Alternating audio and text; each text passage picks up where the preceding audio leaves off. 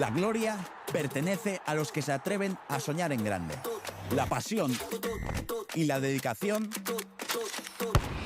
forjan el camino para que surjan las leyendas.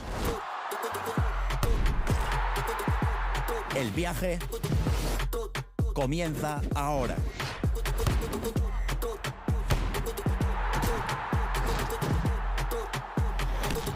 Vuelve la Liga FC Pro.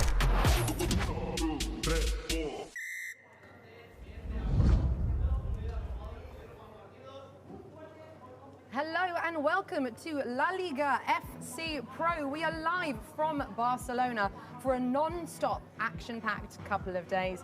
I'm Nicole Holiday and I am so excited to be here. But of course, I'm not here alone. I'm here with a fabulous team, two of which are joining me right now.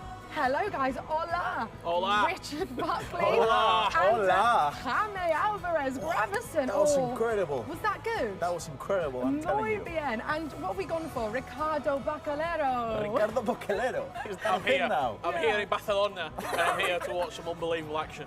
And Richard, I know you are excited to be here in Barcelona. It's a little bit warmer than Manchester, isn't it? It is. If the glasses start steaming up throughout the show, you know why. It's warm. The action's going to be even hotter, Gravison. It is. I mean, I can see some familiar faces in here. I just can't wait to get into the matches. Yeah, and Gravison, I have to ask you quickly because you won this in 2019. So you know exactly what these guys are going through and how tough it's going to be. I mean, this is probably the hardest day of all because you haven't played since what? Since May probably in a LAN tournament. So now they gotta bring everything because I feel like if you start dropping points since the start, you're in trouble. It's tough. Absolutely right. Shall we have a look at how this is all going to work and the format? Here we go. So this is of course the start of the regular season. So we have 38 clubs here competing, split into 8 groups, some with 5 teams and some with 4. They will play over the next couple of weeks on Tuesdays and Wednesdays in a round-robin 1 versus 1 format. You're following? I'm there. I'm there. Yeah, you're with me, Ricardo. The top 3 from each group go through to the La Liga FC Pro Cup, with the top finisher from each group going straight through to the grand finals in April, which is obviously what they will all have their eyes on, Richard Buckley. And of course, we need to talk about the cup. Oh, that will be good, won't it? Absolutely. This is where the prize money starts to ramp up. The best 24 teams from the 2 weeks of action go into the cup. Best of 1, you're battling it out, and all eyes are on that trophy. The grand finals, the best of the best in Spain, going head to head. Oh yeah, and Gravison, you know a thing or two about the grand finals, don't you? Yeah, I mean, when I won it, for example, the prize pool was 100,000. So now you can see the bump. That's some life-changing money, really. And for some players are here that are of course playing here, but they are doing another work at home. I mean, this could be life-changing moment for them. Absolutely. I think we can have a look at the groups now, the players in each group as well. Here we go. Okay, there are a few groups, of course, so boys, get ready. Group A then, Richard. Who stands out in particular for you? Yeah, I mean, you're looking straight down the middle of the group. Resende coming in as a non-Spanish player. A lot of eyes are going to be on him. My eye also on Adrian Monech. It's his 5th season competing in the FC Pro La Liga. He's got the top 8. That's his best achievement. He'll be looking to go a couple of steps further this time around. And what about Tundi as well? Because I feel like maybe he's someone to watch out for, Gravison. For sure. I mean, he's just 18, and I think his first year was 2 years ago. He was 16, and I think he went into winning 6 games in a row, but then he crumbled. So I feel like now, 2 years later on, he played in Sweden, he played in Dallas as well. I feel like the experience is there, so he could be probably with Resende the favorite to win this group. There we go. Let's have a look at Group B then, and the players and clubs in that group. Here we go. Okay, Gravison, I'm going to come to you for this one. I am calling this, I don't know how to say it in Spanish, the group of death. What do you reckon? This is probably El Grupo de la Muerte because Emre is arguably, I would say, top 8, top 4 players in the world. But then you have JRA, who's in every single La Liga final, and Daniel Aguilar, probably, I would say, my favorite player to win the whole competition from Spain. Oh, okay. Group C then. Let's have a look at Group C and the lineup for that group. Richard, talk to me. Yeah, I'm going to keep it short and sweet. We've obviously got a previous champion in there in Zidane. For me, this group is wide open. Nacho Abella can do big. Steve Sanchez can do big. Iker Monti alongside Zidane. It's going to be a real tough to see who comes out on top. Yeah, that's quite a hard group to call, isn't it? And I worked on the tournament when Zidane won it all, and I saw him earlier. And I think he's feeling confident, so who knows what might happen. And I think we can look at the next group now. Group D. Here we go. If we take a look at this group, it's a tough group, but the 2 names that stand out is Di Fernandez and Andoni. Di Fernandez, He's on fire right now. He's on fire, and last year it was a double top four, both in Cup and finals. But Andoni, I feel like he's arguably one of the best players in FC history here in Spain. But if you talk about La Liga, he hasn't won the trophy yet. So that's arguably one possible talk with him about if you want to be the best in the history of Spain, you got to be the champion of this competition. You've got to do it on the big stage, haven't you? Right, let's have a look at Group E. Grupo E? Is that right? Hey. Yeah, sure. We'll go with that. There you go. Group E, Richard. I mean, reigning, defending Spanish champion. He's come in and he made it look quite simple, being completely honest. He's won everything while he's been here. I'm talking about the Iceman Nicholas, representing Sevilla. He's the man to beat. And also in this group, because we've only got 38 competitors, 3 out of those 4 go through. 75% chance if you're in that group of qualifying through. You've got to think Nico's going to be here. The Iceman. Let's have a look at the next group then, Group F. Here we are, Gravison. Thoughts, feelings on this group? Who are you looking at? I gotta look at Jotava. I remember a few months ago in Dallas, he was incredible. He was just a few games away from qualifying to Esports World Cup. But then Kone, he was a runner-up back in 2020. I would say those two are the favorites, but Los Sanchez, Filpercito. I mean, Filpercito is my favorite player to watch here in Spain. It's always something with him. He just jumps, he does celebrations. He's a fun character. He jumps. He jumps. He jumps, he does. Yeah. Well, you spoke about Kone there, and I actually caught up with him earlier on, so let's have a look at what he had to say. Thank you so much for joining us. I have to ask, you're playing tomorrow. How are you feeling? Nervous? Excited? Are you ready? I'm really excited. I'm working really hard. I'm so confident, so I'm going to play tomorrow. And you've finished second and third before. Do you think you can go one better? I'm putting you on the spot, but if you're feeling confident. Hopefully, but we go step by step. First, we have to pass the group stage, so we are focused on this. And what would it mean to you to go all the way? I don't know. It's hard. All the competitors are really good. So we have to focus match by match and be strong. One step at a time. Kone, thank you so much. Good luck. Oh, lovely catching up with him. And I mean, you guys would have heard it there, but you know, he's finished second and third before, and he said he thinks he can do one better. Let's wait and see. Yeah, but there you go, short and sweet. Thank you so much. That helps because we need to look at Group G next. Here we are. Right, Richard. Group G, Grupo G. Yeah, I mean, in this group, you do have obviously the favourite players, you would say, Yago and Hidalgo, but I'm actually looking at Marin 2001. He won his group last year, but didn't progress any further than the top 16. If you're winning the group, you've got to be looking towards the quarters at least, maybe even a semi-final. So can he replicate what he did in the groups this time last year? Yeah, and he was a bit of a surprise package, I think it's fair to say, right? I mean, he was in the group with Nacho Abella and Dan Aguilar, beat them both, top 1. So now let's see if he can do it again. There you go, all eyes on him. Right, let's have a look at the final group then, Group H. Now I feel like I know exactly who you're going to talk about in this one, Gravison. Yeah, I mean, Obrun, Italian player, first time playing here in Spain. Yeah. Just a few weeks ago, top 2 in FC Pro, so all eyes on him. Not only the favourite for this group, the favourite for the tournament. He is the person that everyone's trying to beat. He's the one that if he wasn't to go through these 2 weeks of groups, maybe the biggest shock we've seen this season. And Brandon Smith, who is joining us here in Barcelona, of course, described him, well, actually commented on his Instagram post, saying one of the very best. And at the moment, he really is, isn't he? Yeah, he's unbelievable. And I think there'll be a lot of Spanish players looking over the shoulder thinking, why did he have to pick us? Why did he have to come here? Because it minimises the chance of other people winning when he turns up to the tournament. I mean, especially his game style, I think is going to fit so well in Spain. I don't think I see any Spanish player beating him at the moment. Ooh, that's a big shout. We'll soon find out. Right, let's have a look then at the live viewership rewards. Keep your eyes on the screen right now. Richard Buckley, talk to me. Yeah, not only the players here in Spain going to be winning, but you at home can walk away with some nice prizes. 75 plus player pick, 1 of 3. That's for watching 15 minutes of the regular season. If you can watch 1 hour, and I assure you that you do, because not only do you get to watch some unbelievable FC, but you take home a Prime Gold Players Pack. And if you complete all the other objectives in the game right now, Due with the viewership rewards, you can win lots more prizes. Very simple, link your EA account, tune in today and tomorrow. All rewards are untradeable. Oh, lovely, beautiful. You've got a voice for radio and TV. Right, that's enough from us, but let's head over to our brilliant casters, Ryan Pessoa and Brandon Smith. Thank you so much, Nicole. Yes, welcome to Barcelona. We're back again for another year of the LALIGA FC Pro, the #1 FC Pro partnered league. Myself, Brandon Smith, and Ryan Pessoa will be guiding you through what is going to be a very busy day. But we're back. It's another season. Yeah, it feels good to be back. 38 teams. I can't quite get over that. It seems that there's going to be a lot of games, of course, a lot of competition. Yep.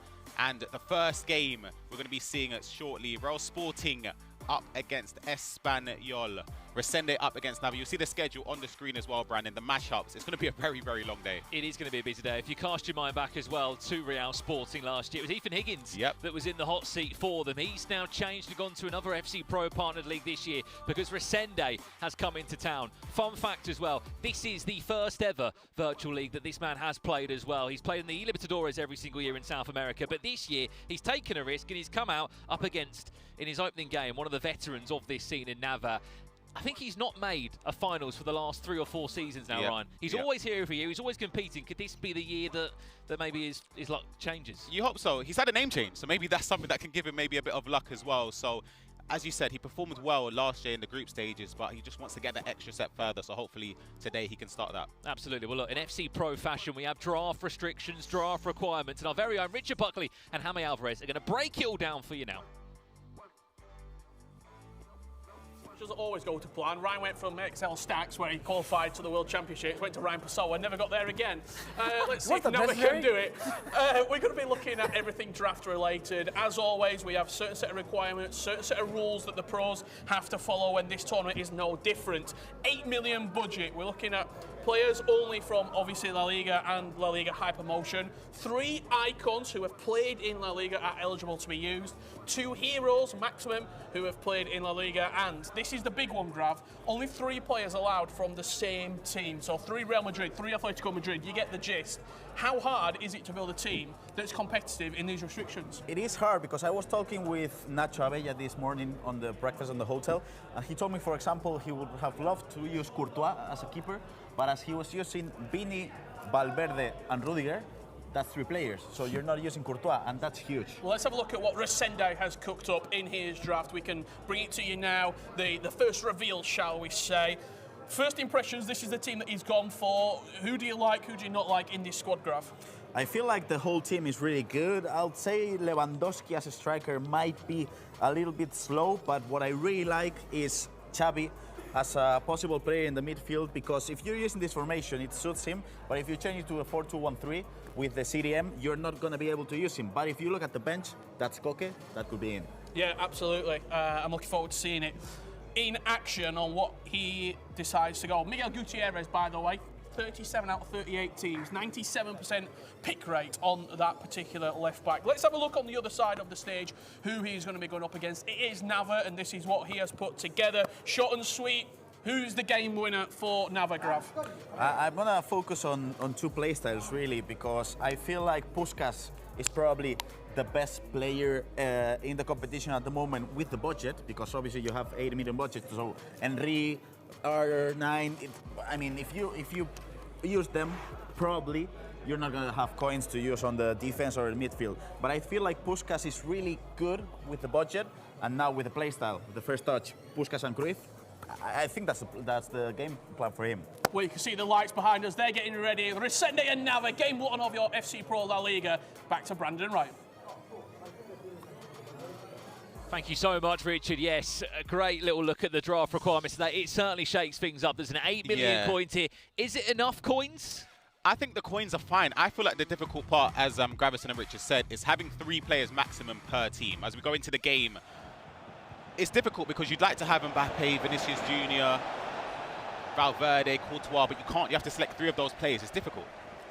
I mean, in the nicest way as well, Ryan, from what we see in promos, in Ultimate Team, it's mainly Real Madrid, Barcelona, Atletico Madrid. You occasionally see Bilbao get a few promo players in there, whether it's the Williams brothers that pop up with a promo or 2. Girona have had a few special items in past times as well. But suddenly, You are right. You are left to make some big decisions, and a lot of our players have had to do that. Yeah, absolutely. I think the introduction this year of the special item Miguel Gutierrez in left back, you can see why he selected in all but one of the squads.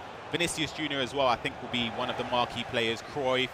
But I like the choice of the 3 icons in midfield with Xavi, Alonso and Cruyff. In on goal here, Lewandowski, who Gravison wasn't sure about. It could be an opening goal here in the LALIGA FC Pro group stages. Just goes wide. And that nearly was Resende's first real chance here.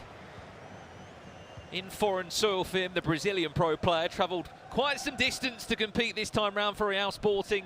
He was actually at their last matchup in the league just 2 days ago. He travelled with an old familiar name in Rafifa, if you can cast your mind back that far, a Brazilian legend who is coaching him here today in Barcelona. David Navarrete has played in over 5 La Liga competitions, but as I was saying in the build-up, Ryan, he hasn't made it past the league stages. He's made it to the Cup a few times. He's had a decent enough run to get invited to the Cup, but he seemed like he might start the group stage as well, but can't really finish them out as he plans to. Yeah, it's been a difficult one for him, and of course, as the years have progressed on, the competition has just increased and increased. Of course, having Resende in this league doesn't make it any easier as well. The likes of Oberon, Emre Yilmaz, and of course, in the finals for the FC Pro, or La Liga FC Pro, we've seen 2 winners come from different regions over here. Nicolas, Matthias as well. Chance to break away again now. This is Resende. Looking to build up now, Vinicius Jr. He is a must-have in these teams. No surprise he features play a lot there, just teased into Lewandowski. Can he have time to turn? He can! That's twice. That's twice now, Ryan, where you've missed what should be a guaranteed goal. Can you really put your finger on the ability of Lewandowski, or is it just the manual input? For me. It's a manual input. With precision shooting, you literally, as it says, have to be precise. You need to aim it accordingly, and he's aimed it twice on the outside of the post. Good chances, well worked with the player lock, but for me, that's a personal error there from Resende rather than the game, of course. You can see updates on the screen as well. There are other games going on in Group A and also Group H. Yeah, currently in this round, you've got Real Valladolid up against CD Mirandez, who is our secondary matchup. That's featuring Tundi, who actually, you could argue, takes the hot seat of Neat. Neat, 2-time La Liga champion. Not playing this year, he's actually playing out in Portugal. And the player of Mirandez is Fur. We've also got FC Cartagena against Albacete. And then Valencia taking on Real Racing Club. That is Oberon, who is fresh off the plane, fresh off an FC Pro Open that was one to remember for him. Yes, he made a grand final. He might not have been champion against Anders Vergang, but still, he is the informed player at the moment. And so many people have already been saying, Ryan, he is potentially up there to take Nicolas all the way down to the wire. Yes! As we see Nava, with his first chance of the game, finding Aki Williams and put himself on goal to the good Espanol, have taken the lead in. It's that bit of skill there. McGeady cancel and then the pass back. You can argue slightly fortunate that a defender hasn't locked on to intercept it. Rahul was in front of Nico Williams, but the build-up play there from Nava was fantastic. Just building on your point there about Oberon, for me, again, I think he's the favourite in this competition. That's not to discredit other players, the likes of you. You've got Chusita, incredible. You've got Nacho Abe, you've got Nicolas, of course, Tuga. I just feel like based on what we've seen this year, Oberon is the player to beat. How do you think he gets on, though, with these draft requirements and playing with La Liga players? Yes, I know you've got icons. Yes, I know you've got Vinicius Jr., but it's such a crazy thing to say. But when players are put in these, I guess, these awkward positions of having to use certain league items, they just can't deal with it. Yeah, I used to hate it. Personally, when I played, it was very difficult to adapt to. Nava on the attack again. Is that a foul? It looks like it should just be a free kick just on the edge of the box. For me, this is goal-scoring range. Well, look, if you get these right, Ryan, they're penalties, aren't they? Yeah, to me, this is... Well, let's have a look. Team of the Puskas over it. Can the Hungarian find the back of the net here? 22 minutes on the clock. RCD Espanol changing the kick taker there, going for Xavi. No, back to Puskas again, just to try and get that little extra millisecond potentially to get Lewandowski off the line. Should be a direct shot from Puskas. Blocked in the wall, might get a second bite at it. Valverde can't really get the angle, but Nico Williams can, the goal scorer of the first. I'm very happy is Nava, just to take an extra minute or so here, Ron, and just recycle play. Yeah, I think in those free kick situations, it's very, very common to see a right footer take it there instead, just because of the position. You can just outside of the foot, get enough power on it into the corner. He opted for the left foot over the wall, which you don't see as frequently as you used to in previous years. Just want to say as well, for those that have tuned in, we can see you in the Twitch chat and the YouTube stream. Say hello in the chat. We will interact with you guys as best as we can across these next 2 days live in Barcelona. This is the La Liga FC Pro group stage as a €300,000 tournament. And this is only just the start. Guti Moore, we can see you. Mordi 082, welcome in. Hajkovic, welcome in. Here's Lewandowski. Hasn't been able to find the back of the net yet for Resende. It was interesting looking at the draft restrictions, Ryan. We had a little bit of a conversation before we came live about Mbappe in particular. Yeah. Mbappe's got 7 or 8 different promo items. We know in the coin budget you've got SBCs are not available for those asking as well. That's why you were not seeing maybe a Gareth Bale Team of the Year involved here, as there is a chance now for Miguel Gutierrez to try and pull away. Can he find a Trivella? He can. But to the point I want to make, Ryan, is are you surprised we haven't seen more Mbappes? I think there's 3 gold Mbappes that feature across these 38 drafted squads. Yeah, it does surprise me just because I feel like he's still incredible in this game. I know the years progressed on, the gold item, there are better versions, but for the price, I feel as if the only reason you wouldn't select him, as I said earlier, is just because of the Real Madrid restriction. You want to make sure that you've got the likes of Valverde in the team, Rudiger. I think those 2 plus Vinicius Jr. It makes it very difficult to even get Courtois or Mbappe in any of the squads.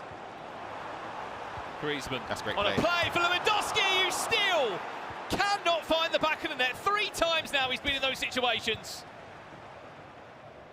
That's a big chance. Again, it should be a hat-trick for Lewandowski, and another day it would be 3-1 in favour of Resende and Real Sporting. But yeah, I don't know. That one there, I think it's just because he's under pressure. I don't actually blame Resende for the input that time. Well, you just saw a score update coming from one of our other games. It looked like Albacete were 5-2 up against FC Cartagena. Keep an eye on that left-hand corner of your screen for any updates here from the Liga FC Pro, including Obram, who's having his first outing for his club Valencia. Nice turn in from Griezmann. Is the angle too tight? Not on the rebound, though. And it was only a matter of time before Resende was going to get off the mark here in the La Liga FC Pro. He's been knocking on the door for quite some time, and eventually he's able to find an answer via a rebound with Vinicius Jr. Absolutely, it is fortunate again, but sometimes you need that slice of fortune. He's done well with Griezmann, twisting and turning, and I think the first touch he done there, turning on Griezmann's right foot instead of the left foot, which would have been the obvious thing to look for the finesse, sort of caught out Nava there. But it's been coming, Brandon, I'll be honest. I think the goal, he's been knocking on the door, as you said. It was a moment that fell his way because of the rebound. Well, let's get to a point, Ryan. If Lewandowski's going to find the back of the net, can you sub him off? Is there even a secondary option for him on his bench? I'll have to have a little look at his draft again.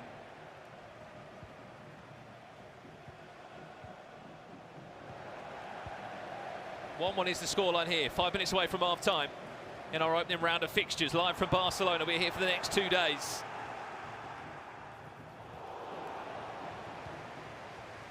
So if you have just tuned in, don't go anywhere. We've got plenty of FC coming your way. Just looking at his bench here, he hasn't really got many options for I was just looking myself, a secondary striker. Is that Gerard Koke? Vivian, I believe, in there as well, and just, if anything, just a few players just to make up the squad that he's had to submit of 18 players.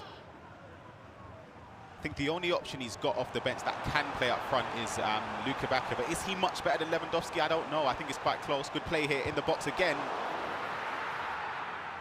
Resende desperate to go into the break of a 2-1 lead. Where will that chance fall into place? Vinicius waiting for a bite from a defender or just someone, but Nava keen to just control his midfielders still, doesn't want to get the defence involved. This is where it will speed up. Griezmann! Oh! Target again! Can you really believe his luck at the moment? Again, I'm not even going to say that's luck. I think that's just misaiming again. He's not really been proficient in front of goal. It's a mistake, again, in my opinion, from Resende. Well then, there is another game on the way here. Live right now, coming from stage 2. Remember, there's 4 games taking place at the exact same time here at the LALIGA FC Pro.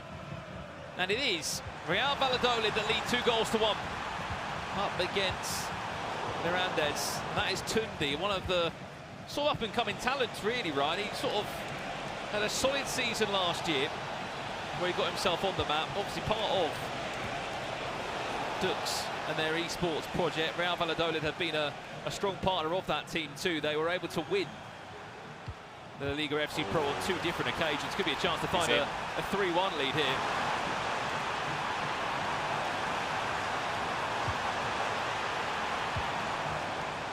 Dion.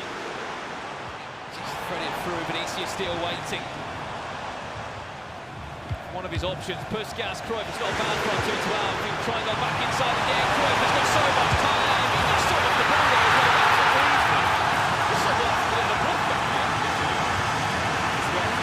well. Of Tundi there in that situation. The passing was great as well, the first time passing and the green time that finished shot. You'll notice though the way players are building up is they're being very calm and composed in the final third. Just because since the recent patch anyway, your centre midfielders in a 4-4-1-1, they sort of leave you if you're not controlling them. So it's very, very hard to defend those attacking scenarios. Back to this one now then, our featured matchup from this first round. Someone in the chat said Obron's going to have a walk in the park. I mean, it's a big statement to say. There's 38 different clubs and players here. This is the biggest FC Pro League there is, as it involves not just the top division here in Spain, but the second division as well. Just gives so many players the chance to compete. But I think we can all agree, Ryan, when Obron put pen to paper for Valencia, there was a lot of Spanish players that weren't happy, including Nacho Abaya, who will be on this broadcast today. He's openly said, look, there's players coming outside of Spain into this competition to steal my money, was his words. Yeah, I think they'd have a target on their back as well. We've seen it in other domestic leagues, but I don't blame a player wanting to come to the LALIGA FC Pro. I think, obviously, the way the structure is, the prize money, I feel like this might be the best domestic league. So I don't actually blame players for wanting to try and participate in it.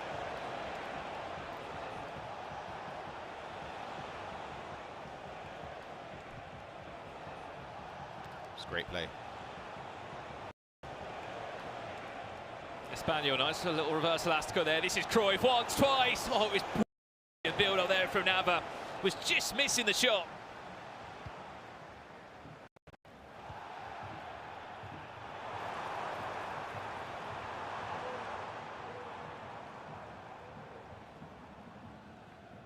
Resende probably giving up already on the likes of Griezmann or Lewandowski. Griezmann, this time it's a red time finish. Yeah, he's not having the best of days in front of goal for him, but he's got a corner. We've seen short corners, especially since the recent patch. They're very, very efficient, or even if you can just get the ball in as quick as you can in the near post, acrobatic finishes we've seen as well.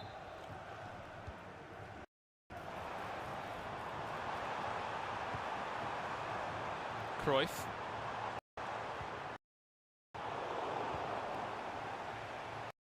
Is Resende. If you had to pinpoint it, Ryan, what in those moments where he should be more clinical, where has he just let himself down? Is it a bit of nerves? Is it the composure? Is it just a misclick of a button? I don't even think it's the nerves for somebody like Resende. I just feel like it's just a mistake. It happens sometimes where you feel as if you've aimed it properly on precision shooting, but sometimes you've obviously aimed it the other side of the post, and it can get like that. The only thing is you just need to make sure you win the game, because in terms of your confidence, if you lose the game because of that, it could take a chink out of your armor. Beautiful. Lewandowski. See, it's the lack of confidence there again. I feel like if he had scored the first opportunity where he had the shot with Lewandowski, the confidence would be brimming, but there, he's looked to pass it.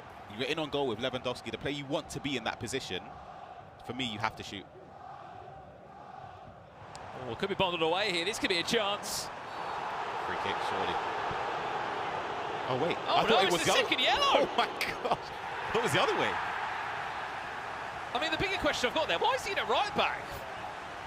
Yeah, he's chasing back. Was he second just back yellow. defender there, doing a job for his team? He's now gone down to 10 men. That's Espanol that have now got decisions to make. It was Marcus Llorente who originally should have been in at right back, but Inaki Williams found himself just doing the dirty work and going back for his team. We will give you some of those replays from the goal. Now, it's hard to forget as well that he was actually the only goal scorer for Espanol in this game so far. Now he's been sent off and he will be back on the sidelines until the next game has kicked off. Eventually this was Resende's equaliser through the helpful deflection from Unai Simon. I'd want my centre-back to get there.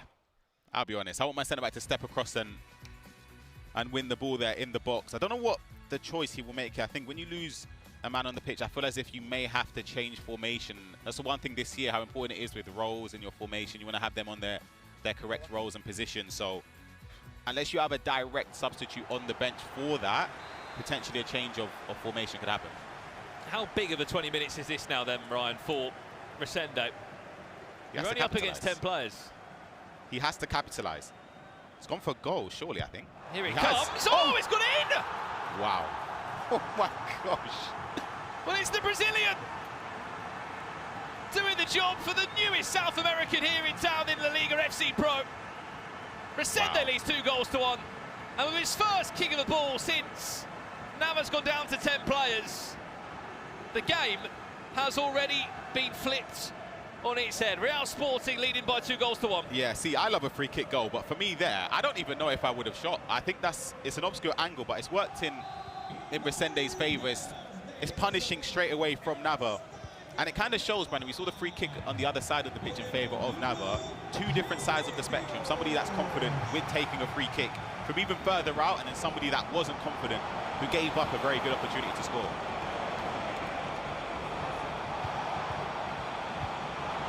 Hello. Penalty? Bit of a dive there for me. It's gone down too easy, Brandon. I mean, you're quite... Yeah, I don't think that's a pen. You don't give the referees much slack, but that one looked like a penalty there to me.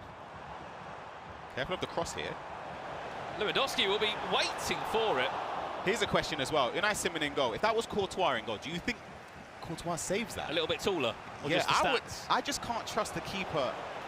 I just don't trust them. Courtois would be the only keeper I would be able to confidently say, I back you to save a lot of the shots that other keepers would let in a lot easier. Well, I've seen a couple of LALIGA FC Pro moderators in our Twitch chat. If they can hear us, and they are here,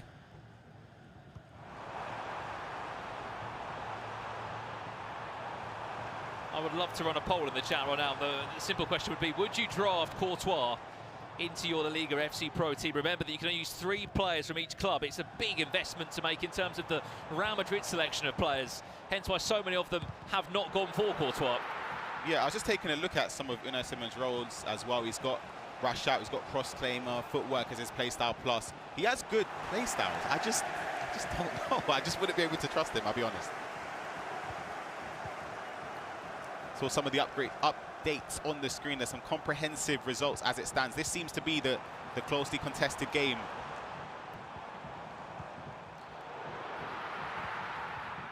Well, we'll try and get a few results through as well, because we've got full-time results happening around us. Oh, that's lovely. It's got to be. That's it. That's the decisiveness in front of goal Resende needed. It's come late on in the game, but it's given him a cushion, Brandon. 2 goals to the good now, 3-1 up. I feel like against 10 men in this position, unless there's a huge capitulation, this should be job done. Well, I've just heard in my ear there from a Richard Buckley who's come over and just give us an update on Obrun's game. Obrun 4-1 down in his opening game against Real Racing. It's safe to say that he's not had a warm welcome here in Barcelona. The complete opposite so far. Again, that game is live right now. We'll try and give you a minute on it as soon as we can. But that game is live right now. We will give you an update, and we might even be able to jump over to it in due course. But yeah, Obrun 4-1 down. Look, he's got a lot of time. 4-1 is, yeah, I'm stunned. I didn't expect him to lose the game in the group, to be honest. I feel as if Obrun, based on what we've seen so far this season, out of any player that's in this 38, Ryan, as Gravison said at the start of the show, some of these players have not been in this environment, this LAN environment, since last year. On a different game in about May time, April time. That's a long old time to wait to be back in LAN. Back for Obrun, he was in LAN a couple of weeks ago. 2 weeks ago. Yeah. He was in the grand final against Anders Vergang in the FC Pro Open. It's not been the start of Valencia's newest acquisition would have wanted to have here again. As it currently stands, the newest signing for Real Sporting is going pretty well. That's Resende, who's 3-1 up against the 10 men of David Narete. Great ball. Of Espanol, who is going to put that wide for a corner, thanks to the help of Courtois. Bit of manual goalkeeper movement there, was teased to try and stop Rudiger. Interesting corner. Does Vinicius fancy it? He did. But Courtois just does enough again. Another corner to come in this time. What are we going to see? There's a player lock that's right on the edge of the box there. Wasn't used. Decides to go short, then in towards Rudiger, and it's a battle between the same Real Madrid player on opposite ends of the team. It's interesting to see how corner routines have developed as the seasons progress. Of course, we would have seen first-time corners just whipped in whilst the animation is sort of finishing. Players are powering up their corner just to get the timing against the defender. But now we're seeing it pass to the edge of the box. Looks for Travellas, finesse shots, back post crosses as well. Just to tease you as well, what is coming up in round 2? We have got Tuga against Nicholas 99, the Argentine who only came to the Liga FC Pro last year, but in the short time he was here, you don't do that. What a chance this is to put the game to bed. Antoine Griezmann, 4-1, Resende leads. He's on his way to an opening 3 points here. Yeah, job done. It's a mistake you can't afford to make, especially now when a lot of players are playing with 95 depth, aggressive defensive settings. You're going to be pressed up, high up in your own half as soon as you lose the ball. And if you're twisting and turning with a centre-back or a defensive player, you're putting yourself under unnecessary pressure there, and it, for me, has sealed the deal for Nava and Espanol. I expect Resende and Real Sporting to see this out and get 3 points on the board.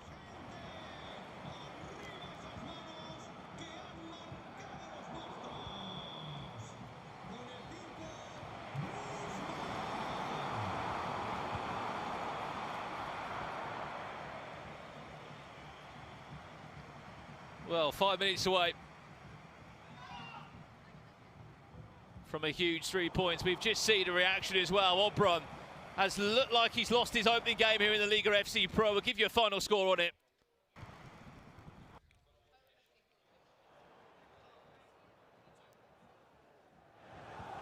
But that is Raoni of Real Sporting with a massive 3 points on the board. Obrun there.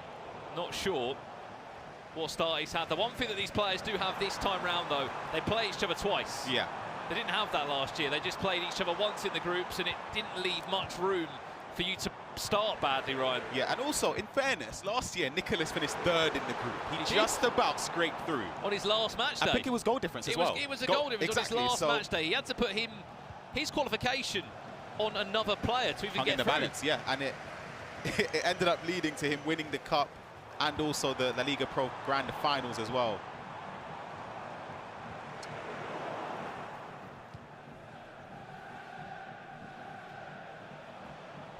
Added time of 2 minutes, and this will end our first round here. Live from Barcelona. Already shocks are coming in thick and fast. 8 different groups, 38 different players representing 38 of the biggest clubs here in Spain. And we're only just getting started, still 9 more rounds to come as we go late into the evening here in Barcelona.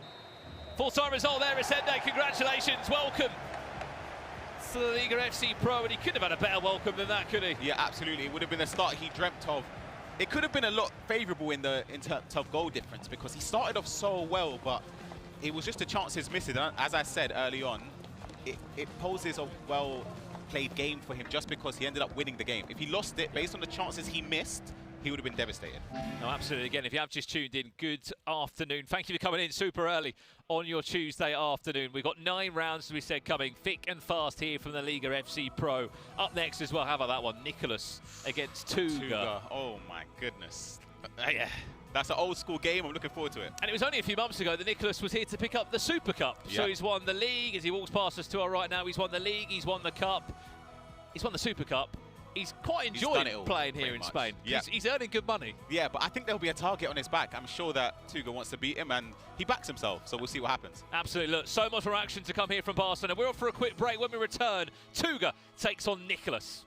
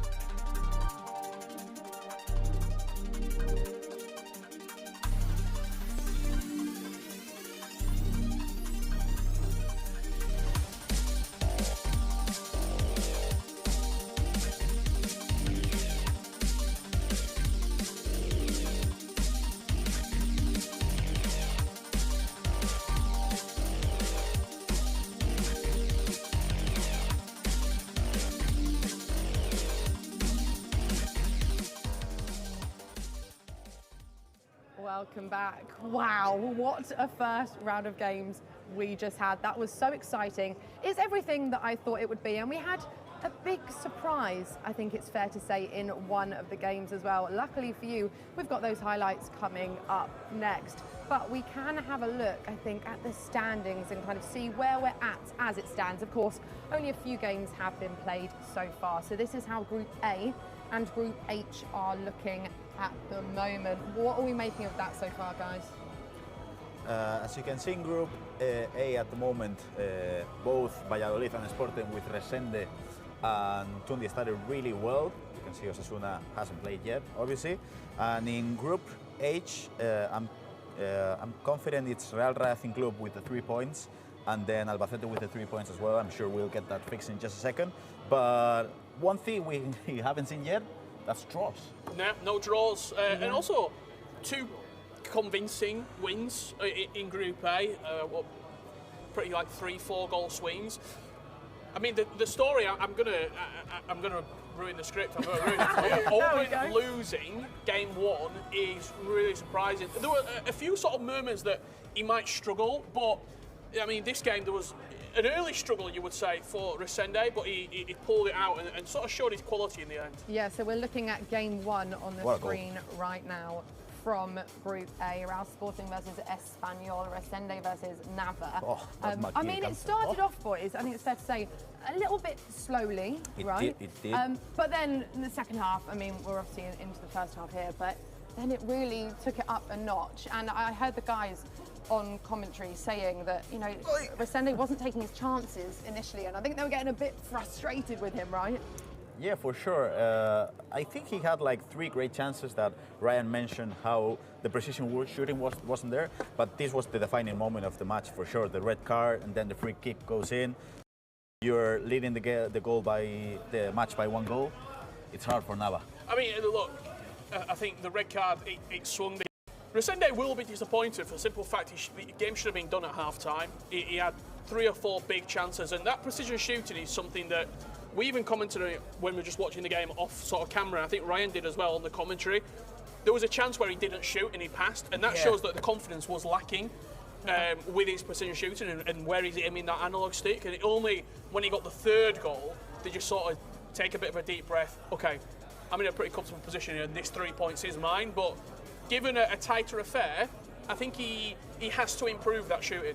maybe needs to ease himself into these games though, right? It's probably quite difficult to be thrown in there and perform to your best. I would say Resende has been playing since 2018-19 professionally, and the precision shooting just started this year, so of course he'll get adjusted to it. And this is the second game then, Real Valladolid versus Mirandes from Group A. This was a pretty exciting match, wasn't it? I mean, you could say how both they were playing 4-4-2 mirror, 4-4-2 against 4-4-2, because I had the chance to speak to Juanqui and Tundi, and they knew if they wanted to win the match, they had to duplicate that formation. I would say Fer wasn't comfortable, he wasn't defending well throughout the whole match, but as you can see, Lewandowski was not quick at all, but he has the finishing stats. I would say Tundi's attack with Cruyff and Puskás was much more effective. As you can see in this goal by Miguel Gutiérrez, the game was done and dusted, 4-1. And you can see how Tundi, probably one of the favorites to win the whole group, started strong. Yeah, it did feel quite easy for Tundi, didn't it, Richard? Yeah, it did. And I think when you consider, no disrespect to competitors in this tournament, but you've got players who you expect to not only win their group but go through and progress into the latter stage, and you've got players who you look at and think, I'd be surprised if they went through. And I think Tundi is one of those that's not only looking at today, not only looking at 2 weeks' time, but looking at the Cup and the League and thinking, I can set myself up for the rest of the season here with a good performance in the FC Pro LALIGA. Yeah, absolutely. Let's have a look at the highlights from Game 3 then. Here we go. Cartagena versus Albacete. Oh, I like that. There were a lot. Did you like that, Richard? Cartagena. That's good, but you can see This was a good game, wasn't it, This was a good game with a lot of goals. You could hear the screams from both Pollicris and Ranerista as well. They had a decent chat when the match ended, because I was kind of sneaking in. And you could see how Pollicris was apologizing to Rane for screaming a lot and stuff. But we're here, we're competing, and obviously, I wouldn't take it personal, would you, Richard? Absolutely. It's always personal. It's always personal. It's, you know, you want to see that, don't you? You want to see that competitiveness and see what it means to these players, because there's so much on the line, and that game ended 4-6. Absolute goal fest. I was loving watching that. Let's have a look at the Game 4 highlights then. Here we are. Now this one caused a bit of an upset. It's the one, Richard. Didn't it? It's the shock of the round. I mean, we bigged up Olbrin, we talked about his performances, and he actually went 1-0 up in this game, but it didn't end that way. It was a fantastic performance by a Racing Club. That's a lovely dink into the back post. Little back heel as well. And you can just see the confidence is flowing. And I think Olbrin, sometimes you just get hit early and you can't find your way back into the game. New team for him as well, when you consider obviously the draft requirements. That's a big 3 points that not a lot of people thought was going his way. Yeah, so that one ended 4-2, and you know, we were bigging Oberon up earlier on. That's not how we expected that game to go, and it wouldn't have been how he expected it to go. Gravison, how does he kind of come back? Might be a bit of a strong word, but you know, how does he dust himself off and go again? You gotta look at Nicolas last year. He started with, I think it was 2 losses. I mean, you can. The first match you can afford to lose it, but I don't think you can afford to lose the second one. So now he has time to break, to cool down, but I mean, it's all or nothing now, I would say. At least he gotta get a point. All or nothing, Gravison. All or nothing, I'd say. Big words, right, here we go. This is the schedule. This is what is coming up throughout today, and there are lots of exciting matchups there, hey guys? There certainly is. That game that's getting ready right now on the main stage. It's on the main stage for a reason. Yes. It's the reigning champ. It's the man that everyone wants to beat, Nicolas, going in there against Tuga, who I spoke to him earlier on today, actually. The main question I wanted to ask him is the motivation still there? He's been doing this for a long time. He's been competing at a very high level. He had a poor season last year. He wanted to go all the way. I think he crashed out in the top 8 in the FC Pro LALIGA, and emphatically he said, yes, I'm having a good season. I'm here on land now. I'm here to perform. I'm here to prove why I'm still competing, and I want to get to the top of the mountain once again. Well, Nicolas is probably then not the first opponent that you want to face, right? No, not really. The Iceman. Okay, right, it's time to head over to our casters, back to Ryan and Brandon. Thank you so much, guys. Yes, round 2 is in front of us right now here in the LALIGA FC Pro. Remember, 10 rounds of action coming today, Ryan. We better save some of our voice, but it's hard when we got this game in front of us. Nicholas against Tundi. You waiting for this at the finals or the cup, not in the group. Honestly, I was just about to say that. I think one thing, though, that benefits them in the group is that there are only 4 of them in total. You need to finish top 3 to advance to the cup, but I think they'll be vying to get #1 in that group. It's very important. Yeah, I was just looking as well. People were saying about the performance of Nicholas last time out in the group stages. It was 5 points in 4 games from him. He qualified on goal difference to get even to the finals, let alone the There was another world where Nicholas would have not done the double last year. Exactly. But it goes to show, if anything, a wake-up call for him this time round in the league. To start well, to ensure he can perform well, because when he's got players like Tugu in his group, he can't slip up, can he? Yeah, absolutely. He will not want to replicate the group stage from last year. Of course, he want to replicate the season, but I feel as if having Tugu in the first game might actually warm him up and realise that you can't not play your best in order to get through the first game. Well, look, let's jump over to our favourites, Richard Buckley and Gravison, to break down the drafts here. Tuga, Nicholas, how they're looking, lads? Cheers, chaps. Yes, we're going to get right into it. No messing about. You can see they're ready on the main stage right now. Tuga's team, let's have a look at it. Puskas leading the line, Cruyff in at cam. Different left-back selection. What do we make of that? You're the only player to not use Gutierrez.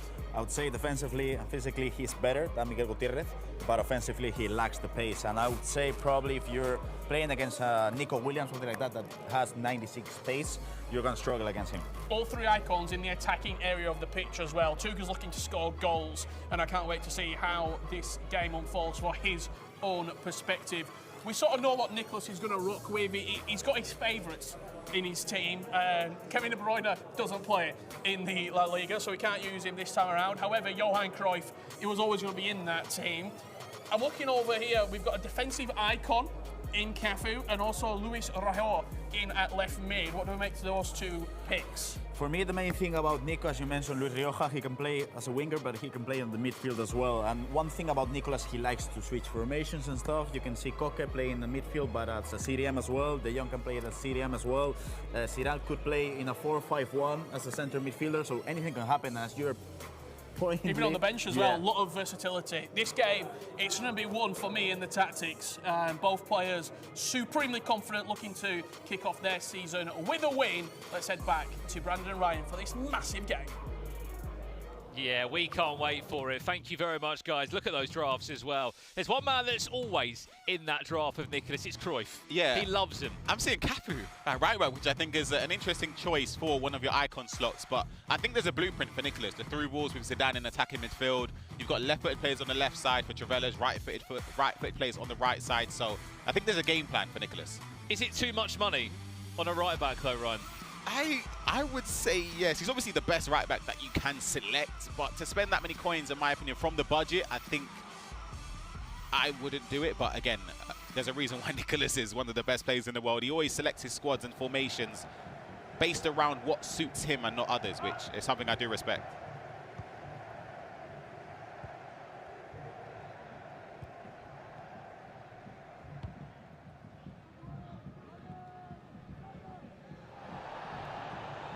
Well, here we go then.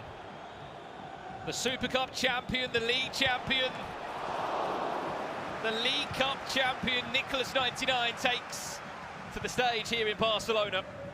He already qualified for the World Championship just a few weeks ago in the FC Pro Open, which was 8 in a row. 8 World Championships in a row, Ryan. You've had the pleasure of qualifying for 1.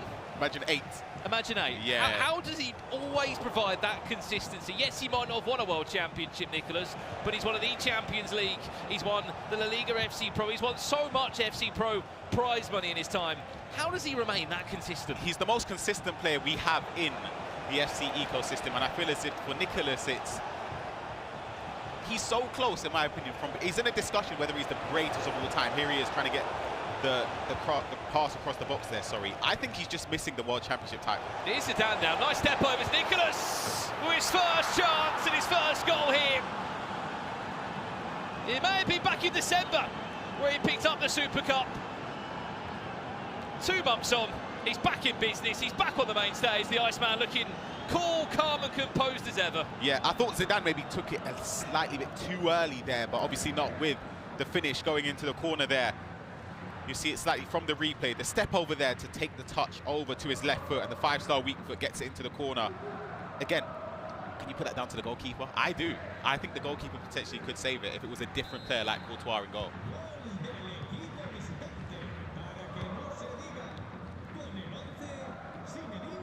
Well, Nicholas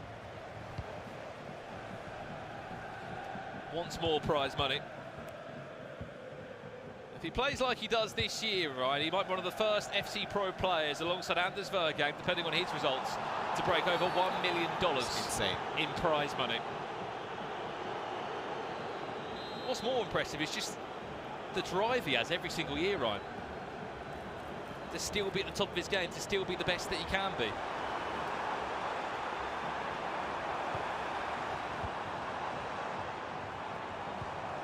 Cruyff, De Jong. Sorloth. Starting Sorloth up top is interesting from Tuga. First time through ball, didn't make it through that time. But as I said, that's the blueprint we spoke about earlier with the through balls with Zidane. That's why he's in the squad. Incisive pass plus is so important. There is Sorloth looking for the knockdown. Was a direct header maybe the better idea? I'm not sure. I can see why he's gone with Sergio Gomez there with the whipped pass, and he's triggering him forward very, very aggressively. I think the shot directly at goal, I don't know if that would have gone in.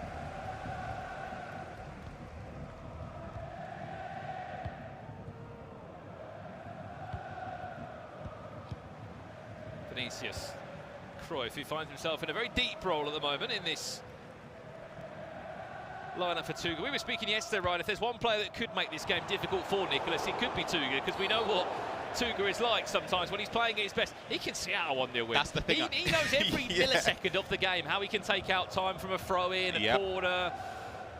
He's mastered all the game management parts. Absolutely, and when we saw the drafts of Tuga set up in a 4-2-1-3, for me, there's only one thing there. It's counter-attacking. He's going to soak up pressure, turn defense into attack quite quickly. But then when he's defending, you can see how compact he tries to be anyway. But Nicholas seems to be pushing through it quite easily in these first 20 minutes.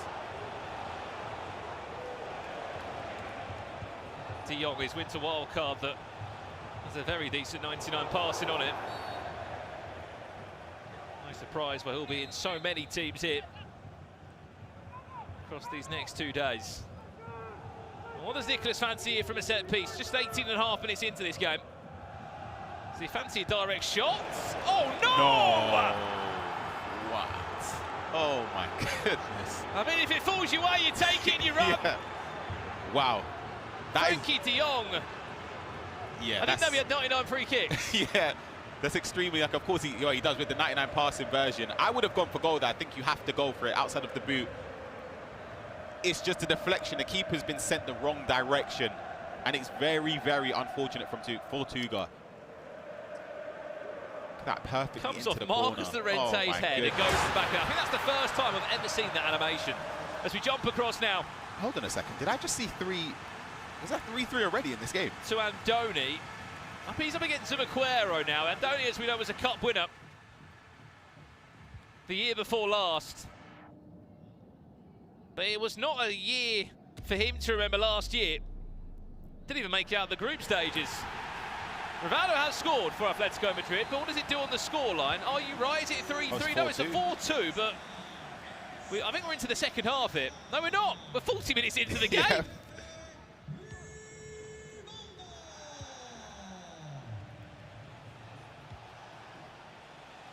Well, this is from Group D, this game. That is a different group that Nicholas and Tuga find themselves in. 4 minutes away from the half-time period. We're actually seeing one of the first heroes involved as well. Paulo Futre is into this team for Zumaquero as he looks to try and outsmart Cannavaro. And it should go for a goal kick in the end. I was just taking a look at some of the play styles for Koke. He's got tiki-taka, he's got long ball, of course, pinged pass, gold, anticipate. So he's got a lot of good play styles to have in the midfield position. And of course, he occupies the Atletico Madrid spot. So it's not as if you have to use, you can maybe use a Real Madrid spot elsewhere. If you're using De Jong and Koke together.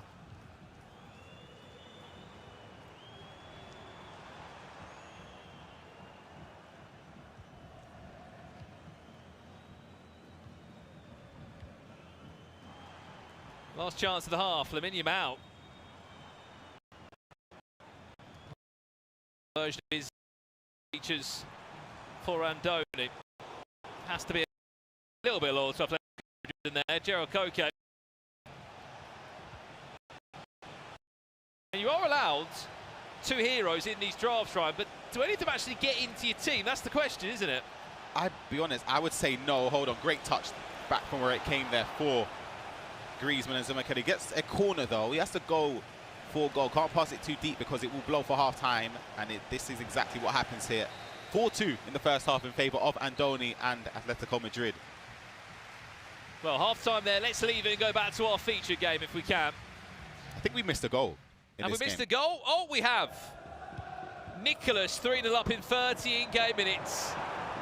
Tuga, who also didn't have a season to remember last year, Ryan, has changed teams this time round. Was representing Girona last year, now does represent Malaga. Unfortunately, it's not the nicest opening game to come to. The one positive that they do have, both these players, is that the other 2 players that feature in this group, you could argue they're sort of rookies into this FC Pro scene. Yeah, exactly. And I feel like the aim, of course, is to finish top of the group, but you still want to just, worst case, make sure you're in that top 3. And having only 4 players in total, it gives you a huge chance to make it through, especially if you have the pedigree with, or what Tuga has backing him for his previous successes in the scene as well. Well, replay of that 3rd goal. Just did such a good job there, Nicholas, of just delaying the decision to come in from Tuga, where then it was just too late. See the way Tuga jockeyed there, sort of predicting Nicholas would shift to the side after that first goal, but then the step overs were just direct and forward. He didn't pick a side, and it helped him create that 3rd goal. De Jong finds Sorloth, who has time to chest it down.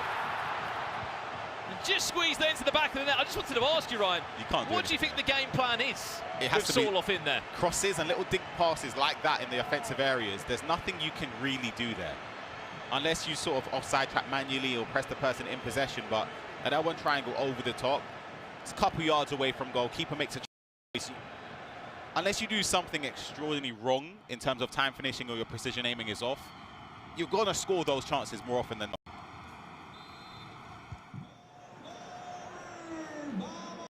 Goal back for Tuga, and it was certainly needed, because things weren't looking promising at all. Up against the current defending champion of this league. Cruyff finds De Jong, who finds his 2nd. And whatever hope was just created there has just been completely smashed apart. Yeah, within seconds, you can see the build-up there from Nicholas, so it was decisive. A little cancel into the pass across the box there, and he just waited for De Jong to make that darting run into the box there.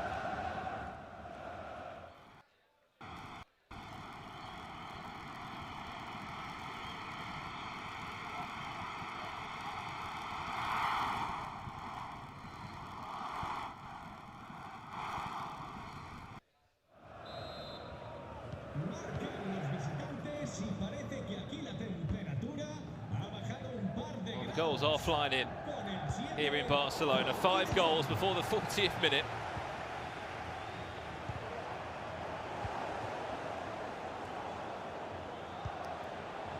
I mean, there's 4 decent attackers there in that attacking side of the pitch, Ryan. You've got 2 icons, Puskas and Cruyff, Sorloth and then Vinicius Jr. There are so many options of how he wants to play each attack. Yeah, it's very attack heavy. I'm not actually sure where Sorloth is playing. I think he's out. Is he out on the right? Yeah. But then obviously just working as an inside forward.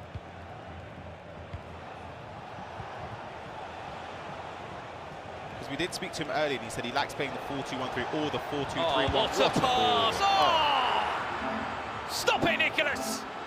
So do the group stages. That's an unbelievable pass.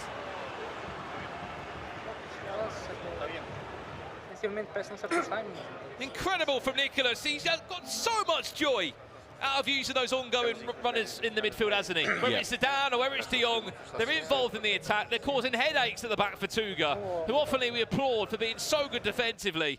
He just can't compete in these first 45 minutes. Yeah, he's getting pulled apart by Nicholas so far, and there's not much he can really do. As you said, the triggered runs there have been perfect from the midfielders into the box, and it just gives him so many things to think about. And of course, there are other games going on. We're going to jump over to our second game that is happening. We left it at 4-2. There was a goal back in this game for Zimmerkelm. It's now Andoni on the attack. We might have joined this at the best time. Anton Rudiger. I think that's all Cannavaro as well. Big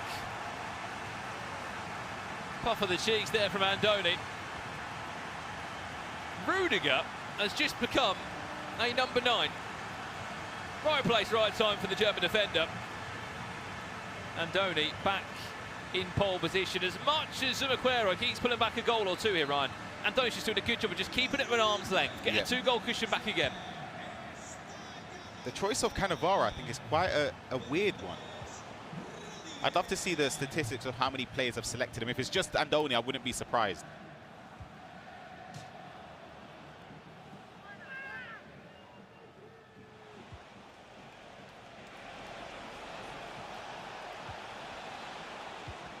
Back over again. Zumaquero. Taking a look, actually, Brandon, it's 2 out of 38 players have chosen Cannavaro.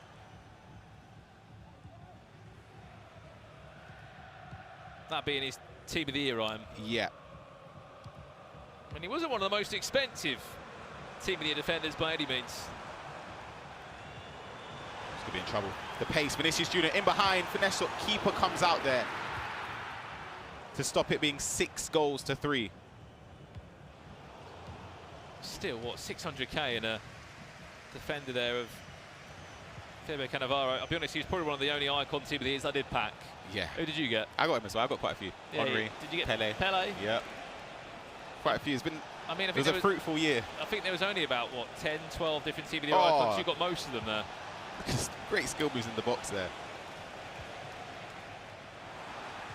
Just look at how fast you can turn defense to attack in a 4-2-1-3. Rivaldo.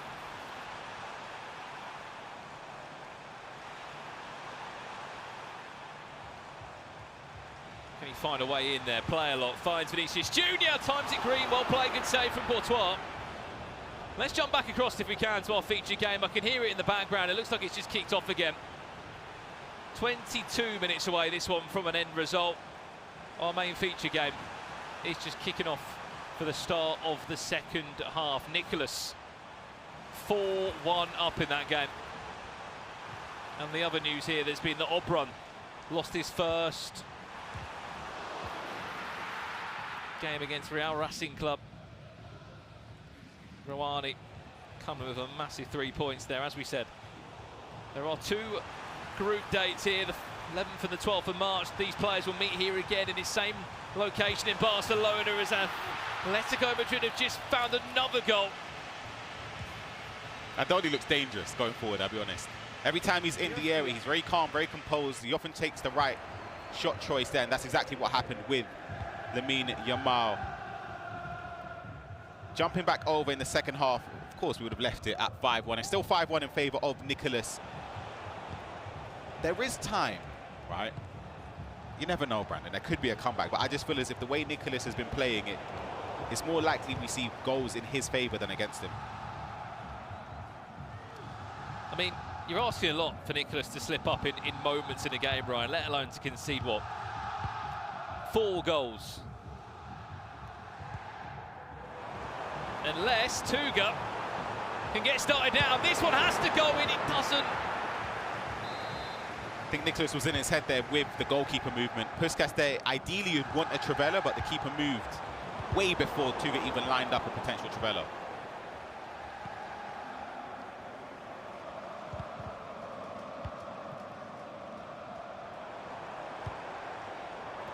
Vinicius stopped in his tracks. I mean, do you think that is the ultimate combo you need? Araujo, Rudiger? I think so, yeah. 100%. Would anyone else get a look in?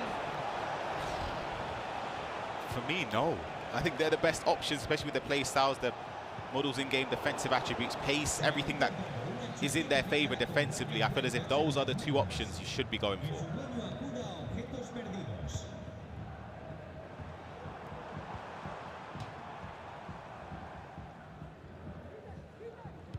Bit of love in the chat there from Jorge Madrid or George Madrid. Nicholas99 is my favourite. We can see you in the chat. Get involved in the conversation. Who do you think will win this year's LALIGA FC Pro? Chance for Cruyff. This one doesn't go in again. That's two really good chances that Tuga. He's just not been able to find the back of the net. And I'll be honest, he's got in those areas, Ryan. They're simple finishes, but he hasn't even added the final touches on. Yeah, he hasn't even tried to green time it there, I believe. Maybe a lack of confidence, but defensively, Nicholas just opened up a little bit there. Didn't change cursor to predict a speed boost into space from Tuga because of how passive he has been going forward.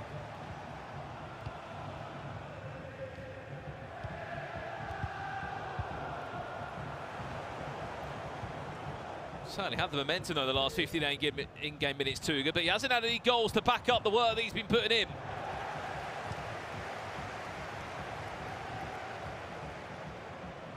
Time will slowly just start ticking away.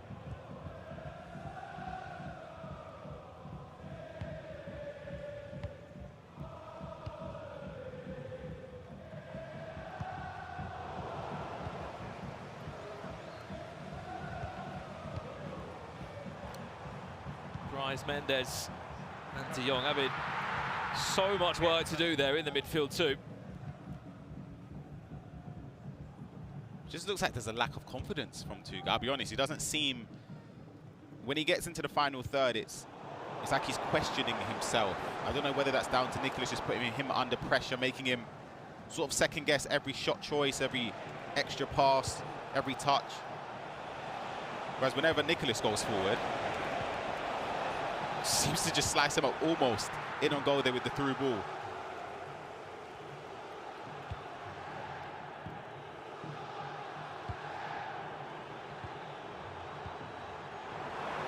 It's a great touch.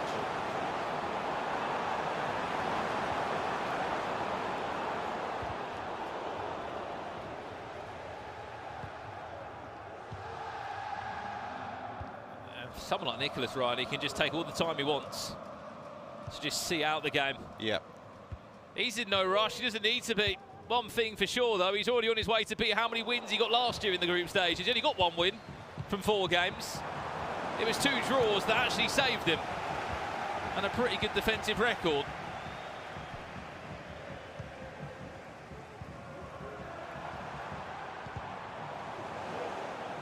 The other 2 players that do feature in this Group E as well, Dayu and Chechu.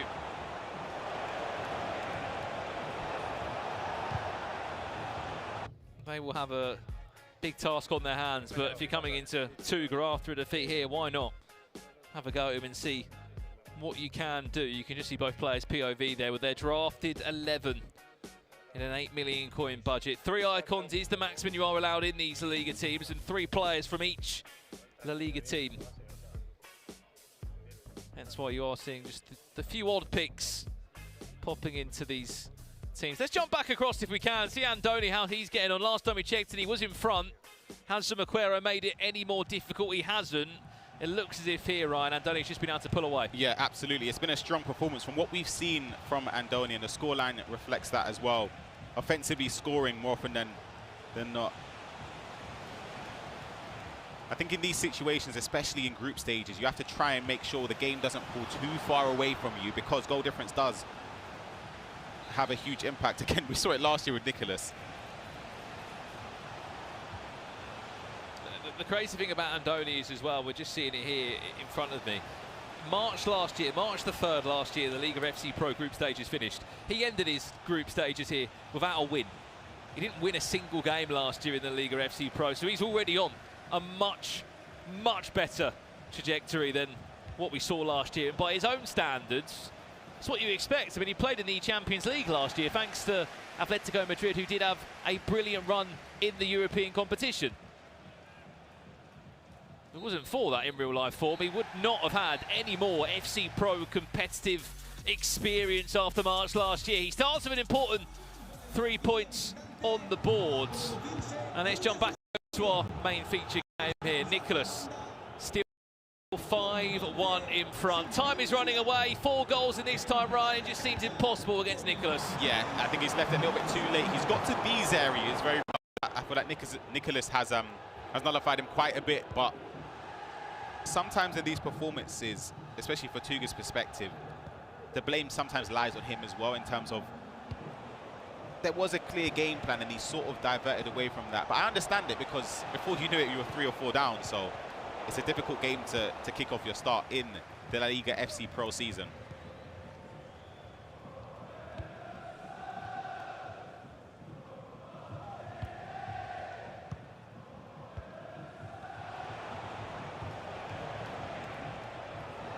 Nicholas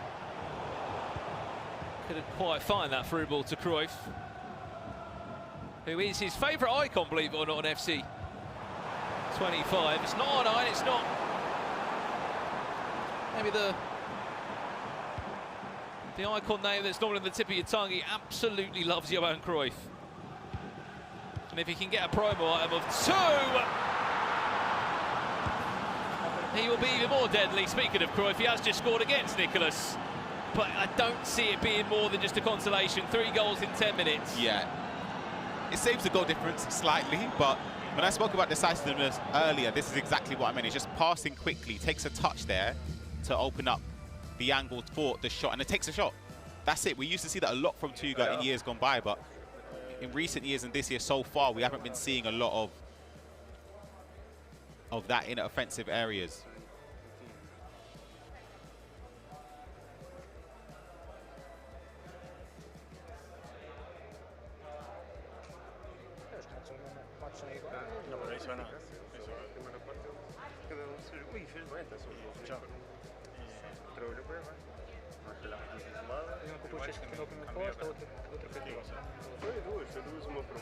There's more changes happening on the side of Nicholas than there is on Tuga's side.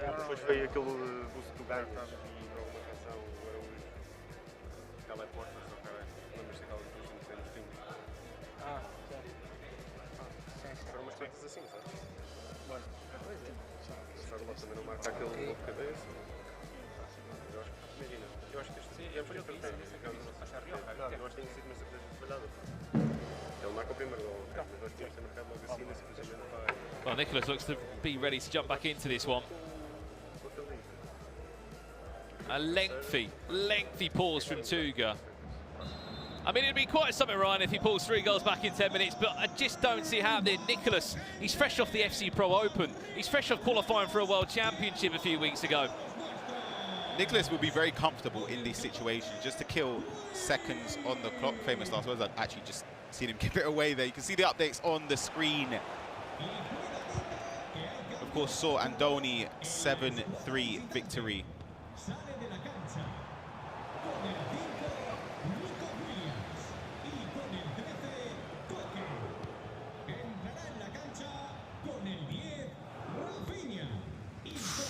Ooh, that could have been a big mistake.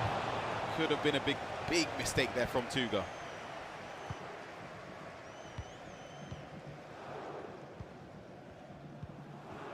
Vinicius, Cruyff. 4 minutes already gone in the 10. You need 3 perfect attacks. You need a bit of fortune now. I might be eating my own words if we can see 2 more goals in 6 in-game minutes. It's a huge bit of fortune there. But it's a double for Cruyff in the last 2 or 3 in-game minutes. Yeah, that is the luck that we were talking about there. You see the replay, it fell, fortunately, the tackle, and then Cruyff just picks it up. And outside of the boot shot to the near post. 6 minutes or so left in this game to get 2 goals. I still don't see it. I don't see it. We sit here and we sound like we are being so one-sided. We just know Nicholas. We've seen him long enough. We know. I would love to be proven wrong. The tendencies and how clinical he is in big moments.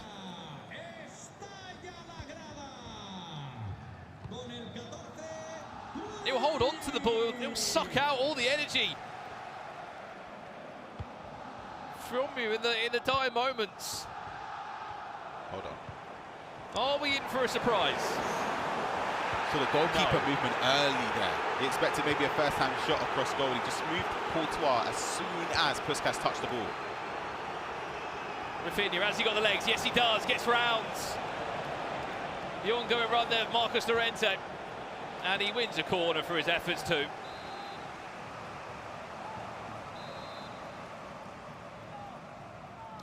Probably just giving Tuga a taste of his own medicine as well. Happy to take every second of every replay. Cafu, Cruyff.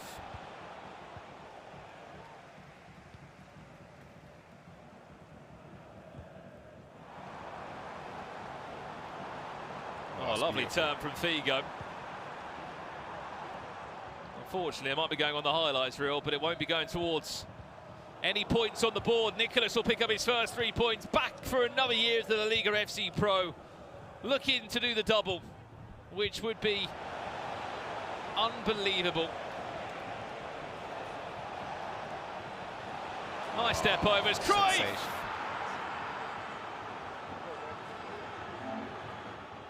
To conclude the game there, 3 points on the board for him in this group.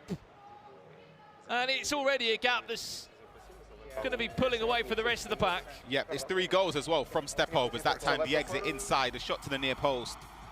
And that seals, that deal restores the 3-goal difference as well for Nicholas in this game against Tuga.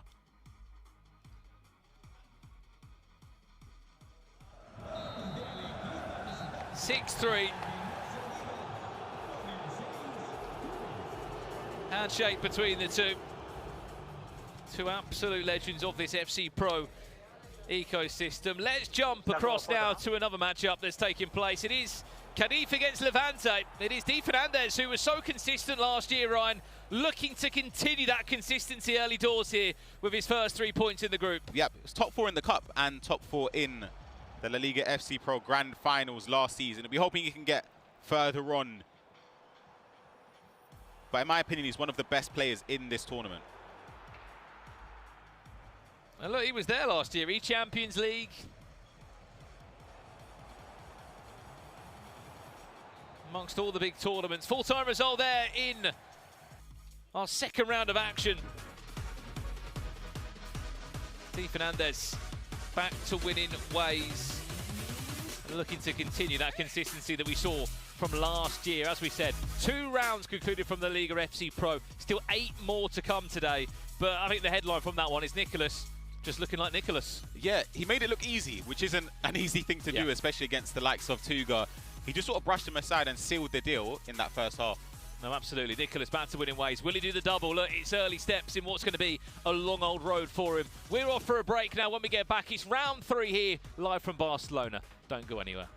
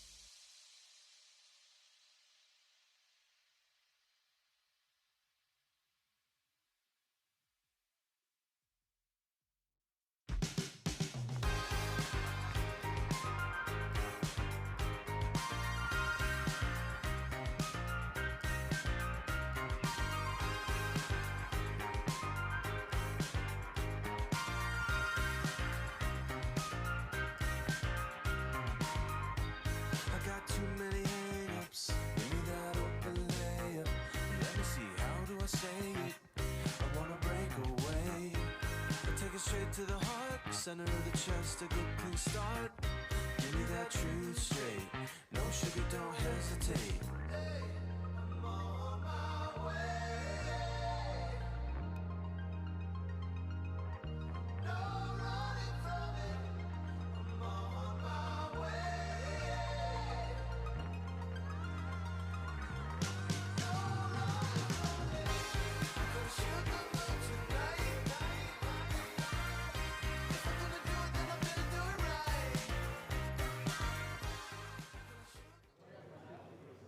Welcome back. Oh, we saw some good games, some big scorelines yet again in that round.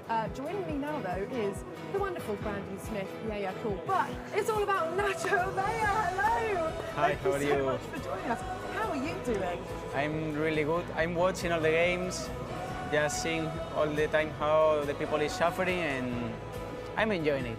Okay, and quickly, what have you made so far of what you've seen?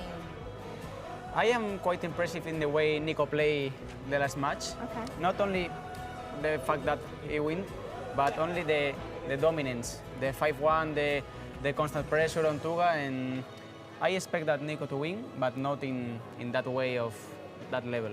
He's quite an annoying player for you, Nicholas, isn't he? Yeah, he's always in the way. You played in the it's- Super Cup a few months ago. It's nice for you to be so kind about him when really he's just quite annoying. Yeah, he's taking all the trophies for me. He won me the finals, the Super Cup. He knocked me out in the cup. I mean, But not this season, no, right? no. This season, all needs to change.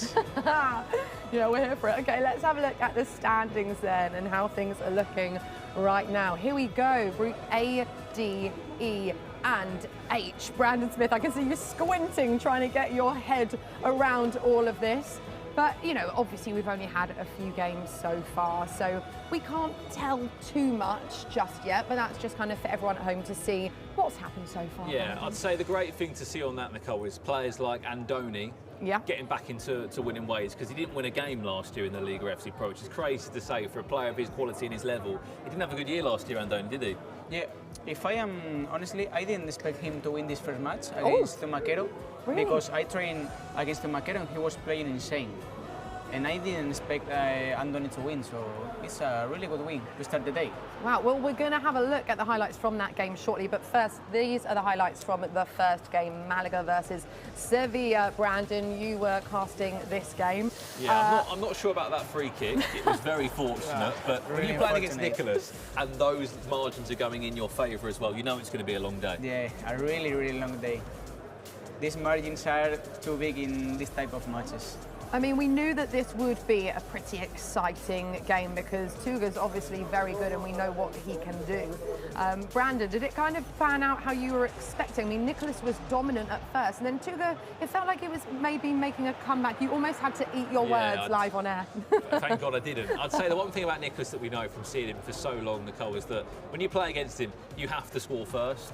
And you have to really make it a difficult game, and all the small margins, all the fundamentals, maybe a bit of luck has to fall your way. And when you're 2 or 3 goals down against Nicholas, yes, you score one back, but if you concede again and the gap just gets bigger and bigger and bigger, it just becomes such a difficult task. And unfortunately, that's what happened here for Tuga. That goal is crazy pass from Nicolas, because he's all the time. I mean, I don't know how he can see this type of passes. It's incredible. The build-up, the way he can build up and then get this pass to Zidane, it's just impressive. Is it his vision that's one of his strengths? It's something that I think he's the best with the vision. It's crazy. So there were 5 goals in that first half, weren't there, Brandon? Which was, I mean, a bit manic, but that's what we love to see. And then it ended 3-6, obviously in Nicholas's favour. I guess what we were probably expecting to see from him in his first game, right? Yeah, absolutely. I think the one thing that Nicholas has on his side is that he's played a lot. Like, he's just come from the FC Pro Open where he made the World Championship. Exactly, the confidence. You're playing in environments like this. For some players, it's their first time playing here. And as we jump across to the other players that are in this group, Deo against Cecchio, I mean, these are new names for me, Nacho. Yeah. I mean, we're learning. For these players coming in, both guys are new in the scene, so they can't draw this game. There has to be a winner, really, because of how difficult the rest of the group is. Yeah. In my opinion, they need to be focused in this game to win each other, because honestly, the difference between these 2 guys and Nicolas and Tuga are just really high, because Nicolas and Tuga are one of the best players both in the world, and they are new in the scene. You probably will be here with the cameras, you will be panicked, it's normal. I mean, it's your first tournament in LAN, and you are new and you will play Nicolas and Tuga, so it's going to be a difficult day. Absolutely. I think we can have a look at the highlights from the next game now. Here we are. This is game 3.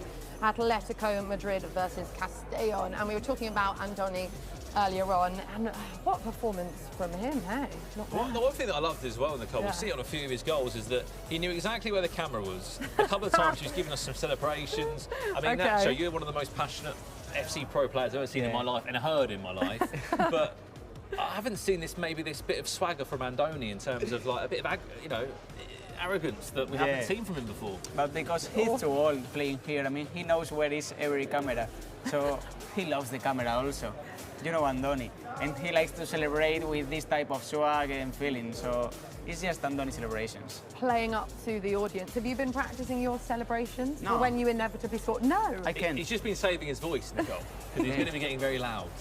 Oh, hear you screaming from across the room. you will hear to me tomorrow, sorry. And also, by the way, I have to pull you up on this whilst we are live on air, Nacho, but you did say that if you did win, that you would be dyeing your hair blue, didn't you? Yeah?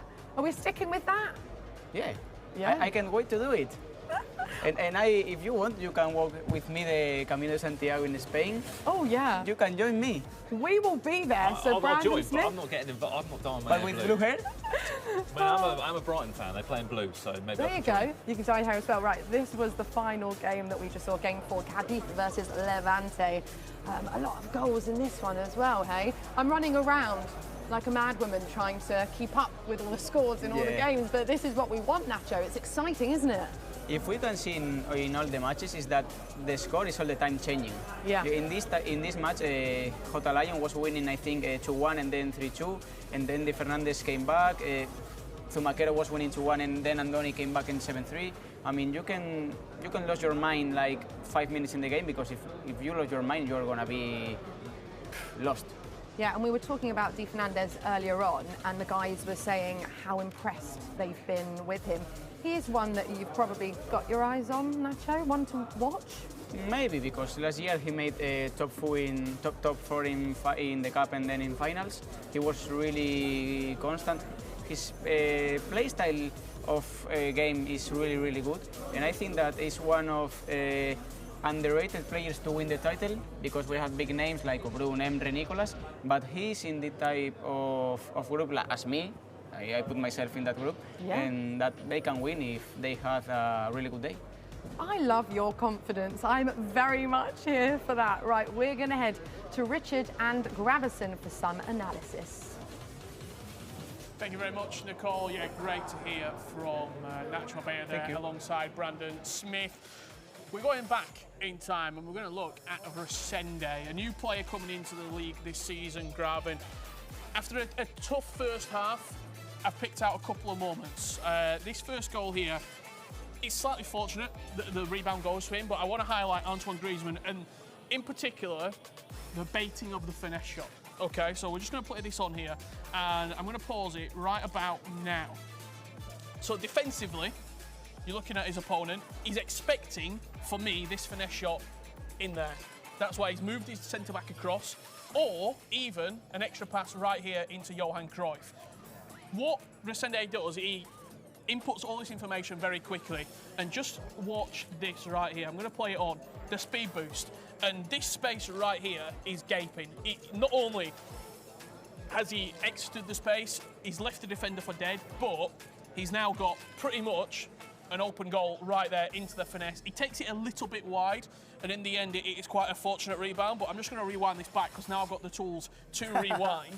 And just have a look right here, once again, at the bait of the finesse. He expects it and then just turns, and that acceleration into this space right here is unbelievable, I've got to say. It's a really, really smart build-up. I can actually see Resende out the corner of my eye watching these clips back as well. We're going to be speaking to him very shortly indeed. From open play to a set play, we're going to look at a free kick right now, and it was arguably the turning point in the game, Grav. It was a goal in which he got sent off his opponent, he went down to 10 men, and Resende capitalised on it. Let's have a look at this free kick now and we can talk you through how it's gone in. Of course, I mean, it was the turning point of the match, really. Not only because of the red card, because let's just say you're playing in this position, and as you can see now in this clip, you can see how Bini scores this beautiful free kick from really, really, really far away. But I wanna mention, for me, the main thing about this free kick is the mental side of things. So you're one man down, and now you gotta focus on, you have 30 minutes left, you are 1-1, and you are one man down. But what happens? He scores the free kick. So now the whole mindset changes, and you're really in a tough situation that Nava couldn't come back from. And look, I think when you consider that performance as well, we're going to have a look at the third goal as well. He was struggling in that finishing category inside the box, and once he got his composure, once he got that lead, we can have a look at this goal right here, Grav, because it's really, really nice. It is really nice, and you talk about, you know, angles and spaces, and for me, this goal, it's a perfect example of this, because if we just roll it back for a bit, you can see how now the defense is completely broken down, because as you can see, Nava was playing the 4-4-1-1, so as you can see, the midfield is pretty much out of the whole scene, because he's not defending manually with any one of those. So if we just play the clip a little bit, you can see how, let's just stop it in here, you can see how now you have manually one center back defended, you have another player who's running in this direction, and you can possibly and arguably go for a finesse as well. So what do when you gotta look for that pass? We play it, you double tap it, and now it's an extra pass, another finish by Lewandowski, and an easy goal that sealed the deal. So Resende, I would say the build-up was there, I would say the defense was there, probably the way he finished in the first half, he gotta look for those scenarios in which he needs to score, because as you mentioned in the 60 minutes with Lewandowski, he didn't go for that shot. Well, he got the 3 points, and we can hear from Resende right now, joined with Brandon and Nicole. Thank you guys, lovely stuff as always. But yes, we have been speaking about him, so it's only fair that we bring him here onto the stream, onto the broadcast, Brandon. It is the brilliant Resende. Hello, thank you so much for joining us. Thank you. Congratulations on that first win. How are you feeling, and how would you kind of sum up your performance in that game? Yeah, I'm feeling good, but of course the first game of the tournament is always like a little bit nervous, but I think I played okay. I could play, of course, better, but that's it. What's it like for you, Resende? Because this is your first, technically, FC Pro partnered league you've played in. You've always played in the Libertadores. You did once upon a time play for Inter, but you didn't play in the Serie A. What was the decision behind you coming here to La Liga, and how are you enjoying, I guess, playing in a partner league? Yeah, of course, was like a really good opportunity to play here in La Liga. If you look back in the years that I already have the tournament, you can see that probably is the best tournament if you talk about leagues in the world. So I'm really happy to be here. Of course, I respect all the players that are playing, and yeah, let's see what happens. There are, of course, a lot of very talented players in this league. What are your expectations for yourself when you're coming into this season? I prefer to think game after game, because I think like it's about mental. So if I think like I want to be the champion or I want to be the runner-up, I don't know. I prefer to think, of course, about like the next game and not about all the tournaments. So that's it. Game by game. Yeah. Talk to us about the game. You won 4-1. I mean, it was a frustrating start. I was commentating on the game. The first 30 minutes, Lewandowski can't score, Griezmann can't score, and then eventually Vinicius Junior got a very fortunate goal. Yeah. What happened in that first 30 minutes, and then the game slowly worked in your favour? Yeah, I think I was playing good. If you mean like when I was not like shooting the goal, but when I was like close to the goal, I was like, I think it was my fault to don't score like more goals. I think I could score like more 3 or 4, but after I scored the first one, I just like think, okay, I need to be better on my decisions, and this is what happened. Okay, Resende, thank you so much for joining us. We'll let you go and prepare for your next game, and I think we can head straight to the casters because we're already into our next set of games. Guys, over to you. Thank you very much, Nicole. Great to hear from Resende right there. The game that's coming up your way, Nava versus Tundi. It's going to be Valladolid and Espanol taking on each other. And Richard Buckley in the commentary booth, joined with good friend and analyst Gravison, and can't get enough of him, Nacho Abella, from the host desk over to the commentary position, joining us for some guest commentary. How's it feel to be watching and sort of having a little bit more relaxed seat in the house? Obviously, it's more relaxing, and the feeling is totally different. And I can wait more to watch this game. Here we go. It's a short corner played in onto the edge of the box. Nice build up around it. Llorente, that's cut out by Miguel, and back to Unai Simon. We've got numerous games taking place right now across this Barcelona studio. Only just starting to get things going, Grav.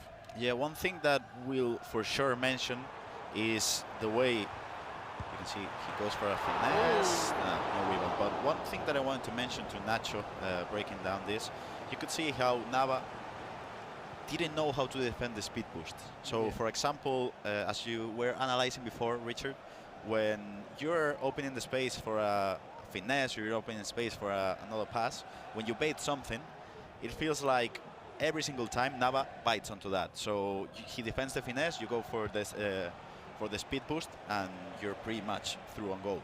Do you feel like he's going to change the way he defends, or Nava is going to defend the same way he defended against Resende? I think that he needs to change because Tundi and Juanqui, his coach, analyze a lot of the matches, and if he don't change, I think that Tundi will exploit this a lot during the match and will get the win. And here's Puskas coming forward here for Nava. Already got a booking. Does the attacking player, looking to cut it back into a dangerous space. Griezmann back defensively, does well. Tiki-taka plus activated in and around the box. You're just going to see him stand up his defender. Nice elastico, but just into the defender. We can see the chat at home as well. Sorry, Grav, if there is anybody who's asking any questions for Nacho Abella while we've got him in the commentary position. Fire away. Tips on gameplay or his own community.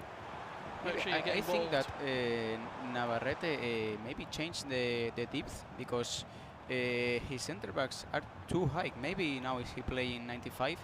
Probably the last match he started with 70, 75 or something like this, and now it's really, really high. And how would you approach, if you are Tundi, this change of depth? Would you go for, ooh, that's a beautiful cross now. Would you go for first time love passes? 100%. Yeah? Yeah. Like this, if he needs to bite, like he is going to go to the right and then pass to Griff, because Griezmann had the incisive pass, and Griezmann with the passes are really, really, really good. I mean, if one player that is here, Richard, is Obrun. I'm sure we can all remember how in the FC Pro, Obrun spammed those incisive passes. And you can see how they're both playing.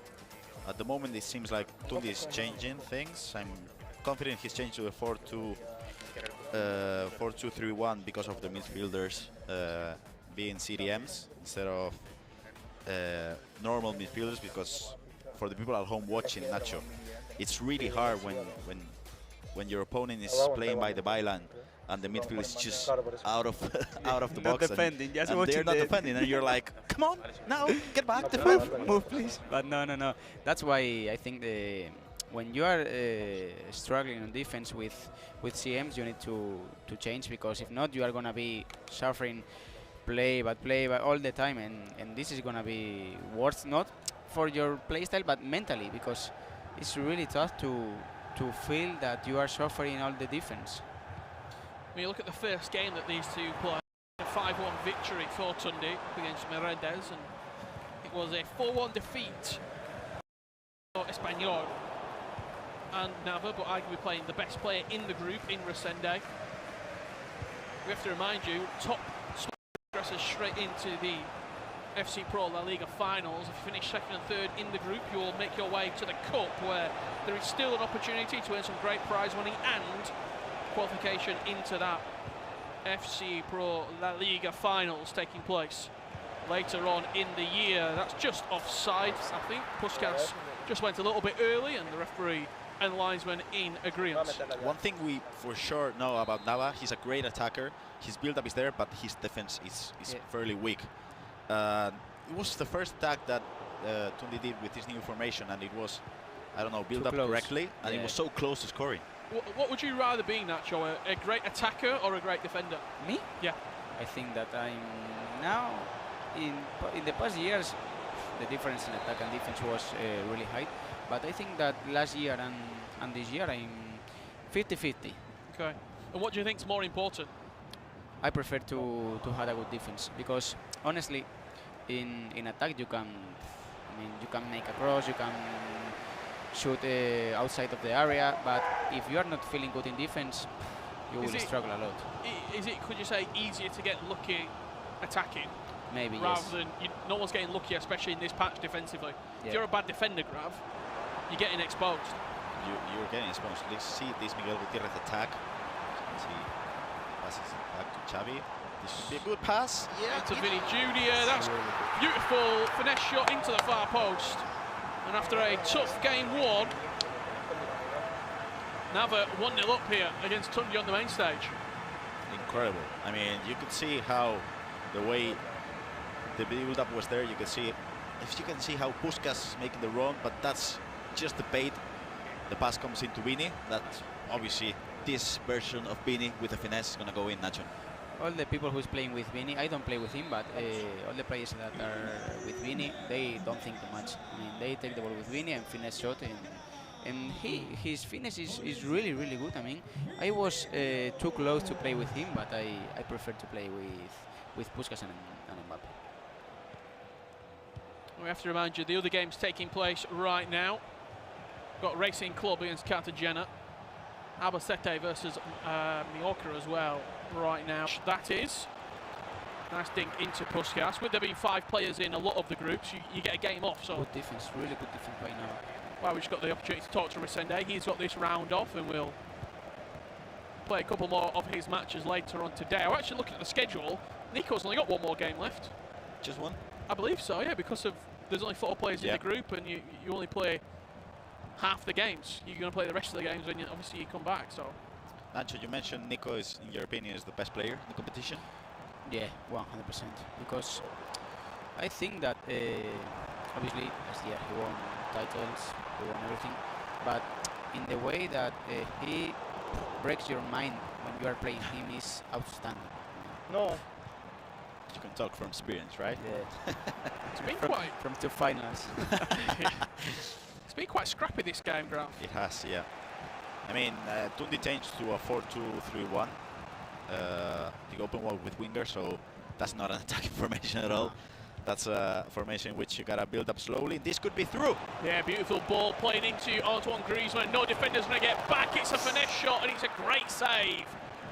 Charging down off his line, forcing the angle narrow. He's gonna get another chance with Griezmann and a great block there from Araujo. Block plus activated. Corner to come in just before half time in this second fixture of Group A.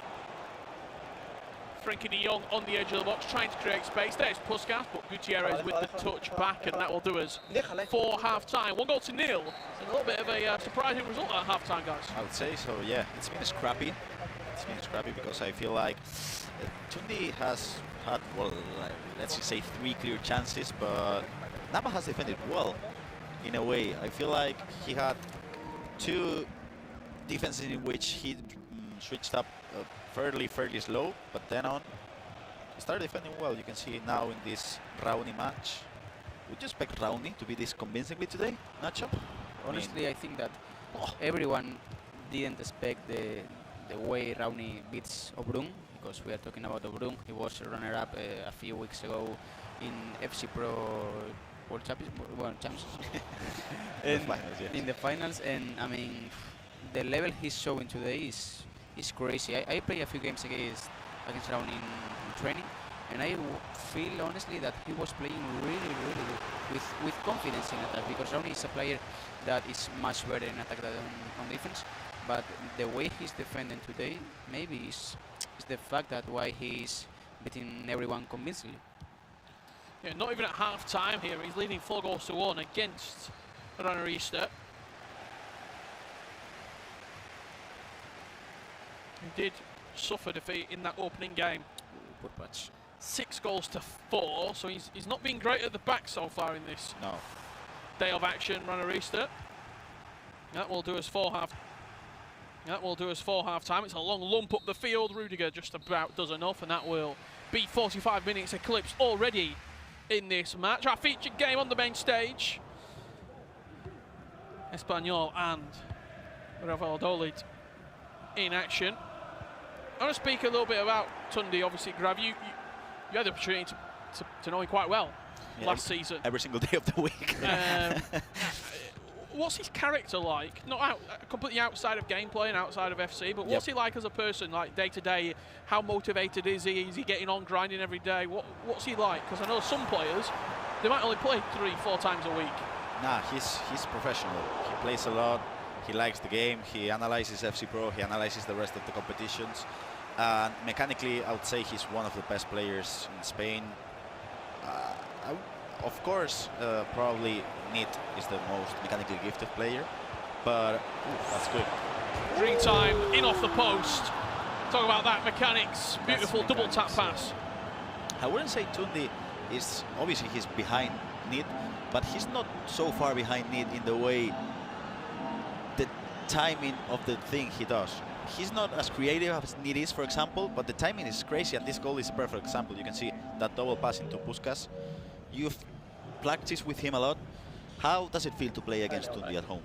I mean, honestly, it's a bit basic because, as we said, I talked with Jaime last week about Tundi, and the fact that I think he needs to change is that he plays all the match in the same way. I mean, he's not able to, for example, start building fast, or no, he's all the time building slowly and getting you in your area and trying to make passes. He's not like a player who forces all the time counterattacks. And I think that if he wants to be a bit one step more, he needs to change his play styles in any type of matches. 100% agree. He's having multiple play styles to be able to adapt to your opponent during the game. For a perfect example is Nicolas in the game before. He scored 3 beautiful goals with 3 different angles with the step over, but he was able also to trigger a run and then go with that pass into the end, which was amazing. So he's changing the way he plays, and Tundi is really good at what he does, but we gotta say he's one-dimensional sometimes. You can see the other scores coming in there at the top of the screen. If you do want to watch them, you can see actually the link if you want to have a jot around and get a few tabs open, get multiple games, see all the matches taking place here at the LALIGA FC Pro.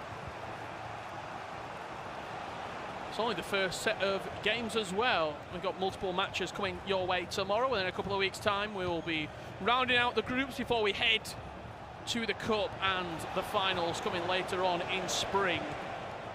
Honestly, I feel like Nava is mentally struggling a lot now on defense because he's panic a lot, he's switching a lot, using R1 a lot, and as you can see, there's a big space for Tundi right now.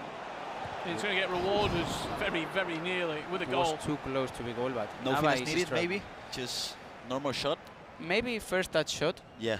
I am starting using right now, and it's really, really good in these situations because you don't have too much time to think. When you look back, Graf, obviously you were successful now 6 years ago. A long time ago, yes. What's some of the biggest changes in the players as well? I'm not talking gameplay because we know that every year, but like the caliber of players who are coming, the caliber of players who are wanting to win. That's green. That's crazy. And that's perfect into the top right corner. Incredible Trivela. You could see the way. Probably Tundi didn't expect the Trivela to come because I wasn't expecting it as soon. As soon as I saw the green time, of course, you would think about the Trivela, but before that, I thought maybe it was a chance for a pass into Valverde, who's triggering a run, but you can see Arne Slot being shouting goal for Espanol. Angry at it. I think that Nava really shows that he changed his build-up because Nava, last 3 attacks, he was trying to be in the area, make passes. He wasn't able to do it, and now he has said, okay, I have Puskas. Let's try it. 96 of shot. I need to try Trivela in green and goal.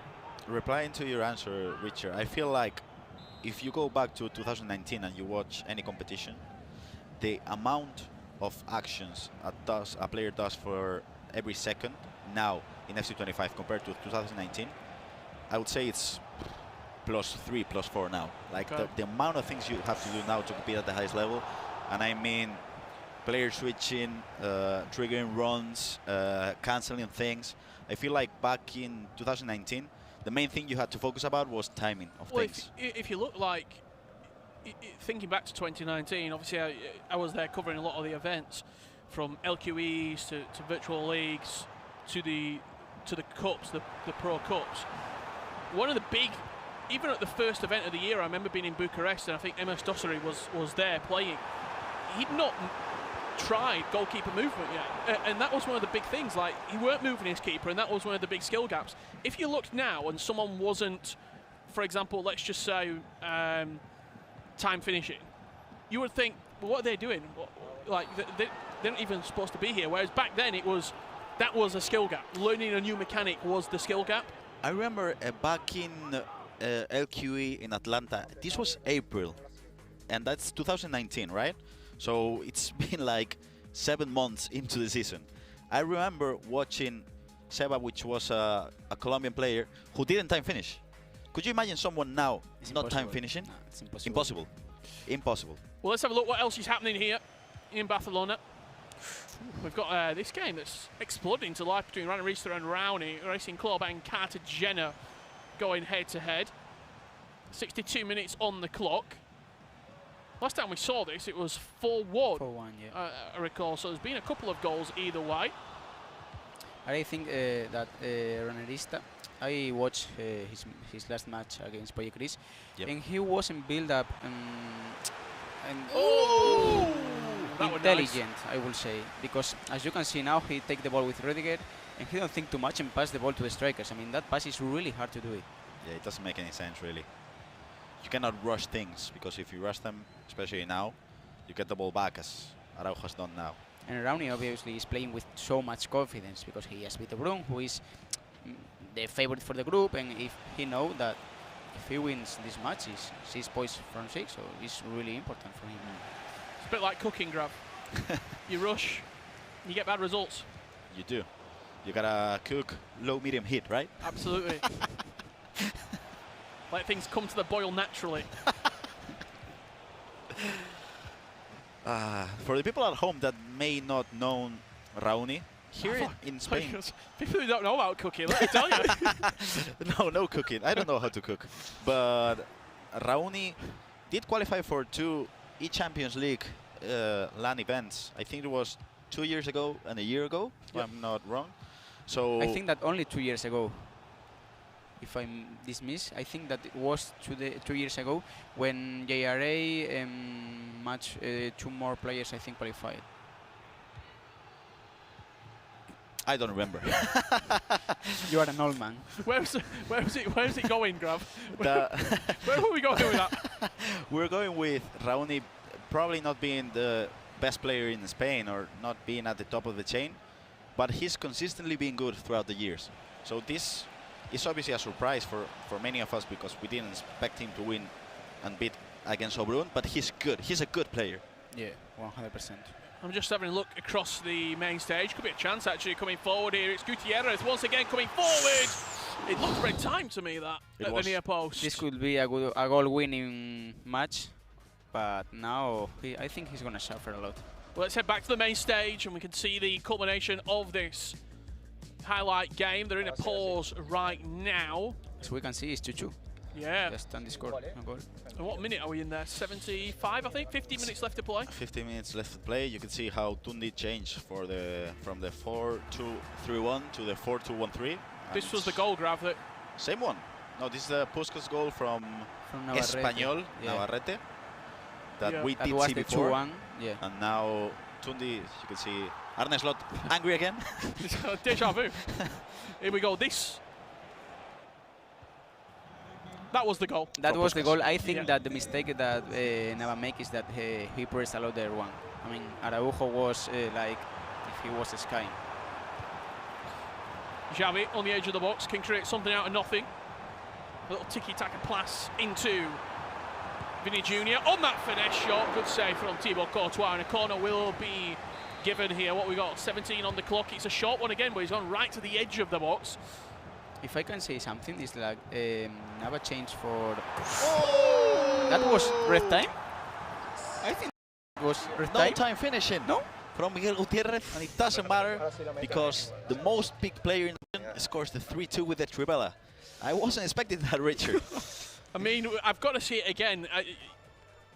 The manual pass was really nice to sort of set him up as well. Just before that, it led him, almost encouraging him to take that Trivela shot. But when we get to see that replay, I have to see if it was red timed, and if it was, you've got to be thinking, what do I need to do to get in front here? Yeah. I think it was red time, but we need to check. Also, the precision shooting, it was right in the side netting. Nothing the goalkeeper could do about that whatsoever. And we've seen a few changes being implemented here, coming in. Nava is playing, is what I want to say, that Nava changed and plays 4-4-1, but he don't have Puskás with role. Yeah, I mean, that's crazy. He's playing Vinicius like a striker that has advanced forward, but if you play, maybe people at home don't know, but you can play at this level, I think, with a player who doesn't have the position, because he's not gonna be with position, he's not gonna defend. I mean, it's strange what Nava just did. Would you use a player out of a role? I wouldn't. I wouldn't. I don't do it at home playing foot champs. Does everyone have to be ++, if possible? No, not really. Just in that position? Just in that position, and I would say at least 1+, at least one. But, I mean, you can see how Puskás is not moving at all. I mean, he's going to be manually operated, whether it's with L1 and R1 to pull him short, pull him away, player locks as well, so you can get away with it, and especially when he is one of your star players, when you've spent a lot of coins on someone, you don't want to bring them off ever. You always want to keep them on the pitch just in case of a Trivela or a finesse shot, and they get that opportunity. Just seeing another yellow card coming into the book here. Nava last match, I think that he got a red card on Nico Williams. He did, yep. So he's doing a lot of tactical fouls, and maybe he can risk and get a red card. So he needs to be focused, because Nico is again with yellow. Yeah. Okay, in the middle of the pitch, ping pass plus, look for him to create something in that area. Griezmann now offering the finesse shot into Puskás, the man on the tip of the tongue, and he fires a strike into the top left corner. 3-3 with 10 roughly minutes left to play. I feel like I know where this is coming. I've seen Nava play a lot of times. Leading the game, then conceding a goal, leading the game, conceding a goal, leading the game, conceding a goal, and then losing the match. I'm telling you, Nacho, we've seen this so many times. I watched this match like more than 10 times. I mean, so it was a poor defense. The player switching wasn't there, he wasn't active, and I feel like he had all the time in the world to switch into the left center back or even the left back, and he didn't do it. It was really bad position, because he was defending with one center back, his two strikers. I mean, it was a not good defense. I mean, if Puskás had a ++, he might have been back in there. Probably, yeah. Puskás' fault. And now he's going to exploit this side, because as you can see, the right back is Nico, where is, and look, Puskás, he's like a striker. He's not come back on defense. Yeah. Just seen the final few moments of this game. Group A action. Chasing Resende at the moment. He won his first game, and now he's got a game off. He'll like what he sees here. If this is a draw, he will.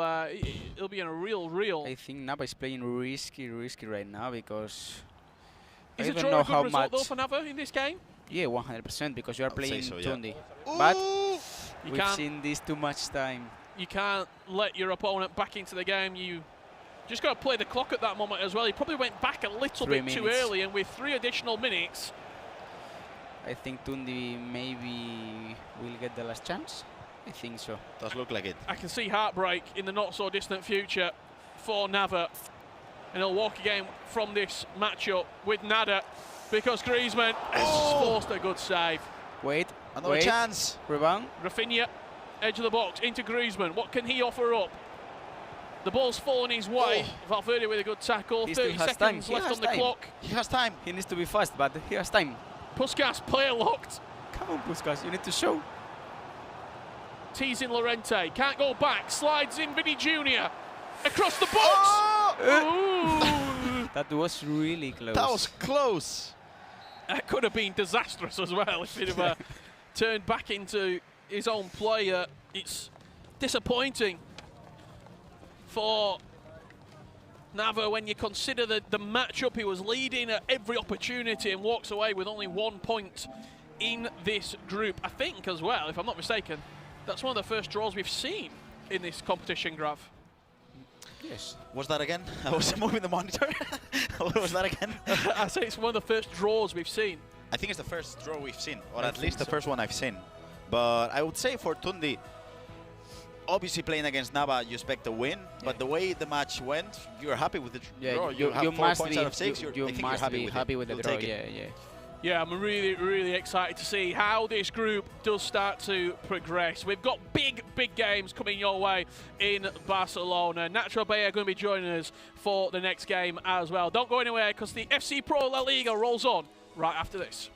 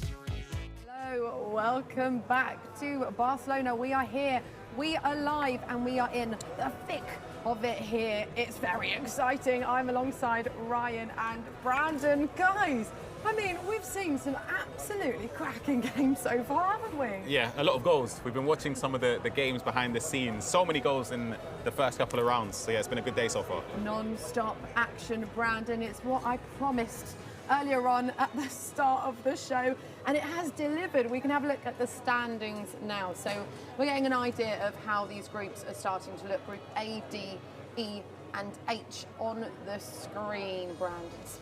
Yeah, things are moving slowly but surely. I mean, look, there's, for people who don't know who represents who, you've got Andoni of Atletico Madrid in Group D, who's been doing very well.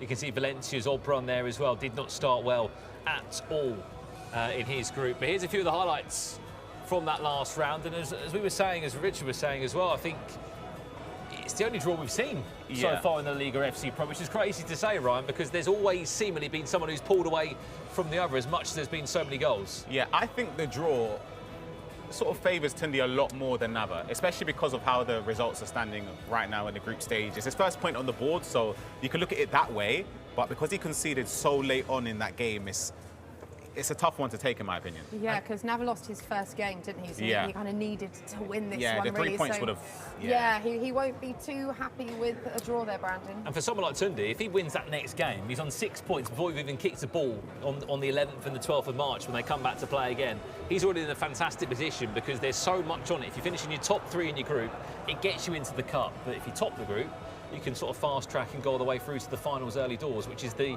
main objective, especially when there's 250,000 euros on the line for getting to the finals. So much money. And also, of course, Brandon, the prestige of winning a tournament like this. LALIGA FC Pro. I mean, this is what it's all about. We have so much talent here, don't we? Absolutely. And look, there are so many different FC Pro leagues that take place in the ecosystem every single year, but this one is the best. It has the most prize money, the most clubs, the most tournaments, and there's no surprise why, you know, players such as Adri Dominic are back year in year after because they just simply love this tournament so much. You see him not just score 1, but 2 for Osasuna. Yeah, you love this tournament as well. That's why you're back year after year, Brandon. You can't say no. Ryan, I loved your reaction to the highlight that we just saw a minute ago. That was game 2, and you can see the highlight still going here. This ended 4-2 for Adri Dominic Osasuna. It's been a tough start for Fer in this tournament. He hasn't got off to a start he would have dreamt of see this game, Rowney against Ranarista. Yeah. To be honest, coming into this tournament, I thought Ranarista would have started very well. We saw last year, he had a good group stage. For me, I expected him to be in the top 3 in the group. Maybe not necessarily win the group, but he's not had the starts that he would have hoped for. No, lost his first game, and then this game that we can see the highlights of right now. I mean, absolute goal fest, Brandon. We've been saying that a lot of the games that we've seen so far today have had a lot of goals in them, and this one did not disappoint. I mean, you're just seeing a player there that's just beaten Oberon in his first game, coming into his second game, and no wonder he's so full of confidence and has been able to put on the display that he has. So really, really impressive from him. As much as we saw Ranarista try and pull it back and try and pull back as many goals as he could, the gap there for Arnie was just too big to chase. Yeah, I mean, at that point, Ryan, when you're kind of down by quite a few goals, is it just kind of limiting the damage? And I guess for your confidence going into the next game? Yeah, in group stages, goal difference is a key factor. It could be the difference between being eliminated or getting through to the next round. So I feel as if in these situations, you don't want the game to get away from you, and that's what happened for him in this situation. He tried to get back into the game, and naturally, when you push bodies forward, you leave a lot of space to be counter-attacked, so you're going to concede a lot of goals. And speaking about a lot of goals in this game, as I like to do. Polly Chris, he's been flying so far, scoring a lot of goals. Zavik, it's his first game today, and it's a tough one. You're going to see the final result, all the goals going in from the replays. Yeah, I mean, the previous game that we were talking about, by the way, ended 8-3. So there were, you know, a fair few goals in that one. But this one, they just kept on coming for Polly Chris. And yeah, he's got off to a very impressive start so far, hey? He scores goals. He always has been. He always has been, though. Online as well, he's a goal scorer. And I think that game ended 10-4. Well, that's what happened the last time I saw it, but they're the results on the screen. Yeah, it was 10-4. 14 goals, just a casual 14 goals. Here is what is coming up, by the way, if you're thinking, who's playing next? Which clubs are up next? Here you go, look at the screen right now. This is the schedule of what is to come. I mean, we've got so many more games, haven't we, guys? How have you found it so far? Is this living up to what you were expecting, Brandon? I definitely would say so. I mean, look, the good thing that we have is that come tomorrow, come later on today, these groups will unfold a bit more and there'll be a bit more pressure, because in some ways you can have a bit of a free hit to a degree this week. You don't have to be perfect, but you don't want to be completely terrible, because you'll be back again in March to try and put it right. Absolutely. All right, thank you so much, chaps. It's over to Richard and Gravison now, guys. Hello. Hello. Thank you very much. Hola. Hola. Some big results coming your way. We saw probably the quietest of the games. 10-4, 8-3. Big games, and the big games will continue coming your way. A blockbuster on the main stage.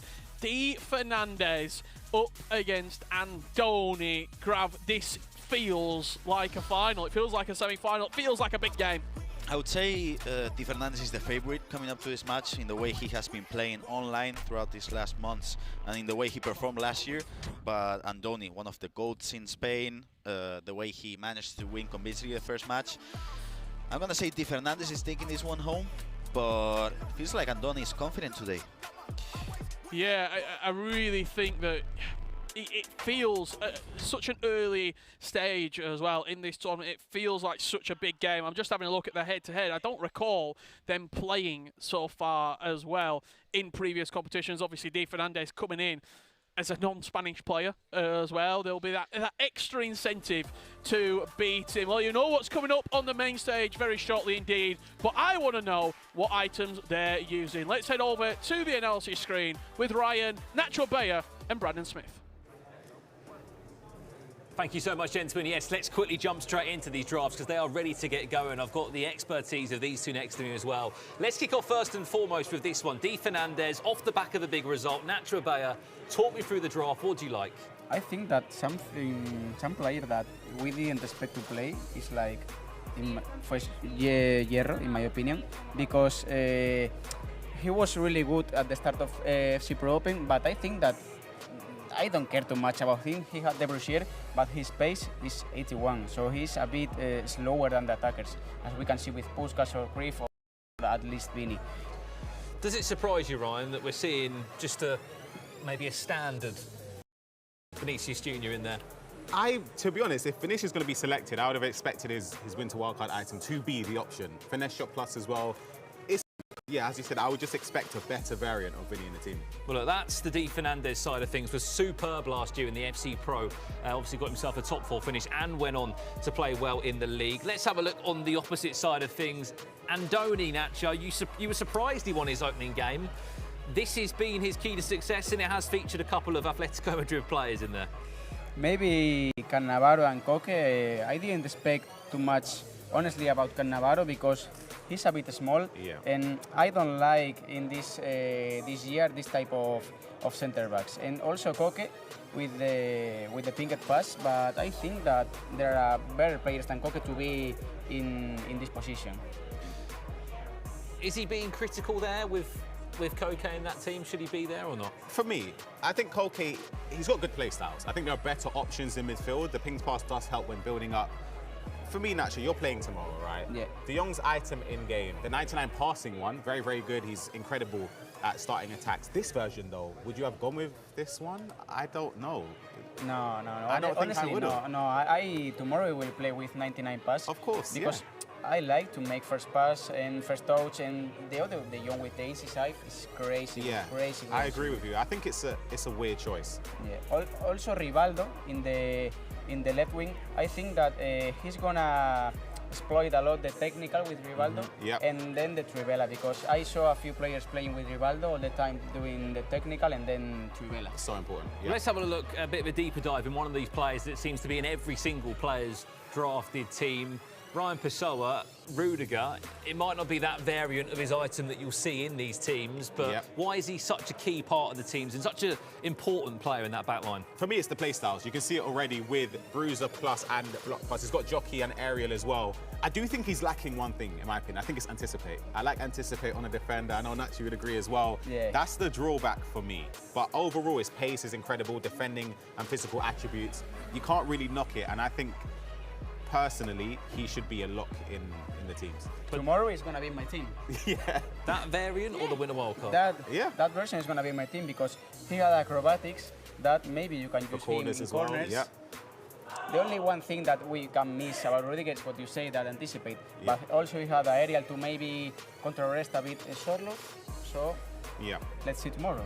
Well, we can't wait to see you in action tomorrow. For now, Nacho, you're staying with us here on the English broadcast. But gentlemen, kick off the game. Richard Buckley-Gravison, it's back to you for this big one. Thank you very much. Yeah, big game, big players, and myself and Grav guiding you through this matchup. We've not kicked off yet, don't worry, we've not missed a second of the action. All the other games are underway, and I'm just having a look across the stage. Looks to me like just while we wait for this match to get started, should we jump on board with Tuga? He suffered defeat in that opening game. He has to win. Must-win game. Must-win game, and especially against Tayu. He used to be an amateur player back in the days. Now he's able to grab a spot here in LALIGA FC Pro, and he's competing between the best players here in Spain, but he lacks experience. So it's going to be tough for him because he's playing now against Tuga, who's arguably one of the best players in FC history. Wow. And feels like, I would say so, in my opinion. I'd say so, but it's a tough match for Tayu when you're, for the first time in your life, playing here in the LALIGA FC Pro stage. And this is Tuga on the attack at the near post. Keeper's on the floor. Can he finish? Yes, he can. Tuga 2-0 up. That's a tough goal to concede because I don't feel like he defended badly or poorly, but Tuga and Nicholas, considering they're in a group with 4 players, guaranteed to go through? For sure.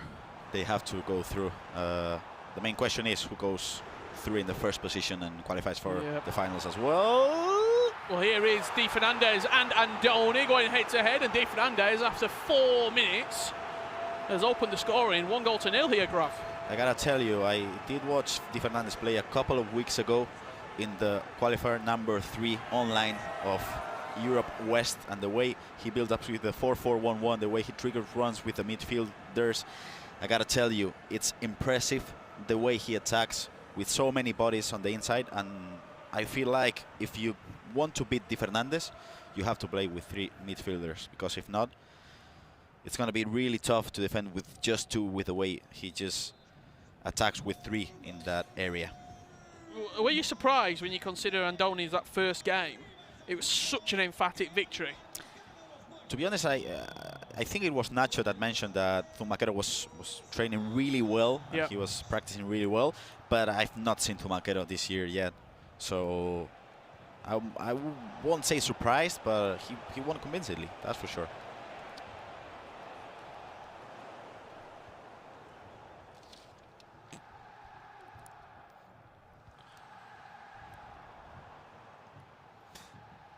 If you are wanting to get any questions in at home in the chat, do have Great my eyes on it. Puskas, 2-0. Di Fernandez showing the difference on the main stage right now. I'll tell you, if he doesn't change the formation into 4-5-1 or something with 3 midfielders, 8 or 9-0. It's going to be a bloodbath. Really, it's going to be it. You can see the way he player locked into Puskas and the way he just finished this chance was incredible. You can see that now there the player locked into Puskas. He could have gone for the near post, but far post. I want to ask you, Graf, while we've got a little bit of time. Yep. We've been commentating a lot of the FC Pro Open games. It's win or go home. Here, it feels a little bit more relaxed. First game of the group, so I'm going to open up a conversation. 4-2-1-3, why is it so strong? Like, what is it, the crux of the formation that are making it such a viable formation for everyone at home? Because we always get that formation every year. Last year, 4-3-2-1, and you could use your right forward and left forward and sort of get in behind and then offer up the back post cross, and your centre mid would then go over to the wing and play as a 4-4-2 when you defended. 4-2-1-3 this year is the formation that everyone seems to be using, especially at home on Foot Champions, and we've seen it quite a lot here. Why is that? For me, it's because that formation has 3 key positions: CDMs, cam, and wingers. So when you have those 3, you can play any way you want, really. So you can defend really low with just the CDMs and the 4 defenders, and you can defend well with those 6 players. But then if you want to go for counter-attacks, you have the 2 wingers as well. And if you want to just spam those incisive passes or even the long ball passes as well, you can use the cam. So it's just, Would it you has use everything. Inside forward or winger? Inside forward, I'd say. I think it's better, but I feel like the way Di Fernandez plays with the 4-4-1-1 is a great counter to that formation. So, for example, Tundi played, I was helping Tundi a couple of weeks ago in an online qualifier. He played against Di Fernandez. He tried 4-2-1-3, 4-2-3-1, 4-4-2. He couldn't defend with any formations. And I feel like, I know I'm repeating myself, but you gotta use the 4-5-1 because Matti Bonanno did play in that qualifier. That's a great Could be a chance here for Andoni, but it's a poor finish. Talk to me about Bonanno. What were you saying? Matti Bonanno played against Di Fernandez, and you know, can you remember 2022 Dodge Cup? I'm going somewhere. I do, yeah. Where the do you remember the final? Do you remember the Dire Wolves using 4-3-2-1? Yep. And the way nobody could stop them, but then Heretics changed into the 3 midfielders 4-5-1 and they destroyed them in the final. Yep. That's exactly the same thing tactically. So Matti Bonanno used that formation and he destroyed Di Fernandez this year. We've seen Nicholas use that 4-5-1 as well, yeah, quite a little bit with the 3 centre mids. Levy de Verd, top 4 as well. Abu Maka as well, yeah. You know, I like my formations, you know. Yep. That formation talk is one of my favorite topics. So I brought it up. You are joining us for the La Liga FC Pro. It's going to be 2 jam-packed days of FC action from not only Spain's best, but we've got a collection of players hopping over to compete in Spain's biggest tournament. Italy, Brazil, Argentina, and the Netherlands all represented here. And Portugal with Di Fernandez and Tuga, who are both in action right now.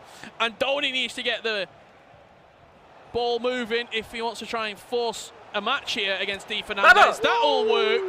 And that's a really, really good goal to half the deficit. Talk me through it. For the people at home, the build-up was really slow. He went for a player rocks as well, and when he got the ball to Vini, he tried to open up the angle for a finesse. So Di Fernandez moved the keeper and moved also the centre-back to cover that finesse, but the trickster fake shot came in, and that was a beautiful finish. You can see the trickster fake shot into the left foot. Easy goal by Vini. Incredible, incredible goal, to be honest. One of the best goals we've seen today from Andoni, who makes it 2-1. Just having a look around what else is happening in this round of games. We got Nicholas once again against Chechu. Yep, in action, taking on Cordoba in that Group E game. Almeria and Malaga. We just saw a little glimpse of it earlier on, and then finally, what a pass! CD Castellon versus Eldel. No worries. Those are tough names to pronounce. They're in Spanish as well. Don't worry. For the Spanish people, well, don't worry. Di Fernandez coming forward here with Vini Jr. Can he re-establish that 2-goal cushion that he had just before the 25th minute mark? Johan Cruyff, first touch pulse activated, able to kill the ball as it instantly came into him, and that's going to be a good save. Nearly found the left corner. Only 30 minutes gone so far in this game. It's a real player lock battle, it feels like. A few of those results coming in at the top of the screen. 5-0 Castellón Eldense. That's convincing. Malaga leading 2-0, and Sevilla and Nicholas 4-1 up. As you would expect, I'm going to say, in that game, that could have been a pen, but Andoni plays on. Johan Cruyff, fake shot inside the box. You cannot do it twice. You did it before. Obviously, if you're playing against a weak player, he won't adapt, but you're talking about Di Fernandez, who's a great defender. He adapted, and that was... a chance wasted. Yeah, it was. Johan Cruyff dropping in deep here to try and link up the play. Going to be the puppeteer and pull the strings for Atletico Madrid. Nice defense, nice player switch, and now the counter-attack, because as you can see, Miguel Gutierrez is out of the picture at the moment. He passes it back. Yeah. Allows Gutierrez to cut back.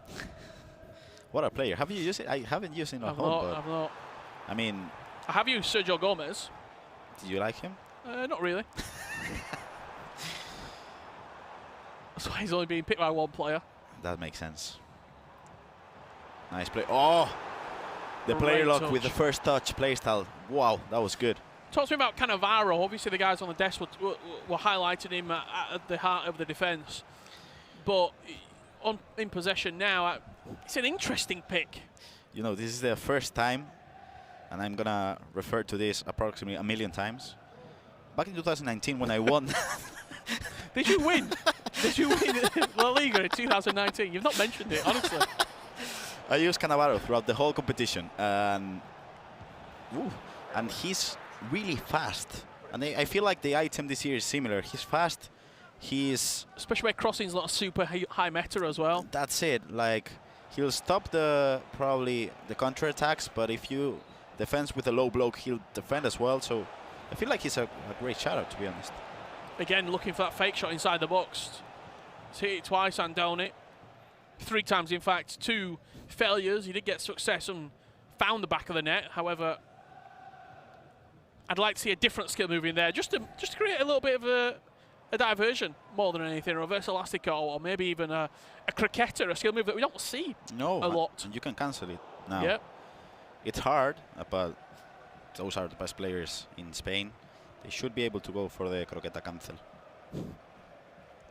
Can you? I can't. I'm telling you, I cannot croqueta cancel. That's why we sat here. It is. That ball down the line is going to be Di Fernandez's. And that will do us for half-time. It was a really, really action-packed first 25 minutes, and the second half of the first half just sort of petered out, and I think you can tell that in the stats as well. 1.78 sheet and 0.9. 2.6 worth of XG, and we've had 3 goals, so they're actually what they're having on goal at the moment. You can see Tuga conceding a goal from Almeria, from Dayo in the instance. Let's see how the game is. 2-1. 2-1. Yeah, this game is alive, yeah. Well and truly on. What minute was that scored? 60th minute. 60. Still a third left to go here. Butragueno with the goal. I feel like Tuga, he's not being convincing. It doesn't look, the confidence, I remember back in the days, Tuga would come into a competition and you could see the confidence in him. He had a swagger. Yeah, in a way. I feel like that's lacking now for whatever reason.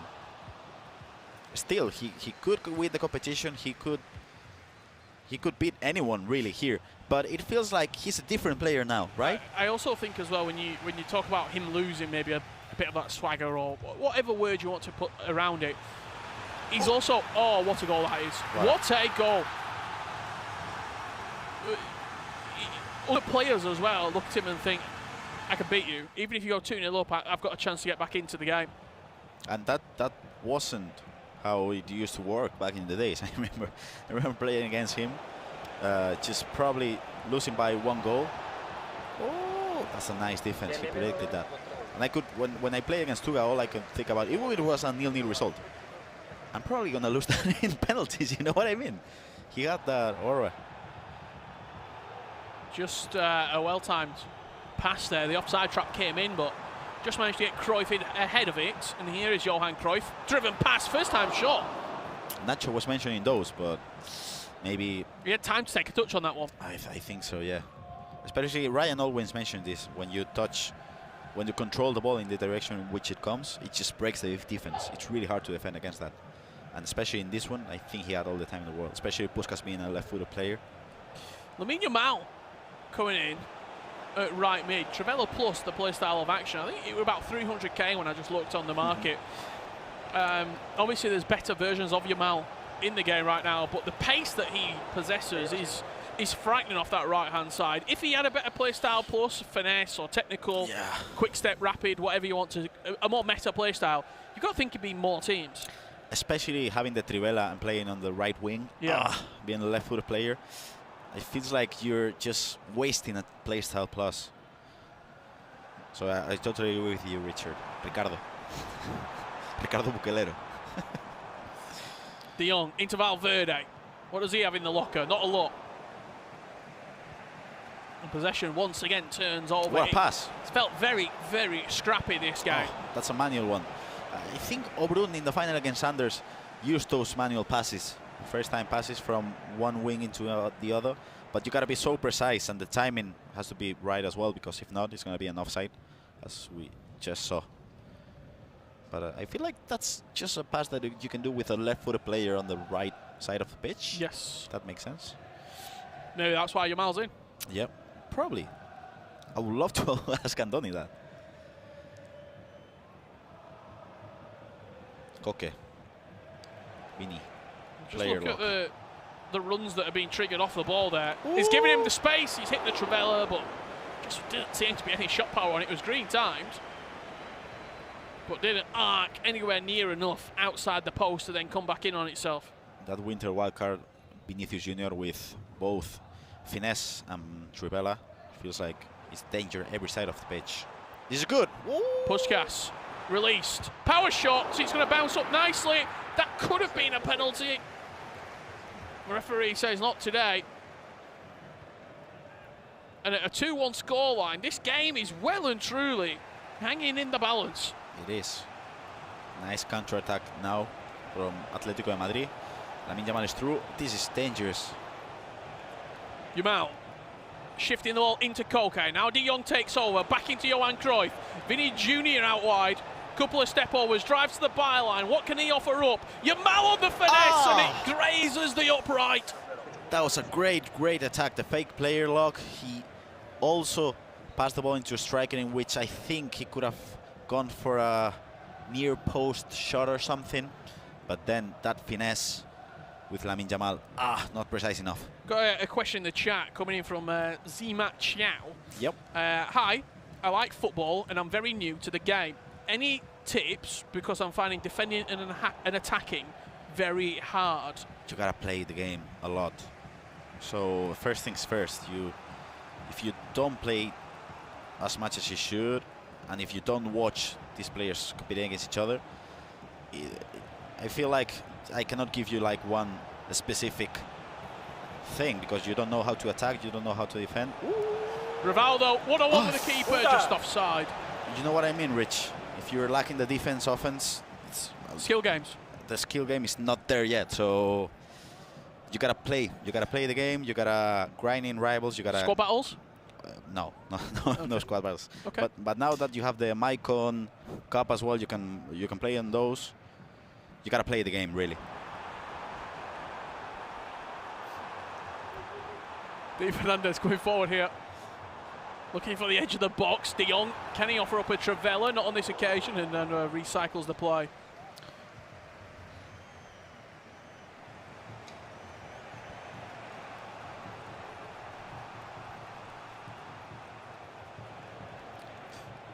Just saw someone else in the chat say, get good. As always. The chat. We love you guys. That's a poor pass, and this could be a big mistake. Llorente trying to just open up this defence. Still 20 minutes left to play. It feels like we should be drawing towards the final moments, but there's plenty of action still left to unfold here. Edge of the box, Koke. That low block that Di Fernandez has got set up there, it's really difficult to play through. You can see everyone in position, everyone doing the job. Gutierrez now offered up alongside Yamal out wide. He's been the closest to equalising the game for Andoni. That finesse shot grazing the left post with a green timed finesse. Koke into Cruyff. Will there be a chance here for Andoni with 15 left to play? Will Di Fernandez stand strong? Seems like a lot of time to play. You always get a chance. Vinny Jr. but runs straight into Gutierrez. Question coming in there from the chat. Can the guys pick whoever they want? They certainly cannot, and I will tell you about those draft restrictions just after this attack, because it could fall Andoni's way. Chance, keeper comes up. Net. The goal was coming. Andoni's off his feet, and we're level pegging going into the final 12 minutes. Wow. Wow, what a goal. I mean, Di Fernandez was defending really, really well up to this point in which, to be honest, he lost the ball twice when he recovered it with a pass into the wing and a pass into the cam. You can see how Di Fernandez is watching the replay there because he's not happy with the way he lost the ball there. But what a goal, what a cancel by Andoni. The draft restrictions, Graf, very quickly. 8 million budget. Yep. 3 players from 1 club. 3 icons maximum, 2 heroes maximum. And it's only La Liga players only. So they are the requirements.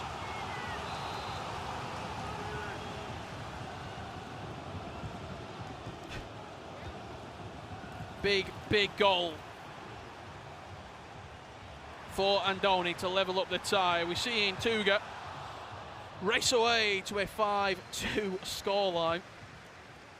Apologies if that was a little bit loud as well for everyone at home. Got a little bit excited when Andoni scored. Yeah, sorry. I did. That was on me, sorry. It was a really good goal. It was. It deserved it. This is live action right now, as we're seeing the closing stages.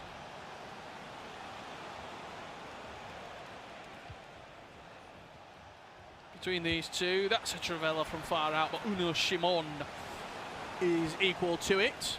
Just having a look across.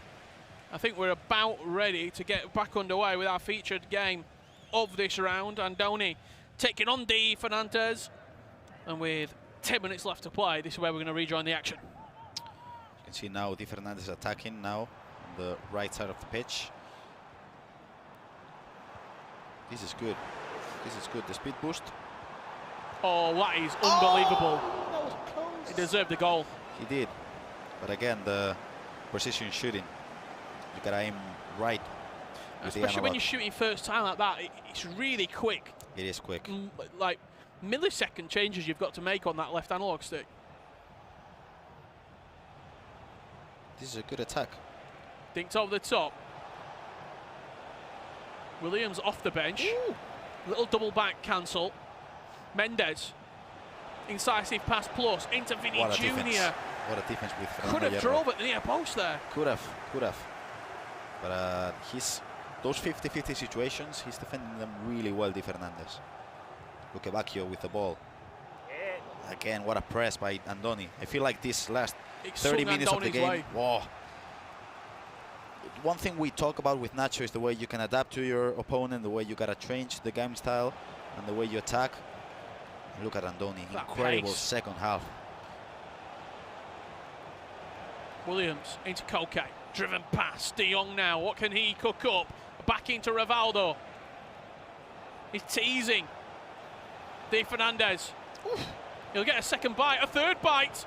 Cuts it back inside the box. It's green time, and it's going to bounce out for a corner.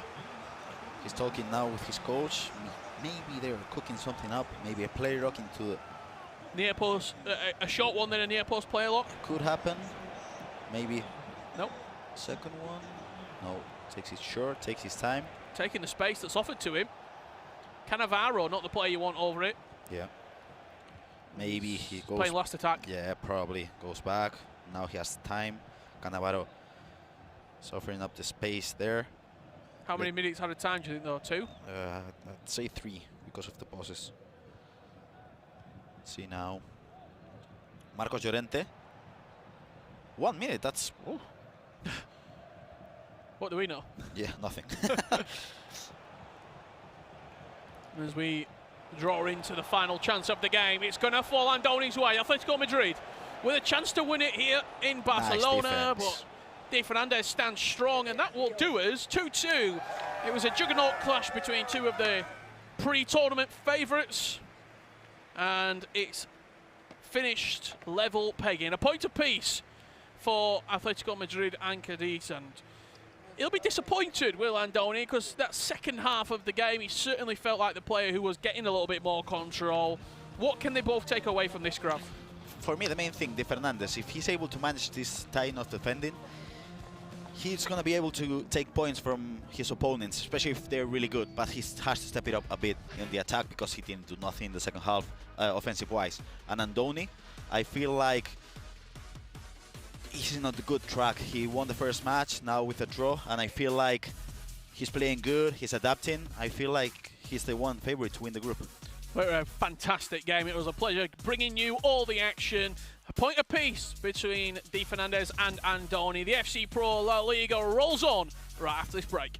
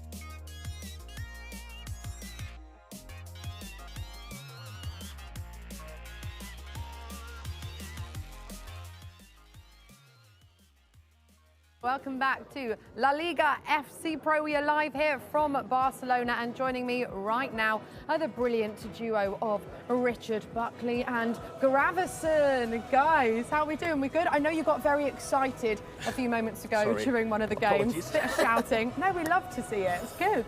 Yeah, I mean, the games so far have been fantastic. Some really, really big score lines, and I think when you look as well, some quite narrow margins in a few of these groups. Yeah, those are the games that I like, to be honest. The ones, you're screaming? Oh, the tight games. The tight games too. I love those ones. Yeah, at Gravison, we're looking now at the standings for Group D and Group E. Ooh, look at Group E. That is quite an interesting group, isn't it? I mean, Nicolas, goal difference +9.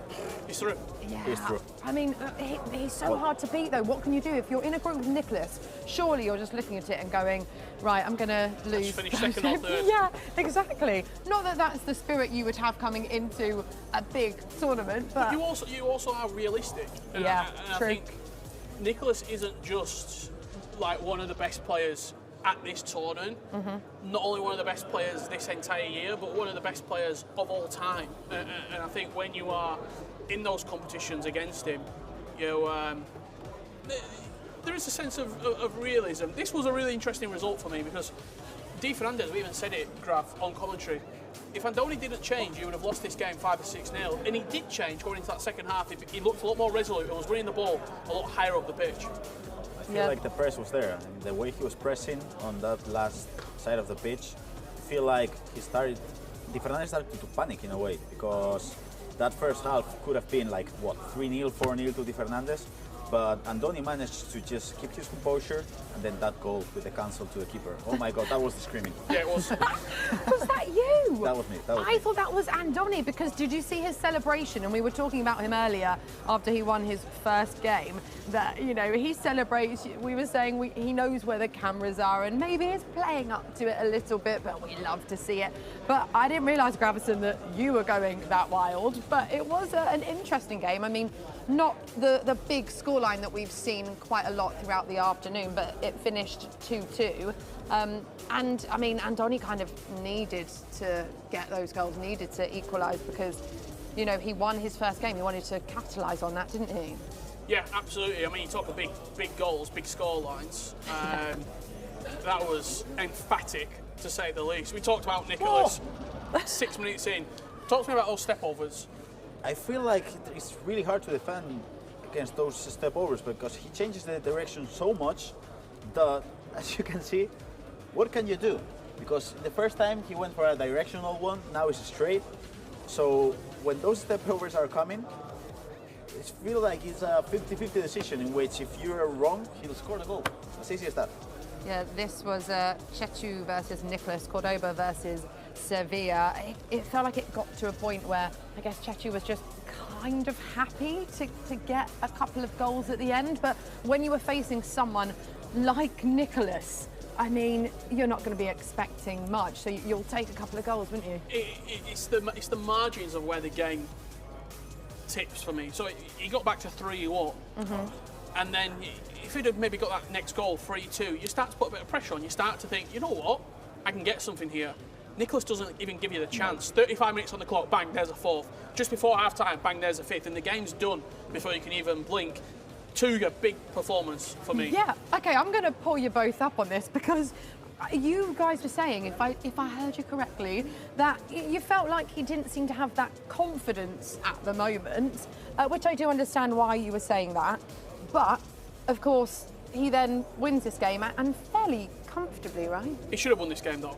Against Dayu, yeah, I think that's fair. I think that's fair to say. If he wasn't going to get a result here, no disrespect to Dayu, then there's serious questions over what's happening with Tuga. Like, is he ill? Oh, but then again, he lost that first game to Nicolas, and all we've been doing is talking about how incredible Nicolas is. So, you know, we know what Tuga can do, but anyone could lose to Nicolas, right? For me, the main thing is not losing against Nicolas, it's the way he lost against Nicolas. Yeah, okay. He lost in such a manner in which it felt like the game could have ended 9-0. And Tuga is one of the best players in the world, so when you're losing that convincingly, I feel like confidence-wise... The rebound is really important. The rebounding is... it is important. Great one.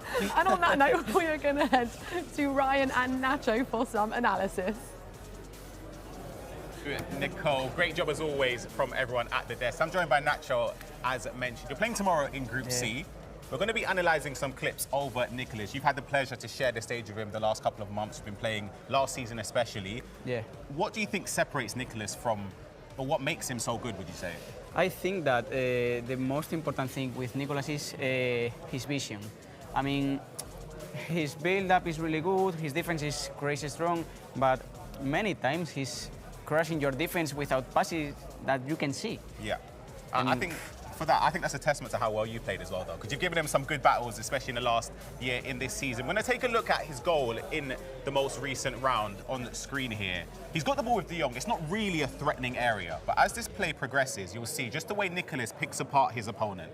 For me in this situation, I'm going to pause it here. Yeah. I would go for goal. Yeah, me too. I'm going to be honest. Zidane, I'm taking the shot. Yeah, 100%, because Zidane has, I think, that 92, 90 of shoot. More than enough. If you green time it on precision shooting, has to be goal. Across the face of goal here, has to be goal. I would go for the goal here. So that's the first pause. We're going to keep it going again here. He builds up, plays it back to Cruyff. Just before the step over, ever so slightly, I think a space opens up there. Well, getting used to the board here. Give me a second. Sorry. I think a space opens up for a finesse shot here. Yeah. He doesn't go for it. He goes for the step over natural. Would you do the same? I think here he didn't select the good choice. I mean, because with Cruyff, he had tiki-taka. He can maybe pass first touch, Rioja and shoot. And maybe, if not, he can, as you said, finish shot from here. But, sorry, from here to second post. But I think that the selection that he make is not good, but it was goal. It works. Again, we'll see it progress on. He does the step over, he shoots to the near post, and Courtois doesn't manage to save it. It's just Nicholas in a nutshell. We're going to go into another goal as well that he scored. We'll progress this on straight away. De Jong gets the ball here. It's just the passing and the triggered runs you can see. But this pass is unbelievable. I would have never picked it out. It's slightly fortunate, but talk me through that nutshell. Honestly, if I can say something that I didn't expect the first pass to Cruyff, because here you can see how they build up. He's trying to a bit send De Jong to attack to make confusion in your opponent, because he's going to be in this situation to maybe make a few passes, but he just, in this situation, you maybe can think, okay, you can go forward to Rioja, or at least recycle the play and maybe from here. But exactly. For me here, I think you spoke about Rioja being open. I think the difficult part is because defensively, he's controlling Llorente. So I think that passing lane is a risky pass. It's going to be, And then De Jong there, second man press in midfield. The pass to Cruyff here, it's on when you look at it, but mentally, the way I would approach this attack, I don't think I would have... it's impossible to see it. I don't think I would have played it. But again, it just shows how well Nicholas has been playing the driven pass in. Again, you're going to need a little bit of obviously, luck. It's a bit lucky. But sometimes. I think that this deserved to be a goal because the pass from Zidane to Cruyff was insane. Yeah, agreed. And Nicholas has been performing extremely well so far. 6 points from a possible 6. He's high-flying in his group. Hopefully tomorrow you get a good start as well. Hopefully. You've got a very, I'm analysing it to learn for tomorrow, so it's going to be useful for me. Yeah, exactly. We've got an interview, though, with Nicholas himself. Let's head on over to it now. Thank you so much, guys. Yes, we are joined by the Iceman, by Nicholas. Hello. Hello, thank you so much for coming and chatting to us. We've seen 2 games from you so far with a lot of goals. How have you found your first 2 performances so far? I think at the moment I'm playing okay. So, 2 out of 2. Okay, The first one was really tough against Tuga. Also, he's a really, really hard opponent, but I think I did well. I was winning 5-1 in the first half, so I was doing well. Then, you know, how is the game, also pressure and stuff, was 6-3. And then for this one, I think was decent. Decent? Decent, okay, decent. The modesty, Gravison, I love it. I gotta ask you a question, Nicholas, because I remember last year you came with a point to prove, sorry. You knew you were better than the Spanish players, and every single match you wanted to prove it. This year, do you have the same attitude? Like, I'm better than these players, and I want to show them that I'm the best player in this game? Yeah, I think so. Last year, I think groups was really, really bad for me. I don't know, maybe, you know, we have to adapt. But yeah, then I don't know. I feel like relief in the cup. I won it, and the finals I won it, and now I think I'm feeling like I have to do it again because I'm feeling, I don't know, sometimes really better than them, and yeah, I have to prove it. So it's a little bit personal when you come up against these players. I've got to ask you about the game that you're playing right now and the gameplay, because you look really, really impressive. I remember speaking to you after you drew against Anders, I think, 2-2, and you sort of said, I was better than him, and I know I'm better than him. Do you feel like right now you are one to beat in the world, not only here in Spain, but worldwide? Like, I think I am in form. Like, I'm playing really well since a few months or weeks. Since that week 2 in the Pro Open, I think I'm playing really well. And yeah, I'm feeling like top 3, top 5 in the world, even top 2, maybe top 1. I don't know, it depends about the match. But yeah, what I feel is like I'm really confident. And I think I'm showing it like in defense, in the offensive side, and yeah, I'm destroying everyone. Yeah, you certainly are playing well. I think that's an understatement, Nicholas. Thank you so much for joining us. Right, we're going to head to a quick break, but don't go anywhere. We'll see you soon.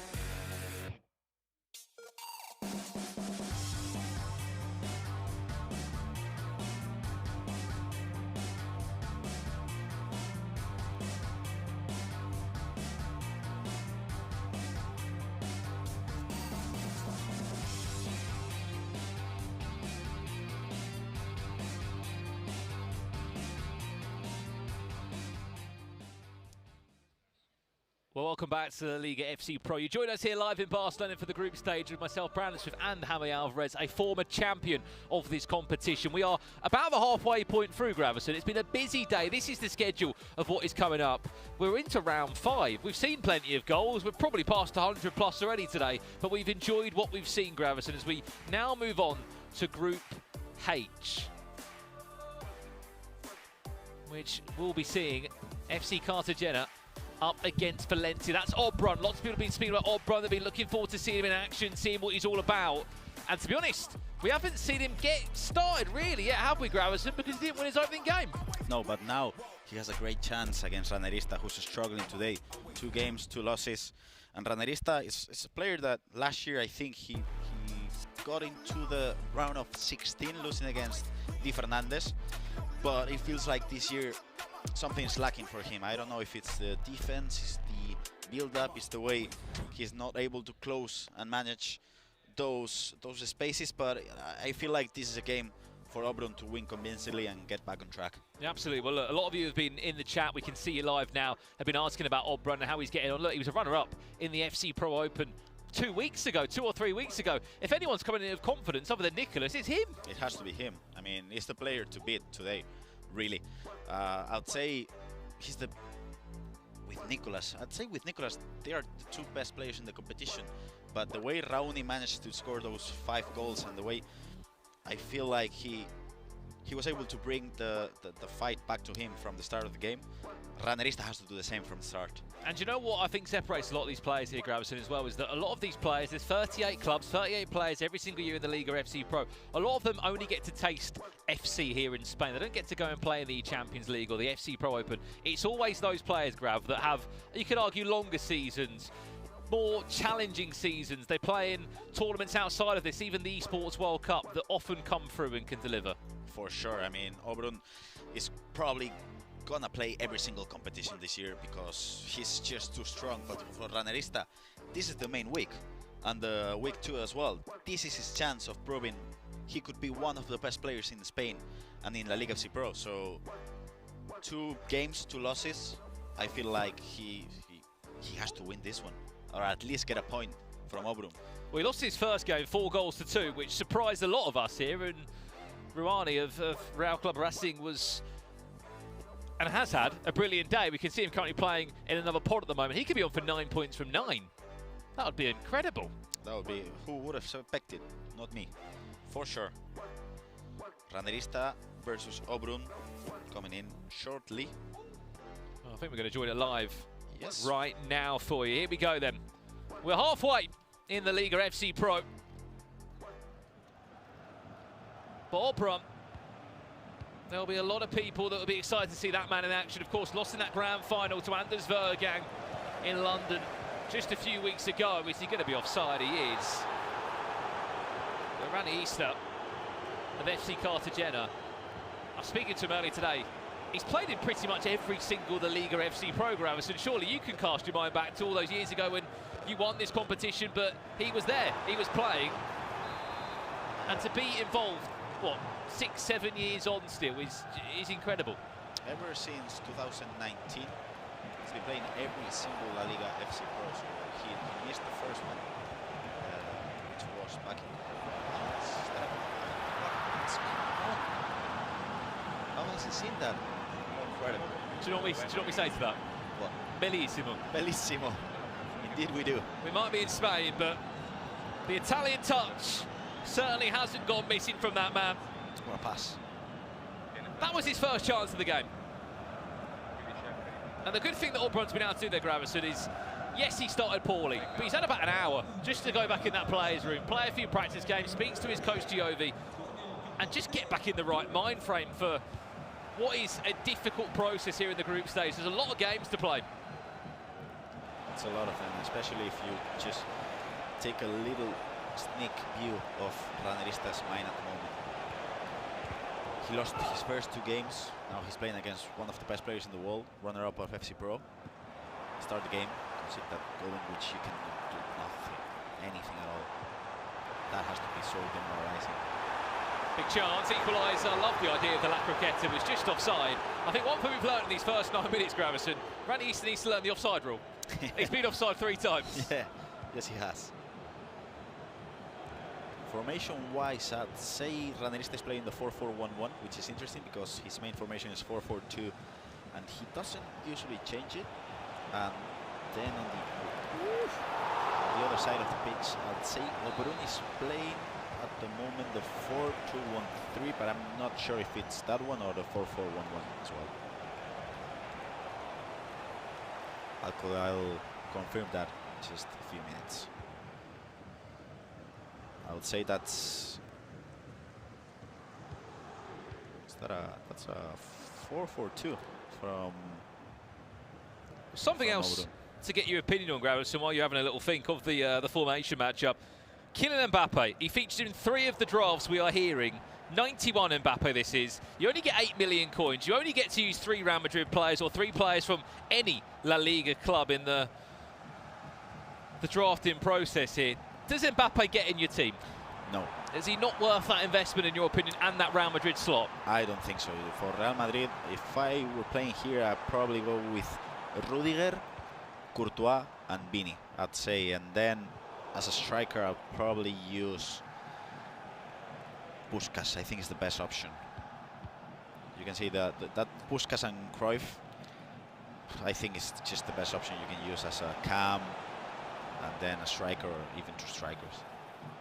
Here's Obrum now, certainly enjoying his FC here in Spain. Can Puskas twist and turn away? Puskas will get an easy tap-in off the line by Dani Carvajal. And if you are wondering as well, the beauty of the LALIGA FC Pro, you can use icons, just 3 of them, in the 8 million coin budget of players that have featured in this league within their career. So you can already start to guess a handful of those names. I'd love for you in the chat to give us a few of those names. Give us an icon that's played in the Liga. You're seeing Puskas, you're seeing Cruyff. I don't think we're going to see Samuel Eto'o as much as we have in past years, just because he's not really up to scratch, you could argue. But we've seen Luis Figo as well. We've seen Fernando Hierro. We've seen Cannavaro. We've seen some interesting picks. And from Ranerista, Rivaldo as a striker. Well, we're going to quickly jump across as well to our second matchup. There's 4 games taking place at the same time here. As we jump over to Mallorca against Real Racing. And this is interesting. Real Racing Club losing 1-4. Raoni will probably be the player in form here today. He's losing against a newcomer from Mallorca. That's an interesting result. We're just looking here at Raoni. Back to your point. Scored 12 goals today, Gravison. 6 points from 6. He's looked really impressive, and it goes without saying, if you can have a great start here in week 1 of the group stages, and then maybe in a week's time you come back on March 11th and 12th and you aren't at the races, if you've done enough, as we saw in the FC Pro, to get yourself over the line in the top 3, it can do wonders for you. Yeah, sorry, I said 1-4, it's 2-3 for Raoni, and at the moment 9 points out of 9 points, and as you mentioned, Brandon, it feels like when you're on a roll, you're unstoppable in this competition and in FC 25. What a goal. Well, come on, Obrun. The way that pass from De Jong into Puskas, the way the first touch, playstyle plus, coming to the driven shot, then what a beautiful goal by Puskas. 2-0. Well, we asked you in the chat for some of those names. Give us an icon that's played in La Liga that could be eligible to play in the Liga FC Pro. Someone said El Nino, obviously Fernando Torres, but he's just not.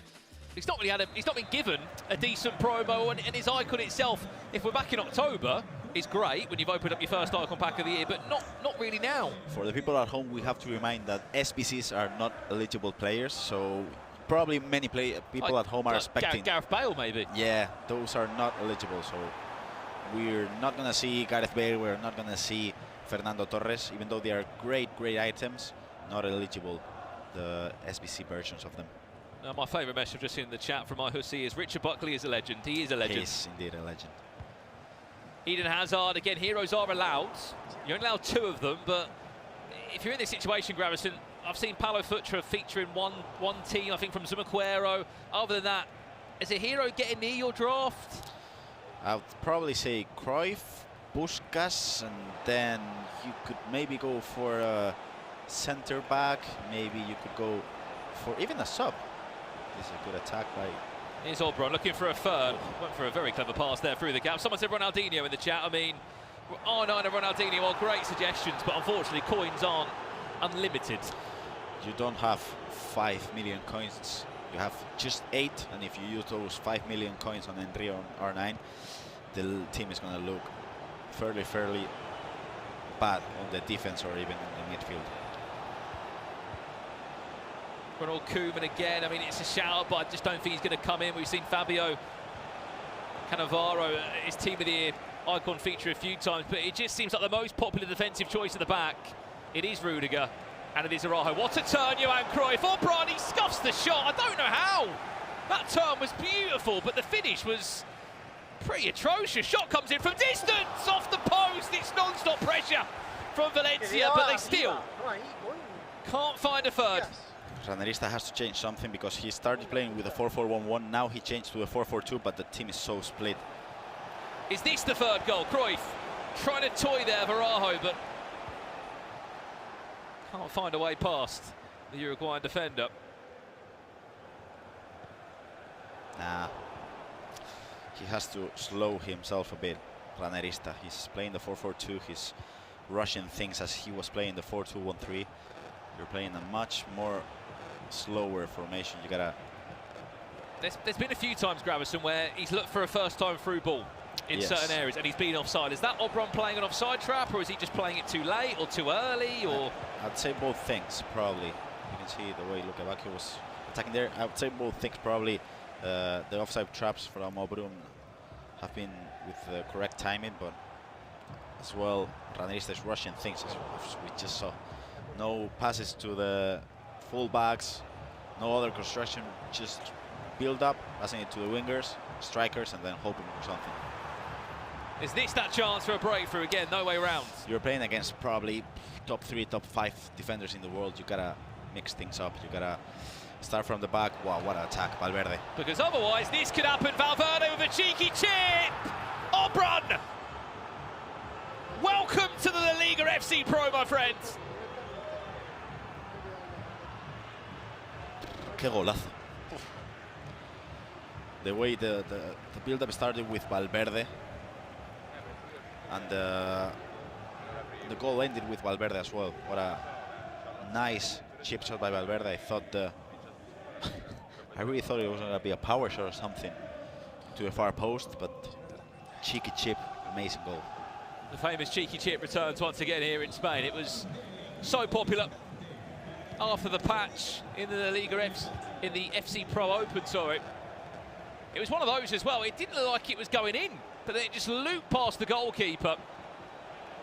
And Obron, after a very unexpected start here in Spain, losing his opening game, looks to be showing us the Obron that we are very much aware of. That is a 5th or a 6th offside call that's happened in this first 40 minutes. I feel like the timing is not there and the patience. I feel like Ranerista is just not here today. I've seen him play so many times. I played practice against him throughout the years, and he might not be a great defender, but he's a great attacker. I feel like he's rushing things. He's not taking his time. He's not playing well at the moment. And if he keeps playing like this, unfortunately, I think this is going to be a bloodbath. Oh my. Obron. How on earth has he just pulled out that through ball? We've got to see it get on the replay if we can. I mean, that sums it up. Rani Easter looking up to the heavens. Luquevaquio with the right foot.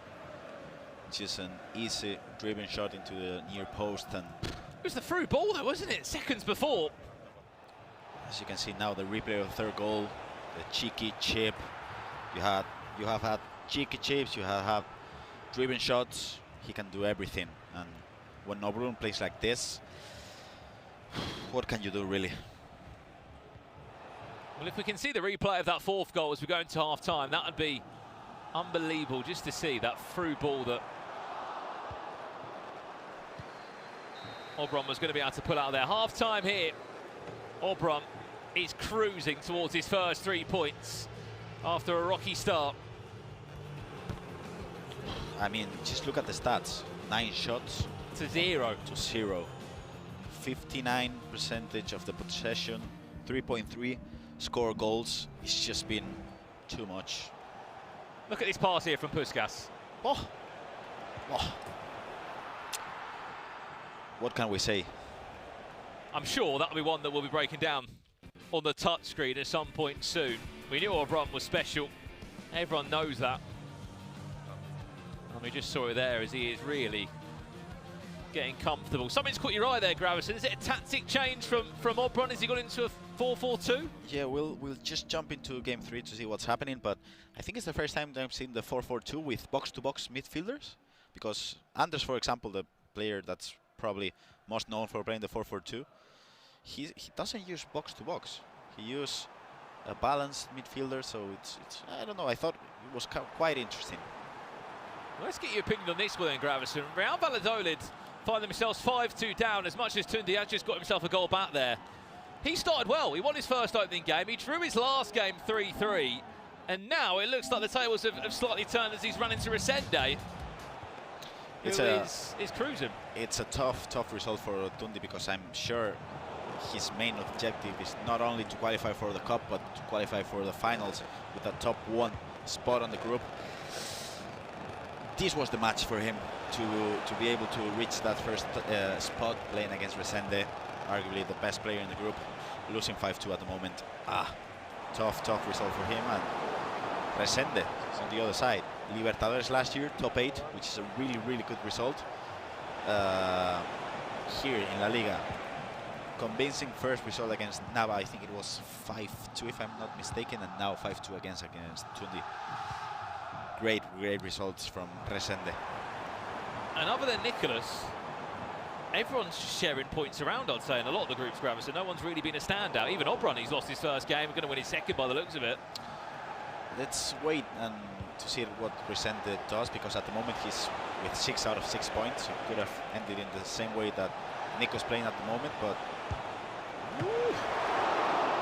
feels like at the moment the players of the day has to be Obrun.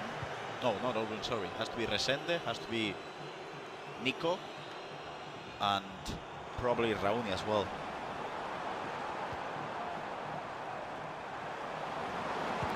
Can he charge that one up? It's his first shot of the game and it's not even on target. Which will just add to the frustrations of FC Cartagena here. And Raniesta still 4-0 down. Did he time it yellow? Was it? I think it was, or even white or yellow. I'm not sure. I think it was white. As we jump onto game 2 again, Mallorca against Racing de Santander. You can see that beautiful trivela by Miguel Gutierrez, and at the moment Raoni 9 out of 9 points. Perfect start. Shabik, which is a newcomer into this competition, is struggling at the moment, but this could be a good attack. That was close. I mean, that is really incredible display we've seen from Raoni at the moment. Another player that I don't think the chat mentioned as much, Xabi Alonso is another icon Xabi is using on the midfield. I guess it ultimately depends on how you want to line up your midfield, though, isn't it, Gravison? Because a lot of people just want 2 runners in there, 2 box-to-box midfielders, such as a Frankie de Jong, for example, or a Valverde. So to go for Xabi Alonso, he's not necessarily your box-to-box runner, but he's an unbelievable on the ball and can switch the play for you. Yeah, for example, just a few minutes ago, Andoni was using de Jong, the winter wildcard, but not the passing one, as Nacho mentioned, and Koke, which are like really 2 defensive midfielders. So it really, this could be a good goal. No. So really depends, I think. I'd rather go with 2 midfielders with passing playstyles. I think that's what Nico's using. I think that's the best option. But it depends really. Well, what a difference this could be for Arani this year. He didn't even make it out to the finals last year. Played in the cup, did enough to get there, where he fell to the hands of Flippercito of Getafe. It's interesting because at the start of the year he qualified for the LAN qualifier of FC Pro round, so he was playing really good. But then something lagged. Woo, 5-4. The game's still open. A fun fact as well, Gravison, I was in London a few weeks ago doing another FC show with PlayStation, and then this Spanish guy came up to me, and it was Ruani. He was in there. He qualified for another tournament as well, a PlayStation XB tournament, where it's right to say this man is everywhere at the moment in terms of he's grinding out tournaments wherever he can get a taste of some competition, and I mean, it's showing. It is showing. You gotta grind the game if you wanna be between the best players in the world. One thing that I wanna mention is Raoni is a great attacker. I don't think he's a bad defender, but he doesn't know how to control the game and the rhythm. So I feel like, especially in this match, let's see, this could be through Griezmann. What? It's happening. Where is this ball ended? I feel like one thing that Raoni lacks is the control of the game. You gotta, I don't think you need to attack as quick as he's attacking, because he's winning the game 5-4, he was winning the game 5-3.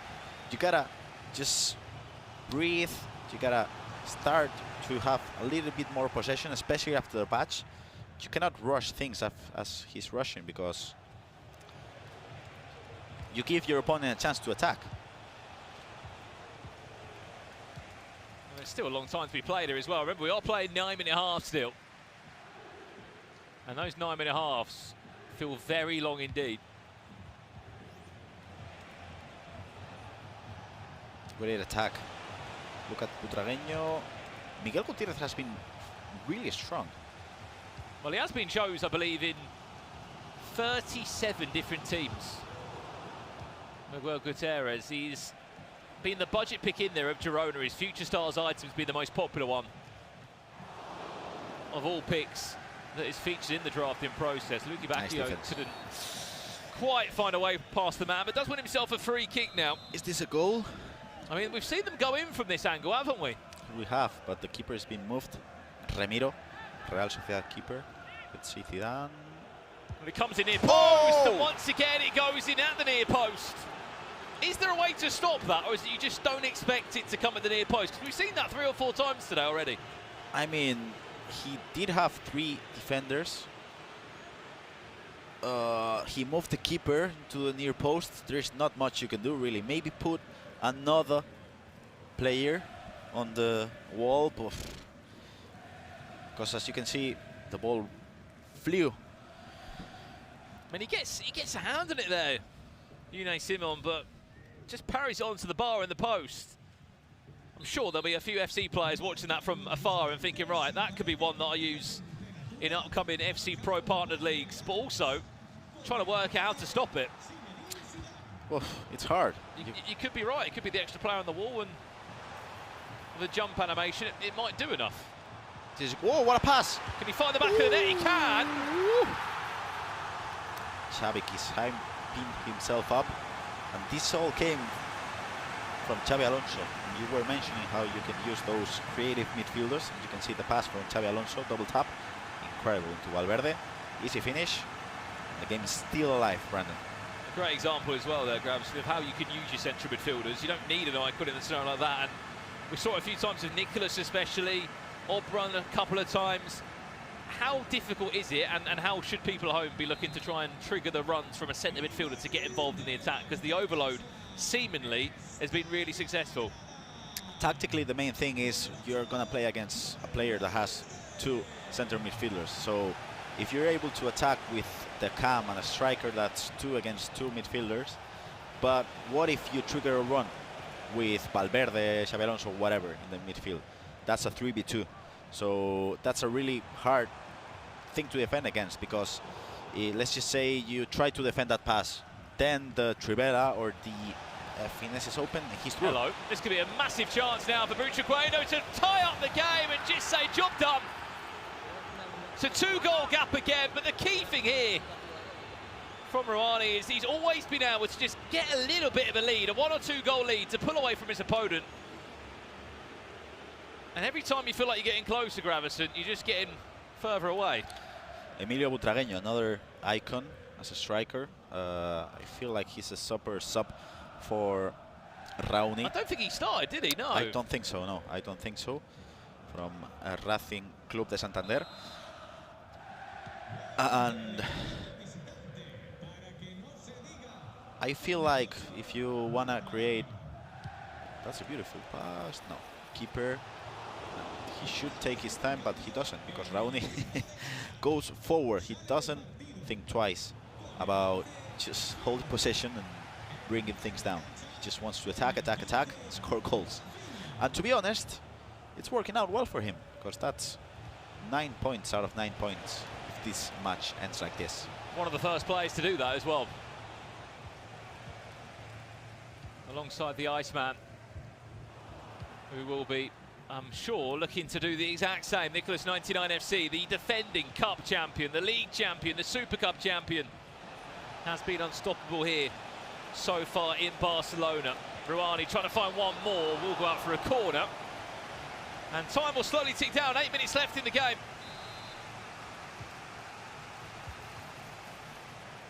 We will check back in with our main feature game shortly as well, between Iniesta and Obrun. We know Obrun was running away with it last time we saw him. He was 4-0 up at the break.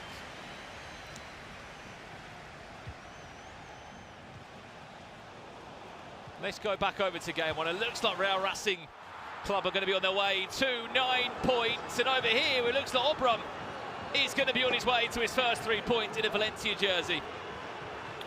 Puskás, goal, 5-1. And Iniesta, you can see, is devastated because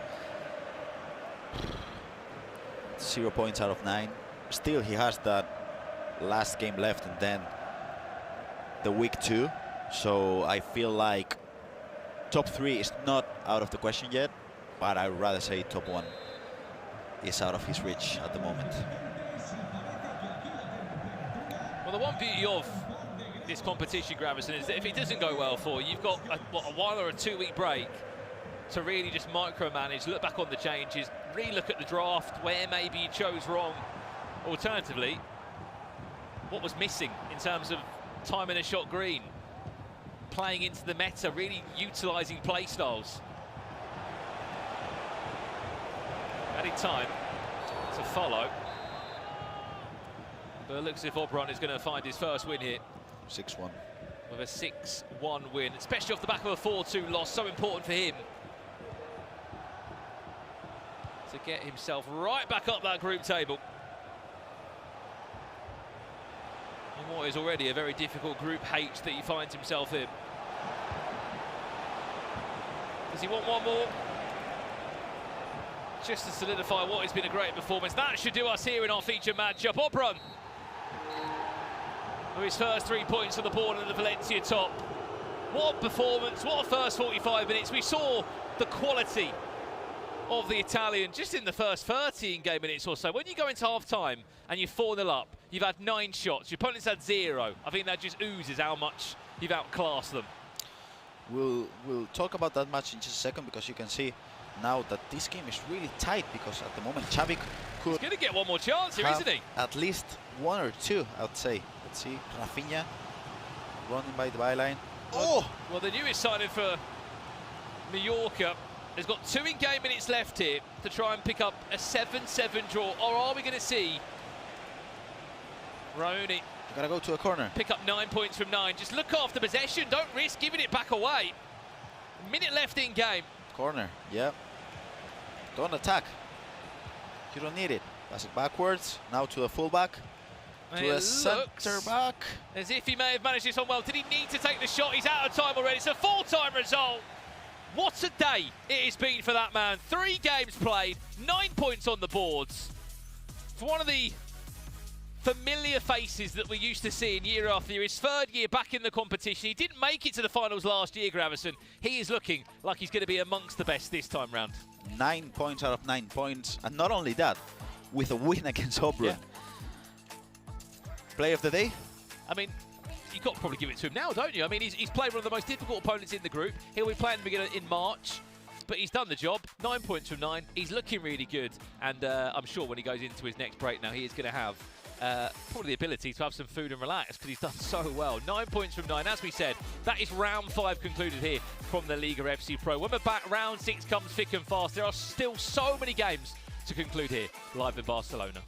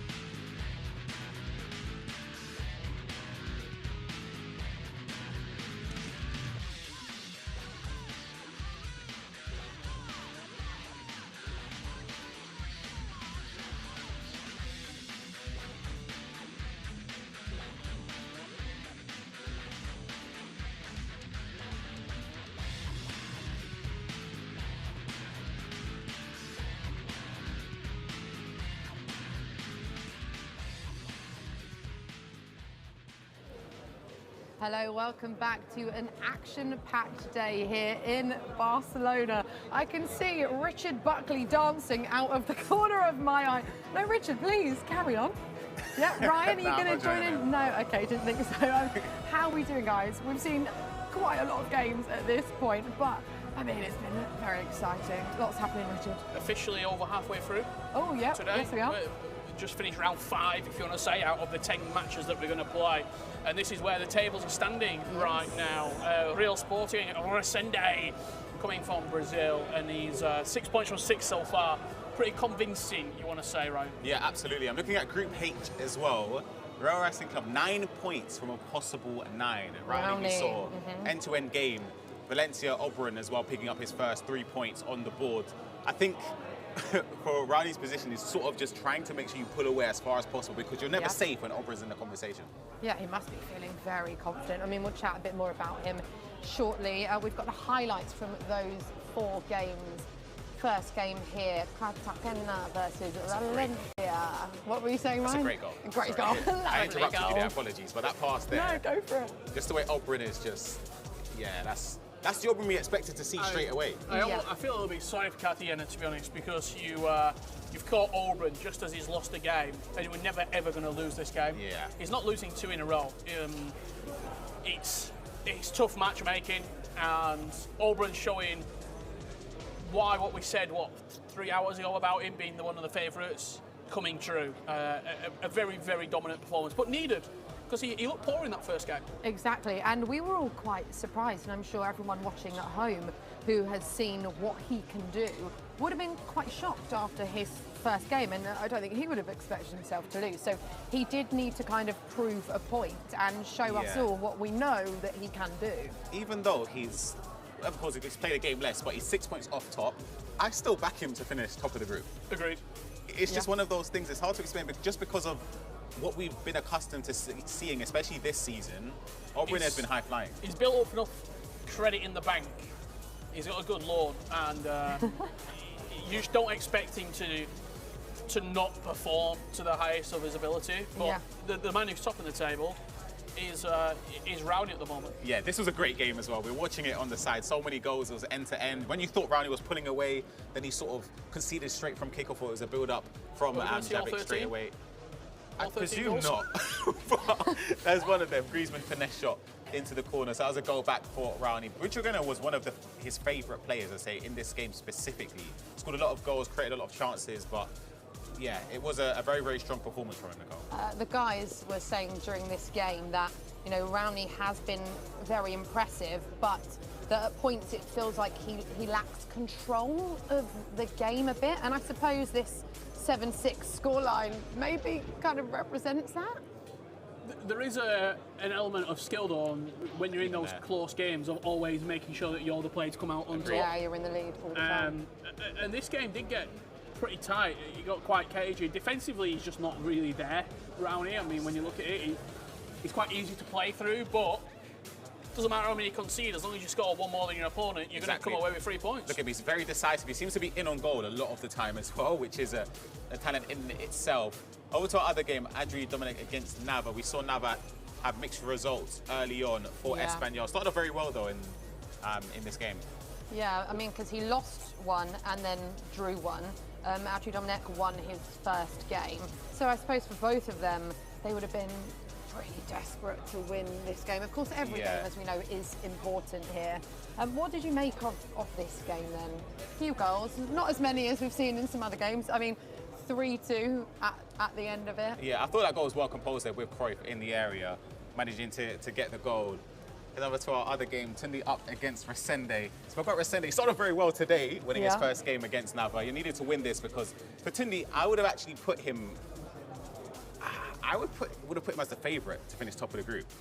Above Resende, in my opinion. Well, Resende he looked really good in his first game, didn't he, Tundi? Yeah, but it's just points dropped already, and it's, in my opinion, it's just not the best of starts from him, from what I would have expected anyway. Yeah, I agree, and I think for Resende, when you look at the goals that he's scoring there, I think the pattern's going to continue.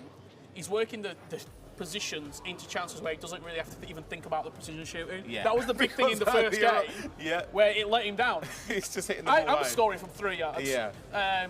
So I think he certainly took him that little bit of time to warm up, but when this game was out of reach, Resende is rampant, and he'll score another, and even though Tundi is a great player in the end, it just wasn't enough for him.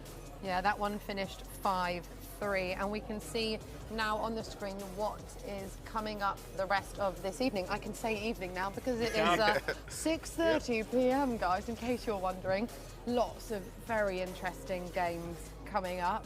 You guys are you casting the next one? No, can be if you want me to. Go on then, Richard Buckley. You just want another one of those delicious burgers, don't you? No comment. I'm with you though. I'm with you. I know what I'm doing after this. We know where to find you. What have you made so far then? It's been really impressive. A few surprises along the way, but all in all, the players that we kind of thought would stand out have been standing out. Rowney's my biggest surprise. I'll put my hands up. I didn't expect him to have 9 points from a possible 9. Maybe even 3 or 4, but 9 I think is an incredible start. Rowney, super surprising. I think the quote-unquote foreign talents that have come in, other than Auburn losing that first game, have performed. Resende, 6 points. Nicholas, 6 points. in my opinion, that does continue. Yeah. And I think for a couple of those players who we expected big things of, a little bit let down at the moment by. Oh, okay. Well, guys, I'm going to let you rest for a minute and go and get yourselves a burger because we're going to head over to Brandon Smith and Gravison. Guys, over to you. Can I have one as well? Thank you so much, Nicole, Richard and Ryan. And yeah, well, where is this food stash to? I mean, hopefully they save us something after this game, because before we got to jump into this blockbuster of a game. Here we go, round 6, straight away from the LALIGA FC Pro. We're straight back into the action, and we're in to this group over here, which in Group E, if you don't know, there's only 4 players in it. Obviously, there's 38 clubs in the LALIGA FC Pro. There has to be groups that don't have as many players in, but the problem with this group, Gravison, it's Nicholas, Tuga, Dayu, and Chechu. 2 of those players are rookies, they're newbies, they're new to the FC Pro scene in general, and you're coming up against 2 solid professional players, and one of them, in fact, can't stop winning here in Spain. He's won everything. Everything. Super Cup, La Liga finals as well, so that's good. Luis Rioja, but that's a good save by Unai Simon, and Chechu starts strong with this Luis Rioja item. That's a good cross. Towards the back post. Offside. It was offside anyway. We were just speaking before we came in about Chechu. There's not much to go about with this player, is it? He's Nope. new to the LALIGA FC Pro, and that's the great thing about this league. There will be new players that come in year after year, just because there are so many clubs that are represented here in Spain. And occasionally, there is going to be that new name. Once upon a time, it was Neat, who came through at 16 years of age and didn't just win the league once, he won it twice. The difficult part is, though, he's just come off the back of an 8-2 defeat against Nicholas, which... Yeah, for your confidence, tough. Hello. What a goal. And unfortunately, it might not look to get much better. 11 minutes into the game, Tuga off the back of a 5-2 win in his last game against Almira. Starts strong with this 1-0 goal. Beautiful speed boost. Keeper went out. Puskas managed to score the first goal, 1-0. For me, best item of the day, for sure, is Ferenc Puskas. He's scoring everywhere. Trivelas, finesses, one-on-ones, everything.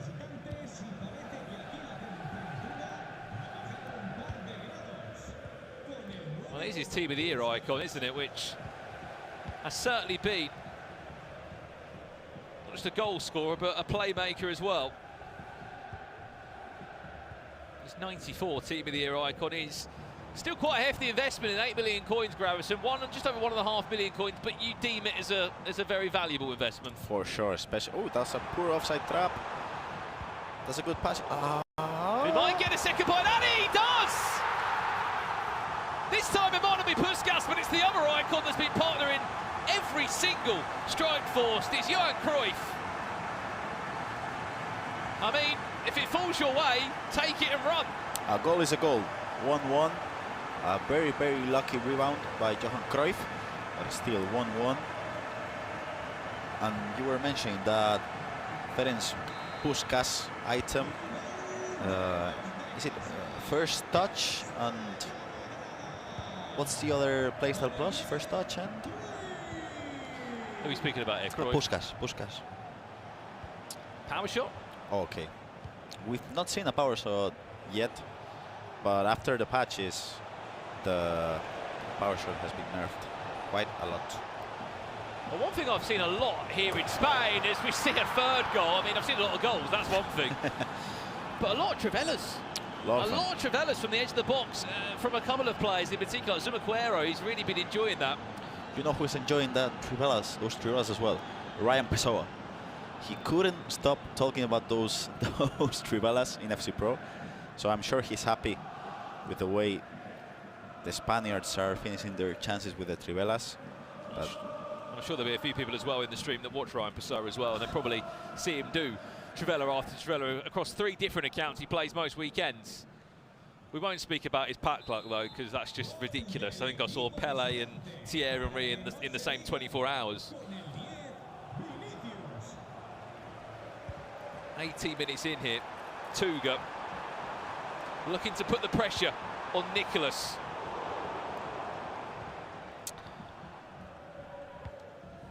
curious to see this specific player that Chechu is using, but not only Chechu. Nicolas is using him as a winger as well, and that's the Luis Rioja. I'm not sure if this is the Champs Mastery one or the Inform one. I would love to have a look at the draft. To be honest, I think I saw him go into one of my SBCs once, Gravison. He's not really featured in the team, to be honest. I'm sure it's probably the Inform one, because it has decent. I mean, it helps out the fact that he plays for Valencia as well, right? Because, as we know in the draft requirement, you know, 3 players from each team. There will be the odd pick that cannot be from Atletico Madrid, Real Madrid, Barcelona. I can confirm for the people at home that is the Inform one, which is just 15,000 coins, but it has 92 pace, 87 shooting stats, 85 passing stats, 90 dribbling stats. So 4-3 weak foot star skills player, and he plays in every single part of the wing with the power shot and the bullet pass as well. So could be a good super sub for the people at home. I think the crazy thing for me in these teams, Gravison, is we've got this budget and you're seeing millions of coins and icons, and still there's the 15, 20k players that just get dropped into these teams. But I guess everyone's in the same sort of boat, really, aren't they? Yeah, yes they are. I would like to ask Nicolas about that Luis Rioja, to see the reason why he's using him. Will probably be because of the cost of the player.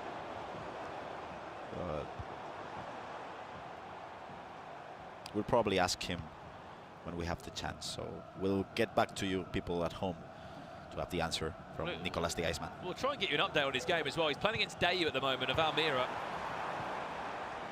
On one of our featured pods here, there could be one that Nicolas could be on for 9 points from 9. That's a great save from Unai Simon.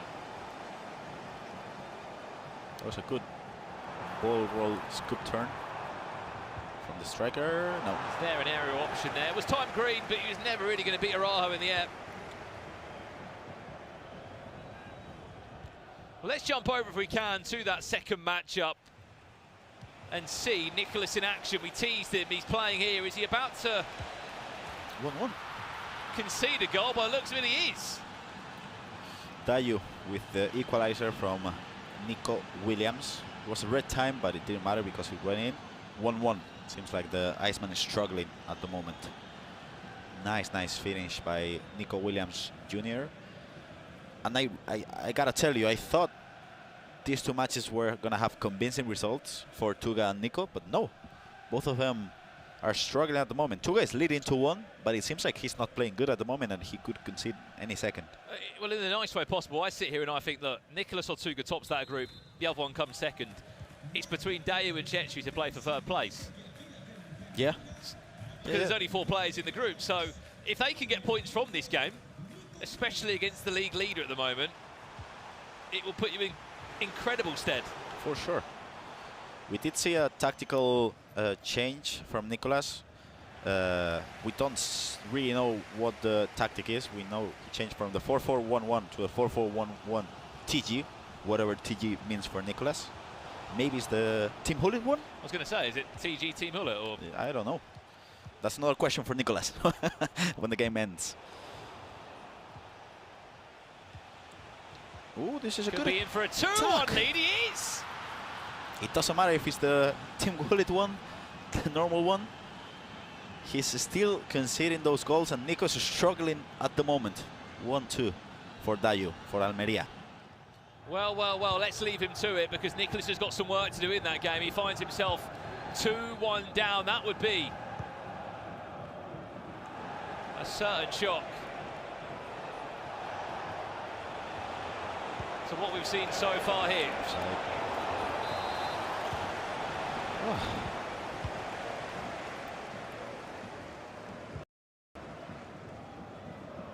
Here's Rioja. He's fast.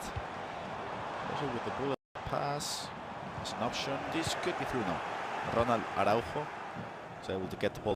Seems like I don't think Córdoba changed anything in this match. Chechu. I feel like he's playing the same way he started playing at the start of the game, but it feels like he's found his rhythm.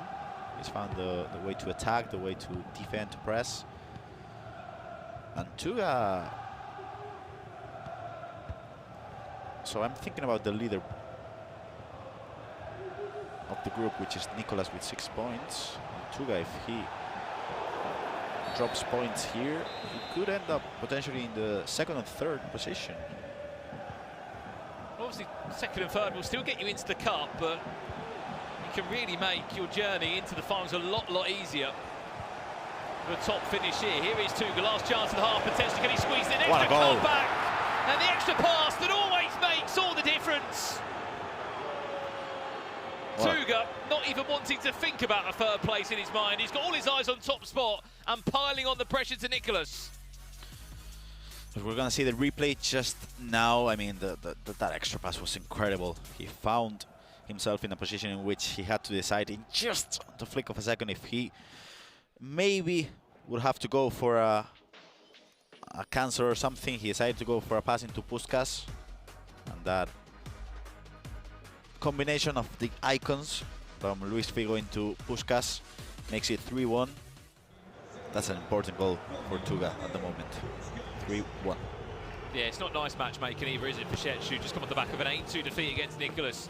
Now has to go into the force of Tuga, who is off the back of an important 3 points in his last game. Both games are in a half-time scenario at the moment. That's Nicolas's game against Almira as well. Last time we saw, he was 2-1 down. He could be on for his 1st defeat, but let's not write him out yet.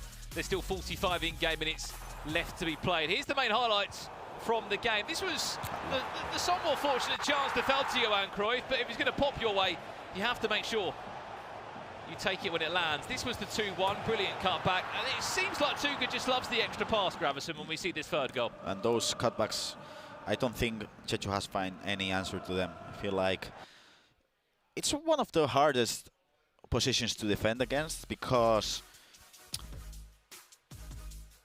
especially when you're using 4-4-1-1 or any formation with two holding midfielders, when the center ones in a normal 4-4-2, 4-4-1-1, they're outside of the box, so you gotta defend manually. And to be honest, for newcomers such as Chechu, it's not easy to defend let's just say a 1-1, 2v2 situation on the byline manually. Of course, Nico is going to be able to defend those. Of course, Tuga is going to be able to defend those, but for Chechu, oh my, that could be clever on Tuga. 2nd by Tati. Make sure that he will make the most of that. If he scored from the original chance, Gravison, that might have been up there for goal of the day. Probably. Really cleverly played from Tuga. Not sure if Sorloth was actually on the pitch during that build-up. It fell back perfectly well there on the edge of the box for an easy tap-in. The main man, Puskás, again, this time with the right foot. But it seems like if you have 2 million coins at home, I'm probably going to go back home on Thursday and try him, because it seems like he's amazing. Who's screaming over there? Sure, was that Dayu? I think that is Dayu. Yeah, or right. It might be the coach.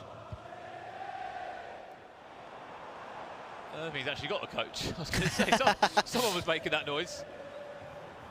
But if so, that could be an unbelievable result there from Almira. Especially off the back of thinking that they've not won a single game. Yeah, they've not won a single game so far. He dropped points to Chechu, losing 4 goals to 3 there.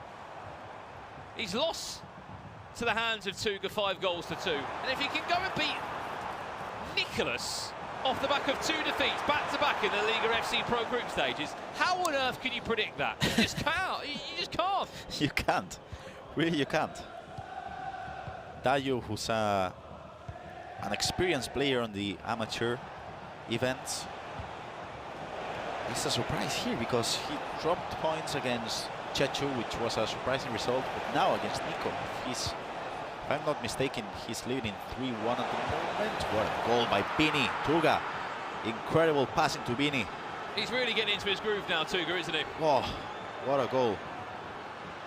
Seems like the cutbacks are working, but now, again, this pass into a striker from a different position. Worked out fine as well. That's a beautiful goal. Let's see the Koke pass into Vini. Oh, beautiful. Beautiful.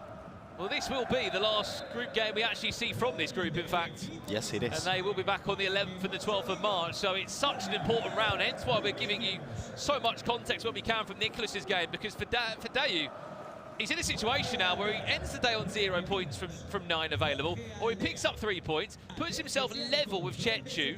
Goal difference might go his way, depending on how this game's currently going, and Chechu has conceded 8 against Nicholas. There's a world here where Dayu might end in 3rd place from group stages, which isn't bad if you've lost your first 2 games, then you go and beat Nicholas. Let's go and check into it now.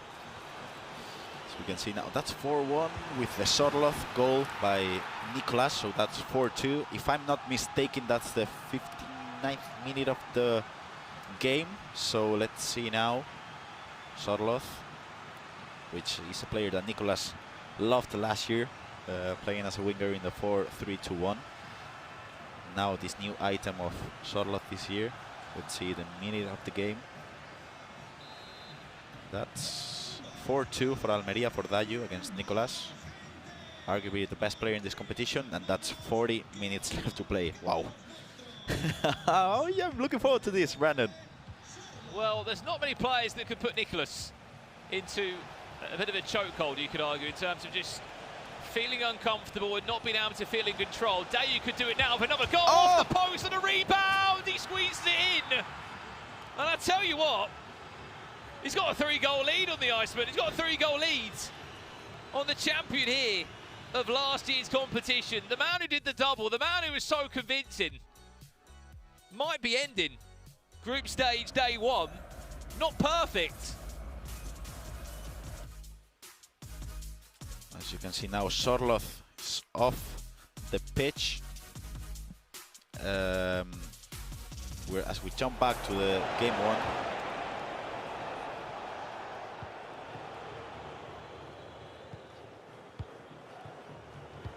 As you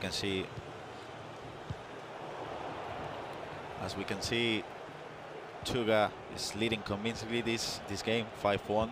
It feels like he's holding the game. This was what I was asking of Raoni just a few minutes ago. You're leading game 5-1, you're winning convincingly. You don't have to rush the attack, you know? Tuga is able to do that fairly good. He's leading 5-1 as we jump back to game 2. Yeah, we'll leave Tuga to it because it looks like he's going to be on his way to a second win here in the group stages. I think Nicholas's goal difference still would be strong enough to ensure he remains top of the table. But there is also 13 game minutes left here.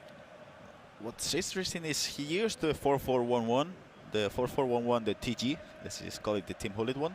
Now he's changed into, he was using 4-4-2 with Sorloth, and now he changed to the 4-2-1-3. So he's used 4 different formation and tactics, but still, he's not played good enough to beat Dayu and Almeria. This could be good.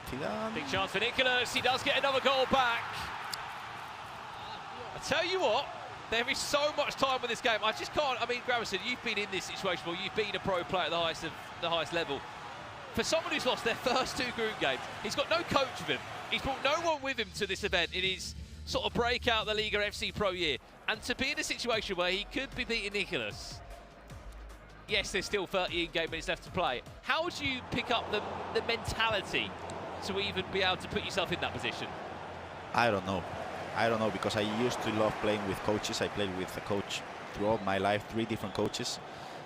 I feel like when I played on my own, I just completely lost my mind. I couldn't concentrate, I couldn't compete as I should, but it feels like Dayu doesn't care about playing with someone besides him, because 5-3 at the moment, and I feel like those are the key moments in which if you have someone besides you, it can tell you what to change, where to pass the ball to just find yourself with the correct rhythm of the game. Because if not, if you keep attacking, you're going to give Nicholas the chance to attack and be able to score more goals. Well then, Nicholas, back to you, my friend. 28 in-game minutes away. How do you just manage this situation, Gravison? Because the obvious answer is you need to score again against Nicholas. A 2-goal cushion is not safe. Maybe even a 3-goal cushion isn't safe. Recycles that one so well. That was close. That was really, really close from Valverde. But again, the precision shooting was just a bit. Did he play that well? Was it the right idea to go back? Should he have trusted the shot when he had the one-on-one against the goalkeeper? I don't think he meant the ball to go to Valverde. I think he meant the ball to go to Figo or to Vini. But ooh, that's a good pass, Vini. I'll tell you what, it might fall kindly. What a tackle that is at the back. But now you got to defend against the 4-2-1-3 with 4 players on the counter-attack, which is hard. That's a beautiful pass into Zidane. Through ball. Zidane stopped in his tracks there, just as enough at the back. Araujo has been the hero down both ends. One thing about Dayu, he's attacking. He doesn't care about holding the ball. He's attacking the 4-2-3-1. The white version of it, and he could be through for another goal. He is playing some liquid football right now, is Dayu. And he's not sitting on this result against Nicolas, is he, by any means? He wants another goal. He's still attacking. Look for the cross, Butragueño. Pulling Nicolas apart all over the place, trying to make it as difficult as ever.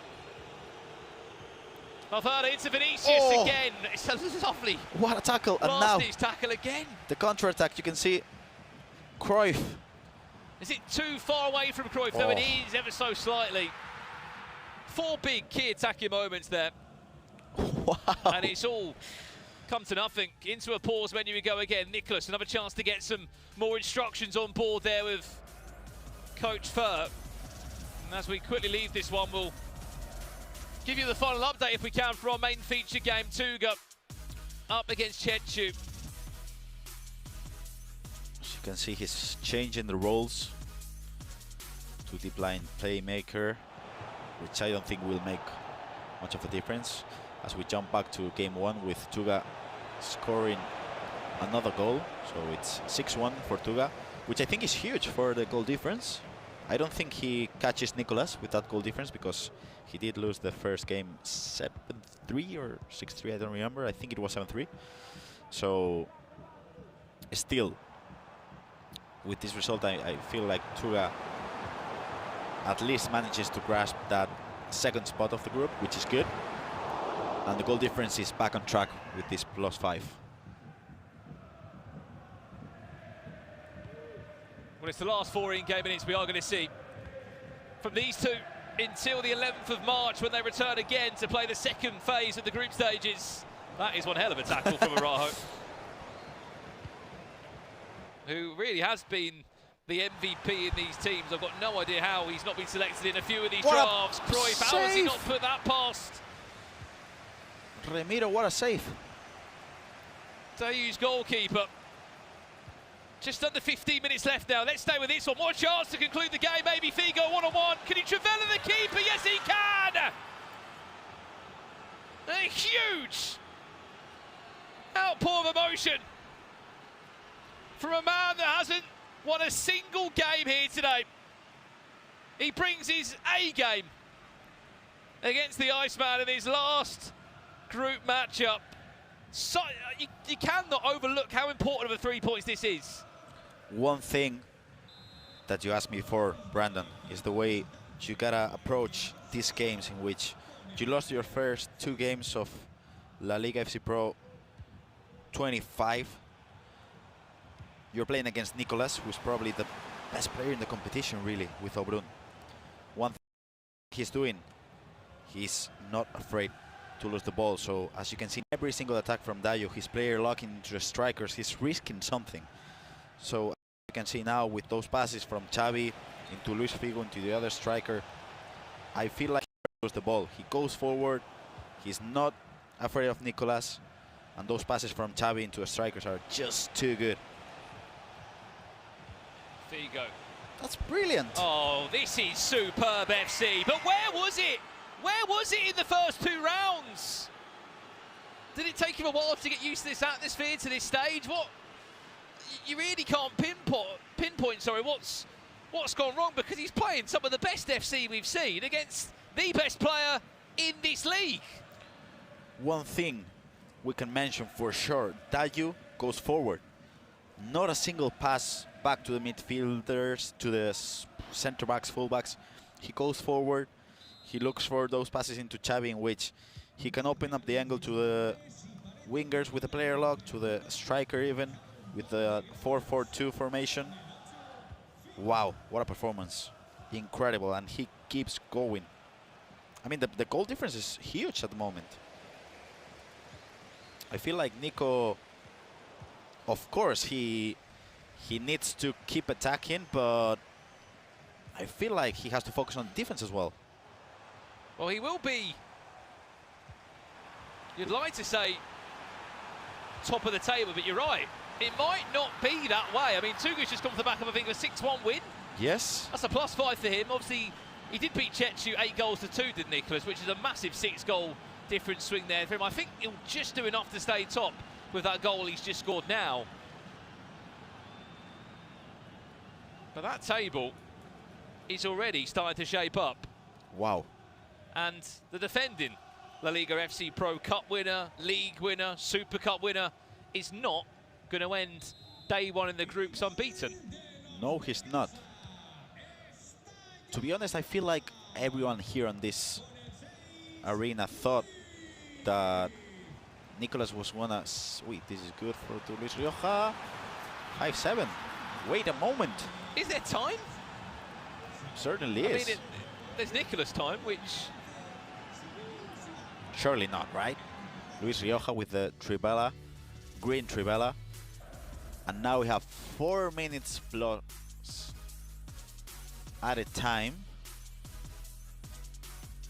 I mean, and that's 2 goals. I mean, how are you seeing this game out if you're on the shoes of Dayu?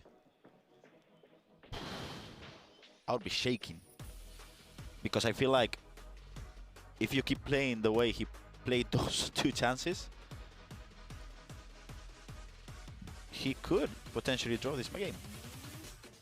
Well then, let's see this one again on the replay if we can. Zidane with a beautiful Trivela to a near post. Figo with another Trivela. I think like that's a theme today, right? Yeah, lots of Trivelas, hasn't there been? This one was just a finesse from Luis Figo to make it 7-3 with 10 minutes left to play. Not the most popular icon of choice in a lot of teams as well, Luis Figo, Gravison. He lost the ball again. I'll tell you what, Nicolas, if you could pull out a 7-7 here, this would be remarkable. Surely not. 2 minutes already gone. He's got 2 minutes plus additional time. He gets the goal now. We're into a really difficult last few minutes. I think that tackle there will do enough to ensure that Dayu will get his first 3 points here in the LALIGA FC Pro of Almira.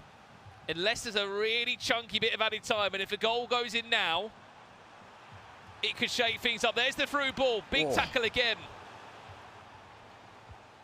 And I'm confident to say this time, Gravison, that Dayu has picked up 3 points, and it'll be the biggest 3 points ever in this Group E, because he was on 0 points coming into this game. He was rock bottom of the group. With this result here, it will put him third on goal difference. Incredible. Who would have thought? Not me.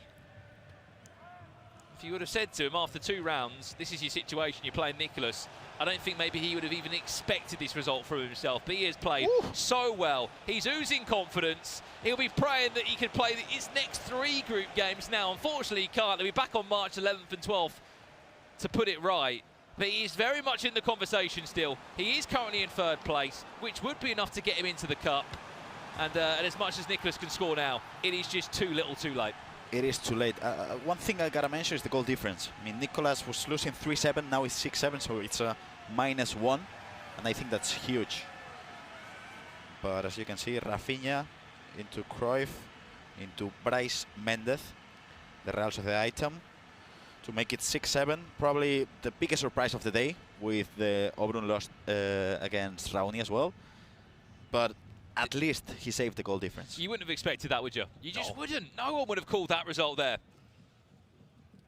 And it goes to show how important it is, Gravison, to have a 2 or 3 goal lead against Nicolas. Because he's always going to come back. He's always going to come back at you with an answer. Full-time result there. Massive, massive 3 points from what was a crazy 13-goal thriller there in the LALIGA FC Pro. That is Group E concluded. One of our smaller groups here with just 4 players in it. As it currently looks, Nicolas should be top, although he just lost. Tuga in 2nd, Dayu in 3rd. And then, of course, bottom of the table will be Chechu. Yes, he's on 3 points, but the goal difference swing was not good enough, especially in that game when he lost 8-2 to Nicholas. I feel like the group was going to be so much different at the start of the day. I thought it was going to be Nicholas 9, Tuga 6, and then probably 1-1, something like that. 6-6, 3-3. I mean, it's all to play in the week 2. So Nico and Tuga are not through yet. No, absolutely. Again, only 4 groups have concluded here. We've still got, of course, 4 more to play tomorrow as well. Still so much action to get through as round 6 concludes. But before we do that, let's check in with Richard Buckley and Ryan Pessoa, who are going to break down some of the stuff we've seen here. Ding, ding, ding. Checking in to the draft screen. Big results. And it's quite surprising, really, when you look at what's been happening and how the games are progressing. We're going to take a deeper dive into Group D, and in particular with another Portuguese player, not Tuga, but D. Fernandes, because some of his goals need breaking down, Ryan. Super impressive, the intangibles that he's throwing up. Yeah, absolutely. I think for this first clip anyway, I want to hammer down how important it is to trigger runs. You'll see here, De Jong, the player that's been triggered, you can see it from the arm pointing out. It's so important to give your opponent something to think about. And of course, over here as well, the player lock into Puskas with D. Fernandes. Different aspects and mechanics in the game that are very, very important. For people at home, what's the input to make that player run It's just when, well, if he's in possession with De Jong, you hold L1 and then you press X, so it forces him to run off the ball. You're drawing it perfectly. L1. It's decent handwriting, Rich. Thank you. It's not bad. That's what you want to be pressing. You want to be tapping L1. Any input on the right stick or just straight? None. The left stick. When you tap L1, if their player is off of the ball, you need to aim the left stick to that desired player to make the run. You can make a lot of players run off of the ball on FC25. The clip will play out here, and it's just great build-up play. The driven pass into the box, the turn with Cruyff, and the shot across the face of goal. That was the first goal that we're going to analyse from D. Fernandes. There were quite a few goals in this game. We're going to take a look at goal number 2. Again, the play lock. You see it, it's already hovering over Puskas, so the intention is there straight off the bat. And we're going to play this one a little bit slower, so you can already see there. So he's hit the player lock into Johan Cruyff. Again, people at home, what's the inputs that you want to be pressing there? You have to click the left and the right analog stick at the same time, and then you flick the right analog stick to the desired player. I'm liking the handwriting, which different aspect to the show. Why not? So you want to press L3 and R3 together? Yes. That's at the same time? You have to click them together, and you can see here the player in selection is Cruyff. Now, the one thing which comes with player lock, you don't have to play the pass. You can use it as a decoy, and you'll see here in the clip, I just want to highlight Rudiger. He's completely stopped in his tracks here. So the momentum in terms of running forward there, if we wanted to track, you don't know if he's going to go in here, you don't know if he's actually going to fake it or play the pass. You have to respect it. And as the clip will progress, we'll see it now. It was a faked pass. The pass comes through afterwards, and the composure here is phenomenal. I just want to roll that back really, really slowly. Because if we stop it, not even there. Another triggered run. The player who's actually gone to score the goal isn't even in the picture. Exactly. Right now, you've got this defender here that's sort of marking that space. You've got this defender, this one, and then the player that he's actually selecting. It's a 4 versus 1, really, in this area of the pitch. But what he does, again, with that triggering run, with that player making the run, he triggers it, taps L1, and that space there just opens up for it. Yeah, it's a magical triggered run there, just because, as you mentioned, the space gets occupied by the onrushing attacker. It gives your opponent something to think about. And I think you it's very harsh, because I would say you need to track all runs, but it's impossible. When your opponent is triggering 2, 3 runs, their play lock cancelling, you also have to be aware that it's Cruyff in possession in the box. That's a danger player as well. Could have been a reverse Elastico coming, could have been a skill move. It could have been anything. So it was very, very well worked there from D. Fernandes. Before we throw back to the desk, very, very quick comment from you, Ryan. Surprised by what you just saw there with Nicholas? Yeah, I could have put my house on Nicholas winning the game. I feel as if the tough game on paper would have been Tuga, and he overcame that today. To lose that game is going to be tough for him, and it gives Tuga and the other players as well a lifeline, and to show them that he is beatable. Yeah, big movements as we draw towards the back end of the day. I'm really looking forward to getting back in that commentary position, getting in that booth and guiding you through what is coming up very soon indeed. But the man that we just spoke about, D. Fernandes, is at the commentary position right now with Nicole, Brandon and Grav. Thank you so much, guys. Yes, we are with the man himself, D. Fernandes, who has had a very good day so far. 2 wins and 1 draw. How have you what have you thought of your own performances so far today? Pues en el día de hoy has jugado muy bien hasta el momento, sobre todo 2 victorias y un empate, ¿Cómo piensas que has jugado y qué tal estás de contento con tu performance hasta el día de hoy?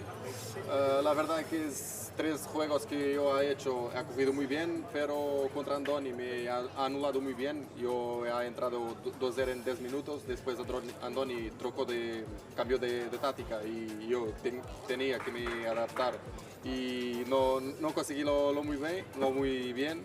Después los dos y los restantes juegos fui a hacer mi juego y leerlo, que es muy eficiente, y ahora falta el juego contra Daniel y tengo que tener una victoria. I feel like I played really well in those 3 matches. I'm a bit maybe hard on myself with the game against Andoni because I did start playing really well against Andoni with 2 goals in the first 10 minutes. But then he changed formation and I couldn't adapt to the game, and I'm a bit hard on myself with that. But the main thing is now 1 game left against Danny Hulk, and I gotta win the game if I have to be at the top of the group. My question would be, Di Fernandez, he was so good last year. You know, top 4 consistently across the boards. How are you feeling this year coming in? You set quite a high bar for yourself of expectations. Can you beat that this year? El año pasado hiciste top 4 en Copa y en las finales, o sea que el año pasado jugaste muy bien. Este año la gente aquí espera, y Brandon espera también, que más o menos rindas al mismo nivel. ¿Sientes que tienes esa expectación de rendir al mismo nivel o quieres todavía jugar mejor que el año pasado? Yo no pienso mucho en eso, era juego a juego y después yo intento, obvio que mi objetivo era ganar la liga para clasificar el mundial, que es mi principal objetivo, mas yo pienso juego a juego y partido a partido para ver cómo acabo. I don't have those expectations on my shoulders. I feel like my mentality is go just game each time. And I feel like obviously last year top 4 was a good result, but I wanted to win the whole thing to have that World Championship spot. So for me, the main thing this year is go with game by game and obviously go for that World Championship spot as well. And lastly, my question to you, Fernandez. Can you explain to us what happened in the game against Andoni tactically, the way he changed formation and stuff? Español.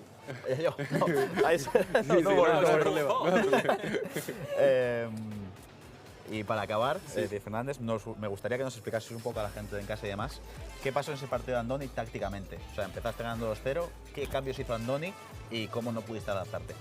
Andoni ha comenzado creo que 4-4-1, 4-4-1-1, después ha cambiado para 4-2-1-3 y Andoni tenía la profundidad mucho más alta y el lateral se ha colado a mis extremos y yo me ha echado mi juego y tenía que dar más, por ejemplo, explorar lo medio centro para cambiar los puntas, mas yo no conseguí hacer eso y ahora era mejorar contra Daniel y hacer la victoria.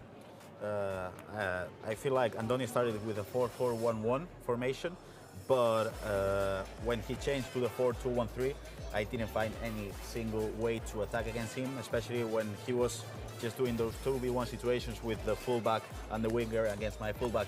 I feel like I couldn't reply with anything.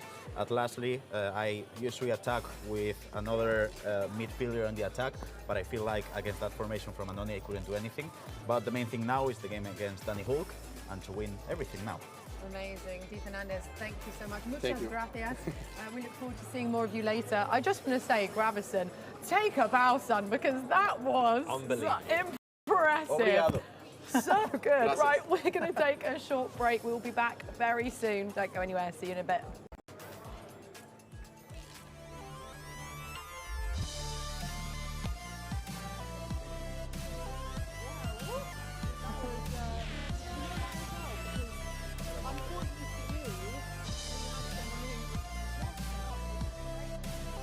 Ya los tienes.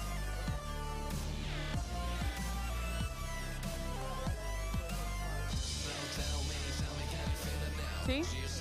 Vale, pues este es el momento para hacerle el cambio a Brandon. Ya les están haciendo el cambio de micrófono.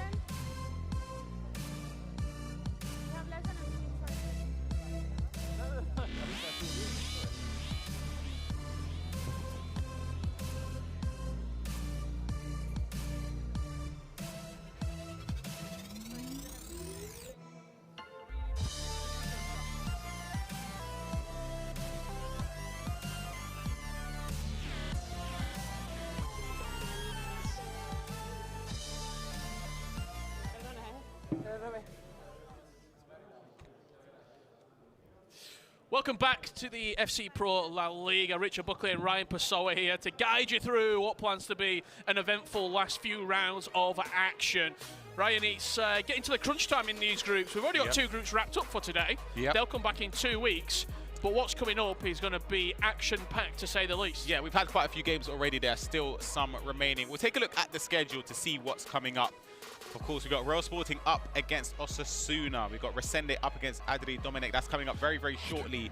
And a couple games you can see there remaining for today. As you said, though, the groups are starting to take shape. You're starting to see some players pull away, some players not start off extremely well. But the key thing to mention, they're still match week number 2. So they can still bounce back and pick up their performances. Yeah, and what's coming up? Resende, the Brazilian, 2 wins from 2 so far. He's got 2 matches remaining for today. If he hears some Vamosas, that is because he will have scored a goal. On the other side of the stage, Osasuna and Adri Dominic will be looking to put an end to that winning form so far. Yeah, he's had a decent start so far. 1 win, 1 loss. You can't... I'm about to say, what you're expecting from this game?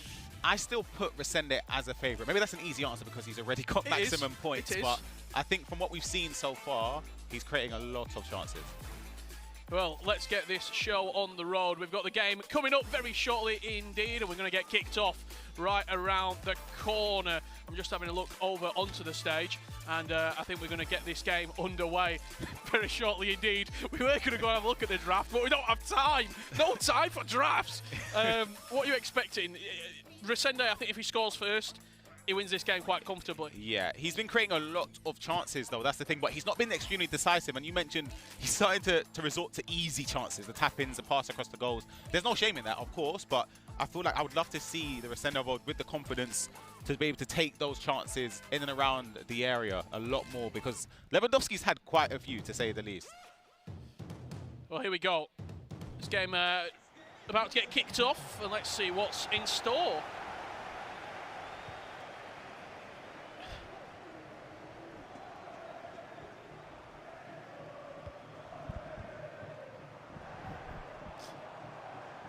So we're Sporting kicking off from left to right for Resende. Osasuna from right to left, Adri Dominic.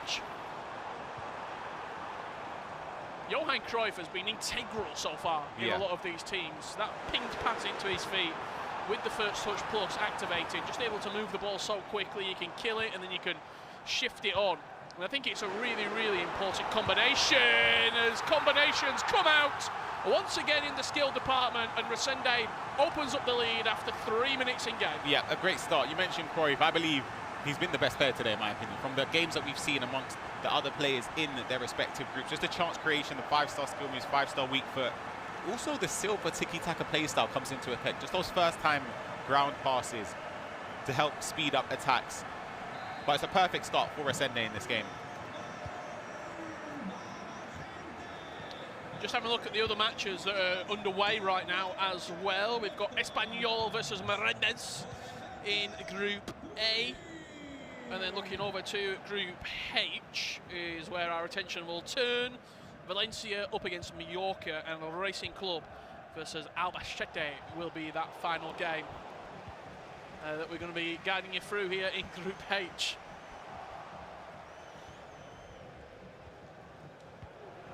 We said if it was first goal, first blood for Resende, that this could get nasty.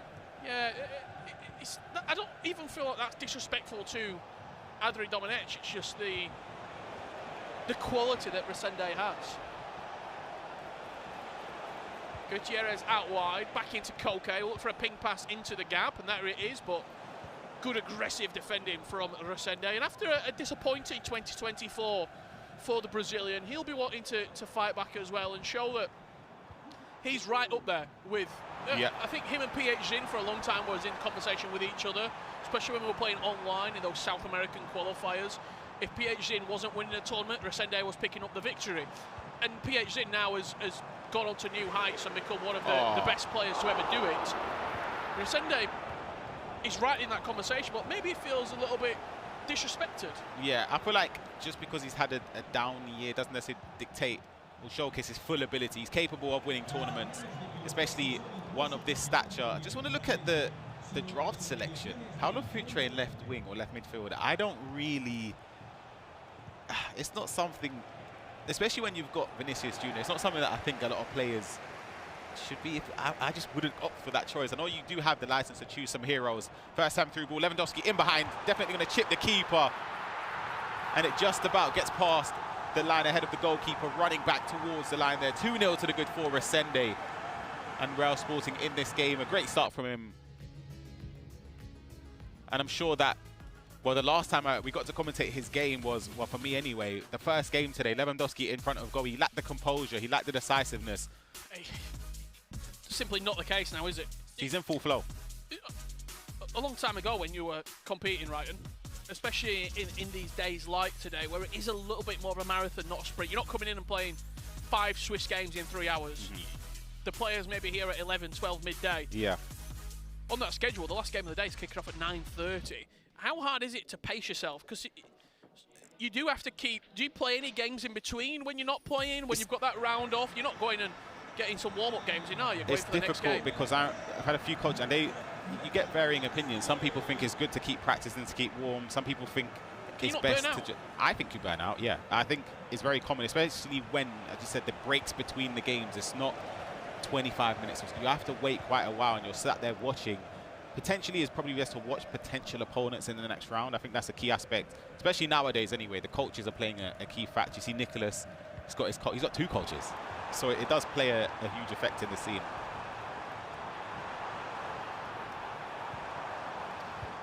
Yeah, we're going to ask what was West Hansel like during those coaching days.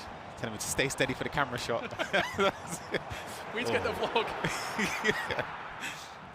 Start 0-2 and then go 3-2 and you can get some good footage. That's 3-0 Resende. You might think that we're not really talking about the gameplay too much, but it's been one-way traffic.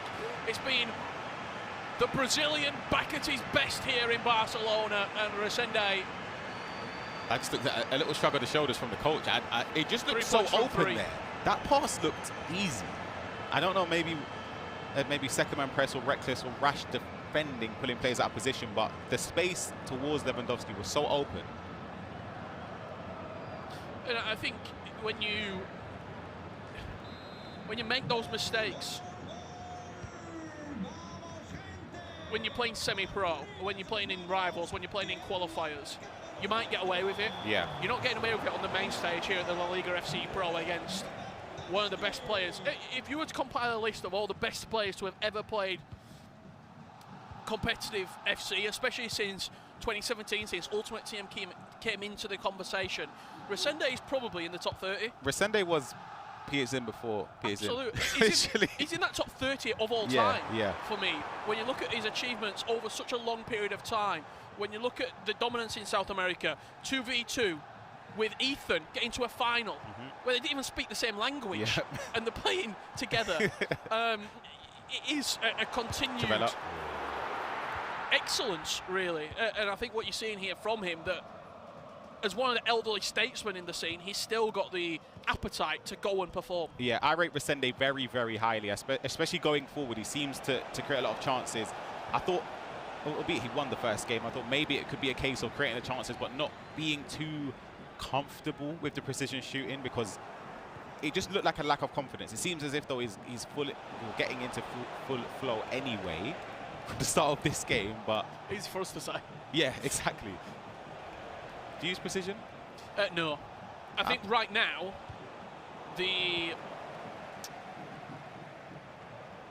how strong assisted shooting is. I don't think it's worth I agree with you. the precision shooting risk, especially. I think if you are an aspiring pro, you have to have it on. You have to use it. You have to get used to it. But for even like good players who are playing rivals and champs and not wanting to compete in the FC Pro scene, I don't think there's the upside in which precision shooting has right now in the current game. Before the patch, I think you had it on and you got something out of it. Right now, the near post shots aren't going to go in on precision or unassisted. Travellas and finesse shots, I think, are going in regardless, and it's not worth the risk. Yeah. In those tight one-on-ones, I had it a lot on precision from like when the ball would rebound into the box and I wouldn't remember, and I'd accidentally put it wide. Assisted, I'm getting the luxury of the shooting. Let us know in the chat actually. Do you play on assisted or precision shooting? I've got the chat open right now, and I can see what you're saying. I think the chip was actually the good choice there from Resende and Griezmann.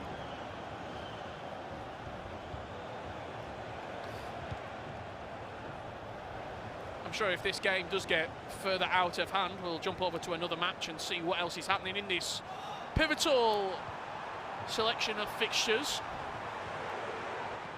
Every time I've looked up at this game, Resende's been in possession. I think whenever Adri does get possession back, sometimes when you're playing against someone that's keeping the fair share of the ball, it's very easy to rush your attacks when you do get it. We've got a few people coming in actually giving their opinion. Yep. As you know, we are a very interactive show and we'll continue that conversation online. Ponytail Glory saying precision. That's a great save. Someone saying precision, but you make a good argument. Thank you very much. That's back corner. Stung the hands of the goalkeeper. For a casual player, there's no way I'd be using precision. Danny King saying assisted. Someone saying precision solos. What's that? That's a shot. Okay. But I think, obviously, the audience that we are talking to right now as well, a lot of hardcore players, will be wanting to get the best out of the game. Just, if you've played on precision for a long time, just go back onto assisted and see if you feel a difference. I played on precision for a few months, went back to assisted after the update, and I haven't gone back. Great chip there, just that's about precise. Onside. Yeah, just about onside there. Puskas gets a goal back in the game. He's had 2 chances there in a row for Adri. Makes a second one count. It's game on though. Can't really count out any competitor when there's 9-minute halves.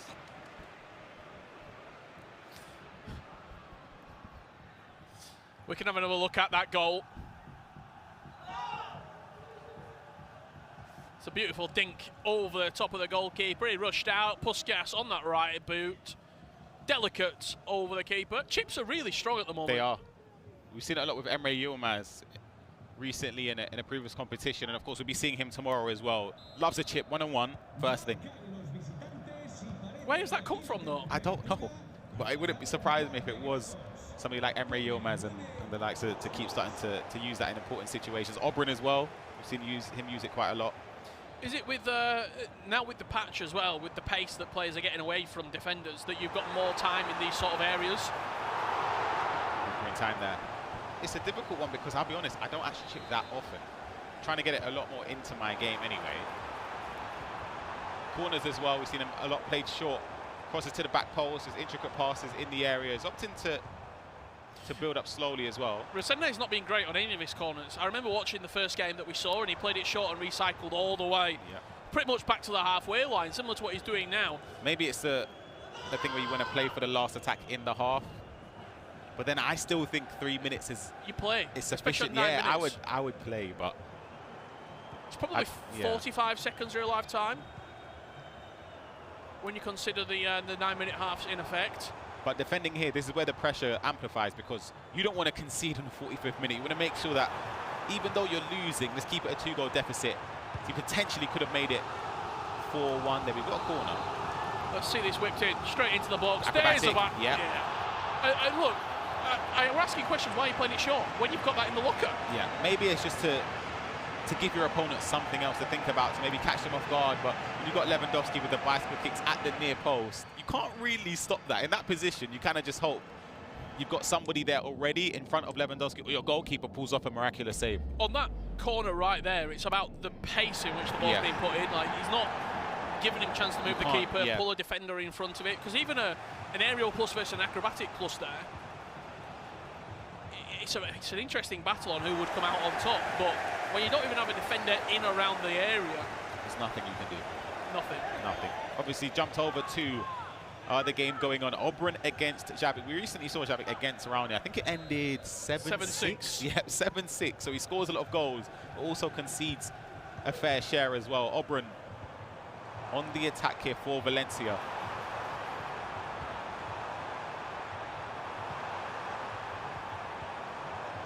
So lucky. That build-up play was lovely there from Obrun. I thought a shot would have gone in, or maybe the player like across the box there.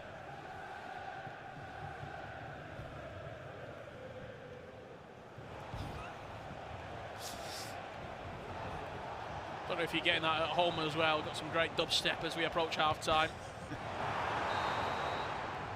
And that will do us for the first 45 minutes here between Obrun and Javik. It's not been as easy as you would have assumed today for Obrun. The thing that surprises me was the start from Obrun. I think there's a way in which we've seen Obrun lose, but we never really see it by that much or that convincing a margin.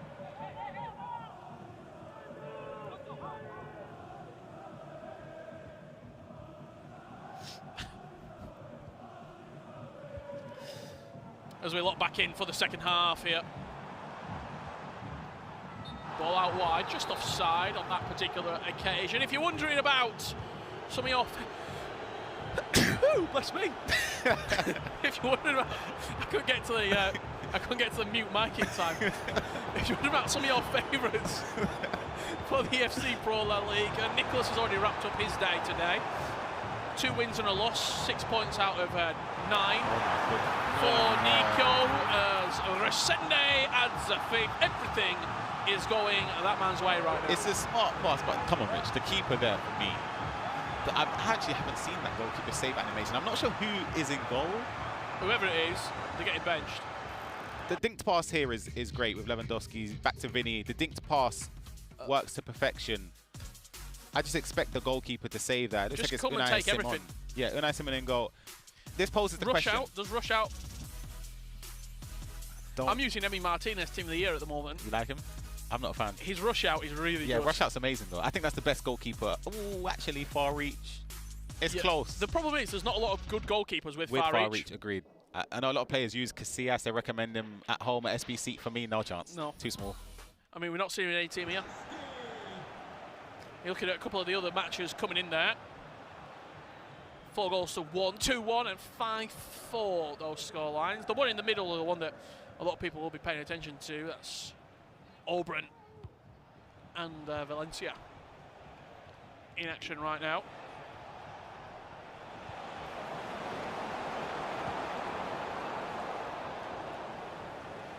Courtois in goal. That's the question I was going to ask just before it went into the small break there.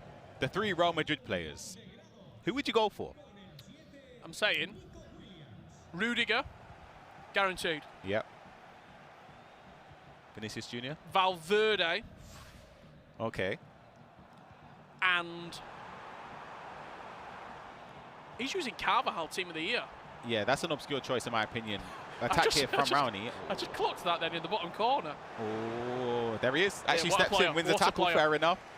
Chris has been scoring so many goals today. He has. And he's been also conceding quite a lot. Yeah. And it's probably because we're using team of the year Carvajal and a right back. Yeah, I'm not sure on Vinny Jr. I think there's a lot of good attackers in the EA Sports La Liga that I don't know if you can get away with not using Vinny. Whereas Courtois, Rudiger and Valverde are all best in class in their particular position. See Butragueno linking up with Johan Cruyff leading the line. Just taking a look at the previous games for Polychris. He scored 16 goals in the first 2 games. He's got 5 now, so 21 goals in almost 3 full games. Yeah, and if you don't know too much about Polychris, he's a creator as well, and I got to see a lot of his gameplay when he was competing in the Wiki Wednesday tournament throughout last summer, when he was aiming to get an all-expenses-paid trip to Jönköping in Sweden. It's part of our series that we are running. He finished in the top 8, did the Spaniard. That's a free kick on the edge, but the referee plays on, and an emphatic finish at the near post for Chris. That's a massive, massive goal. It's fortunate, in my opinion, there, but it's very important because if he wins this game, he'll be the only player undefeated in this group, taking away the unbeaten record of Rowney. So that's an important goal in the game. I believe that would put him actually top based on goal difference as well. If you're wondering, well, how do we find out who it is who's going through? We come back in a couple of weeks' time to round out these groups. The top seed in every group progresses straight in to the FC Pro La Liga finals. That's where €250,000 is on the line. As for 2nd and 3rd place in every group, they will be going straight through into the Cup, joining the 1st place seed, meaning 24 players will continue their FC Pro La Liga journey. It was a great skill move there from Resende. Let's see what else is happening, Ryan, as we jump around, as Oberyn and Valencia are our next game to draw some attention to. But there has been a goal. Nice build-up inside the box, 1-2s. If I was to guess, I would say that's Oberyn. Yep.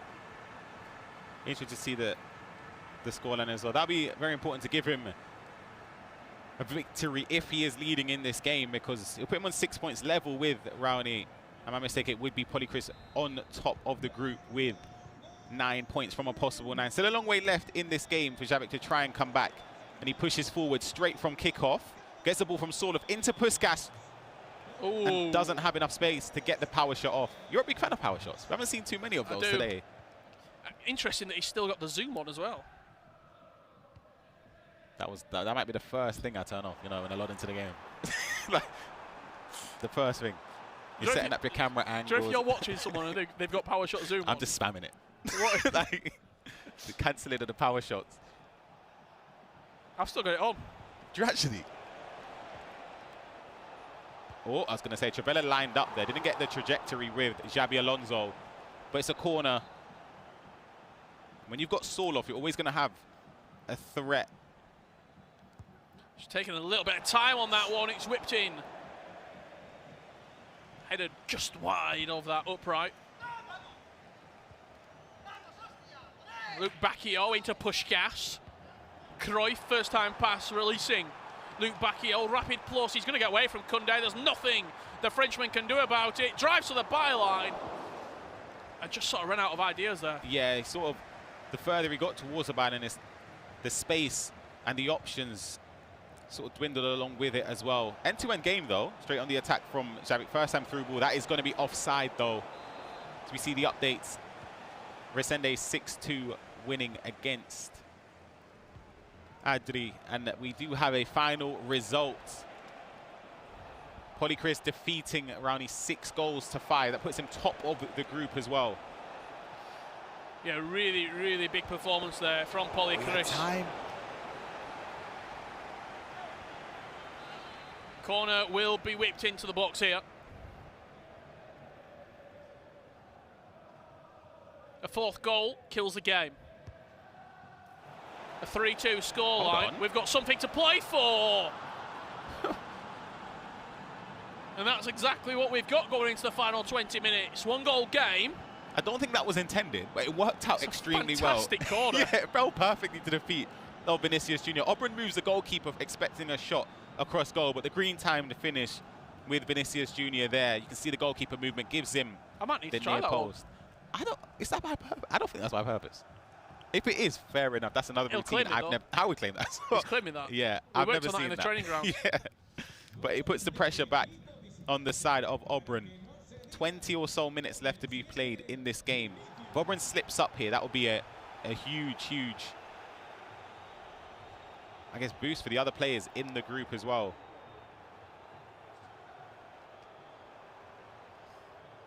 What do you think it is with Oberon potentially not performing up to the standards we've seen him? Do you think it's maybe because he's got a World Championship spot already, or do you think it's a different league, he feels the pressure, or? I think a combination of everything. It's very hard sometimes to also get used to a new surrounding. As you get used to coming here, probably flown in. I would say maybe even yesterday. A lot of other players, especially the Spanish players, are driving up or getting the train. Just a combination of factors that haven't really gone for him, but that's also not an excuse, because Resende is on the stage right now and he's picked up 9 points from 9.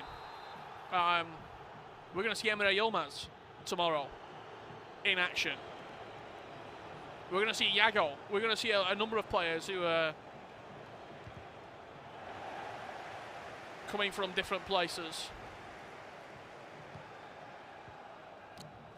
But it's just not being crisp, I think is the best way to say it for Oberon. Yeah, and even then he had a 3v3. I feel as if he took a touch and turned down, it would have been a huge opportunity to push forward for another attack instead of the first time through ball. But it's very easy to say that because Oberon, of course, creates and scores a lot of opportunities from those first time passes over the top.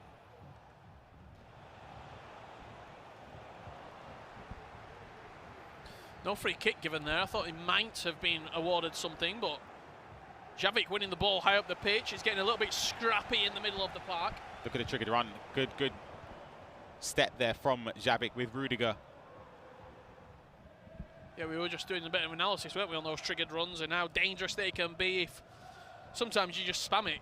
You send 3 or 4 players off on runs and it's almost impossible to defend which one you're going to go for. Yeah, because you do have to respect the run, but you also have to acknowledge the player in possession poses a huge threat as well, whether it's a pass or a trivela or a finesse shot or anything.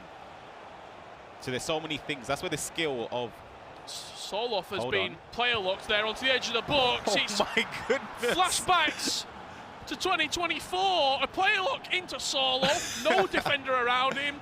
He simply heads the ball down. And Javik's back in the game. It felt as if time stopped when the ball was floating. I thought, wait a second. that seems awfully familiar. Soloff knocking it down there. And we're now 3 goals apiece in this group. I mean, he doesn't have an aerial plus defender. No. And he could.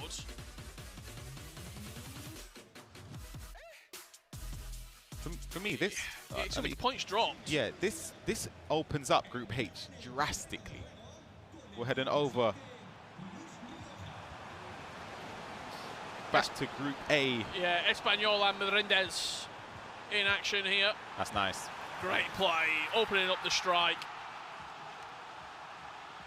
It's third 22 with it.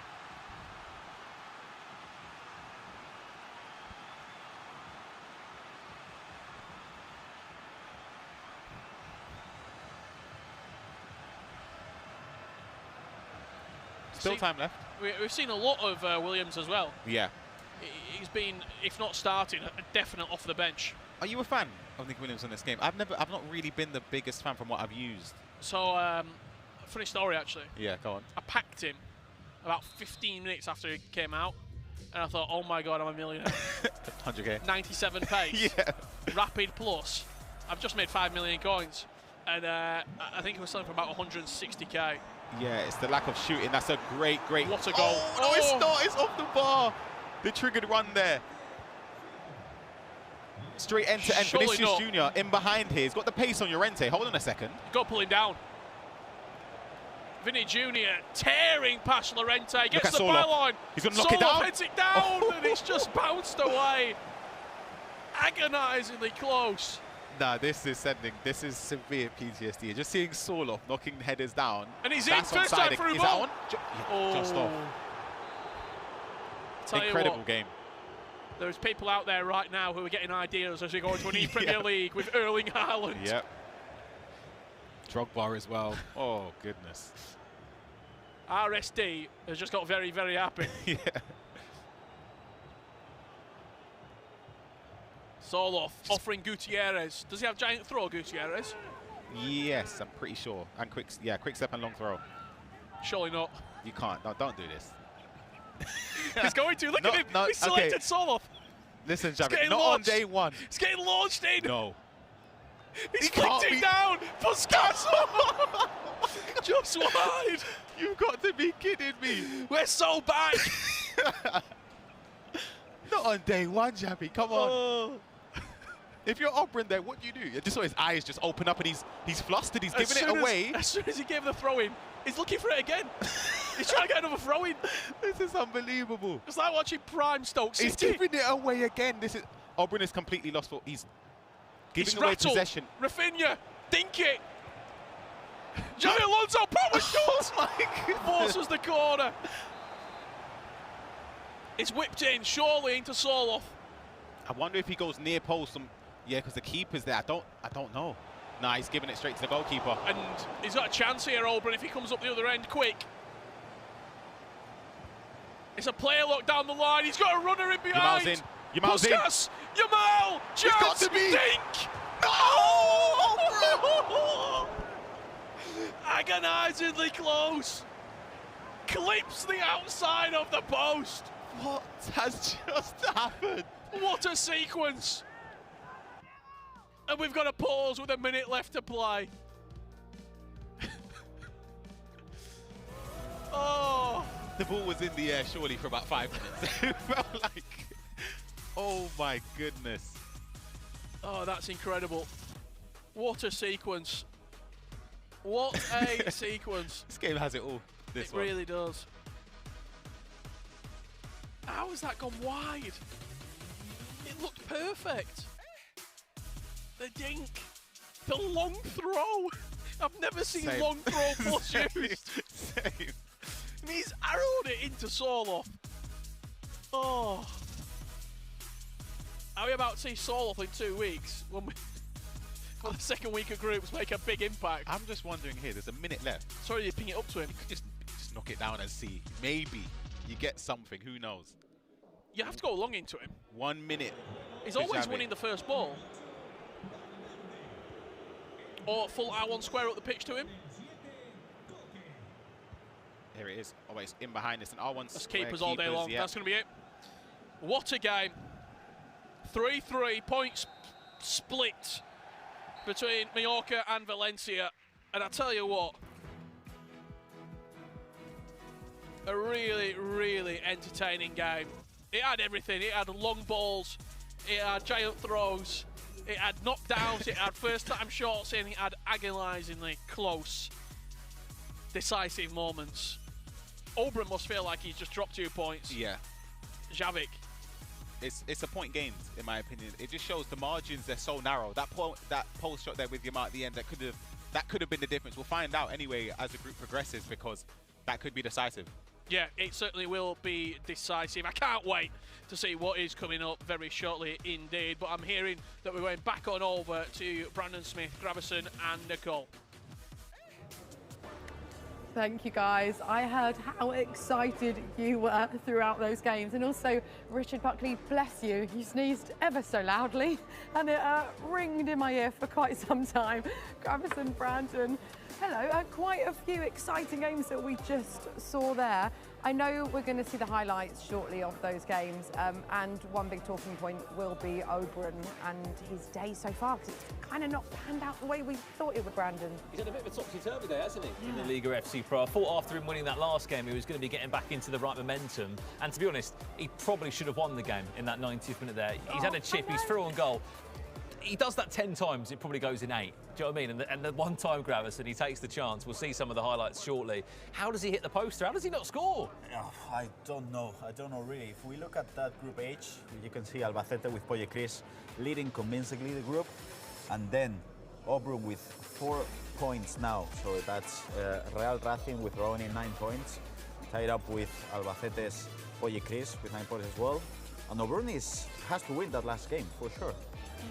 Can we just say as well, Nicole, how good's Resende been as well today? So incredible. First time playing in an actual FC Pro League, first time coming over from South America to get involved in the biggest league in Europe, and he has been absolutely incredible. I mean, we can see the highlights from his game right now on screen. We were speaking to him earlier on in the show, weren't we? And he was saying, you know, I think he was being quite modest, and he probably didn't want to get too excited or hype himself up too much, right? But he seemed to be pretty confident, and he seemed to kind of have had his head in the game, and he wasn't getting caught up in all of the cameras and the lights and everything. And you can kind of see it here in his performance. I mean, that speaks confidence there, Gravison, if he's scoring bicycle kicks.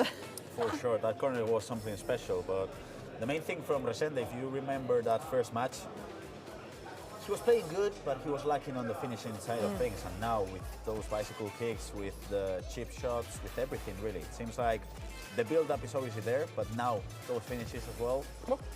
Player of the day. I mean, he came into this 2 wins from 2, so this will be third. He'll be absolutely thrilled, won't he, with how he's performed and how the day's gone for him so far, Brandon? No, absolutely. He couldn't have asked for much more. This game, though, was really end-to-end between the two of them.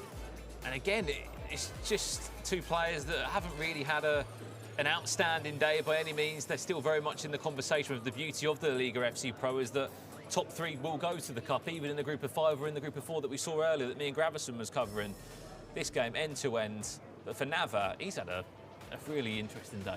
Yeah, for sure. I mean, Nava, to be honest, he should have at least get a few points more with the way he was playing, I think, especially in that game against Tundi. But one thing he didn't do was give up, because in this match, I would say Fer was cruising throughout that first half, but then Nava kept scoring goals, and at the end, it was a tight result. As you can see in this last kick of the game, Puskas to Cruyff, beautiful finish, and he gets 1 point, 5-5. 5-5. Fer kind of needs to do a bit more, doesn't he, if he wants to see anything from this tournament, Brandon?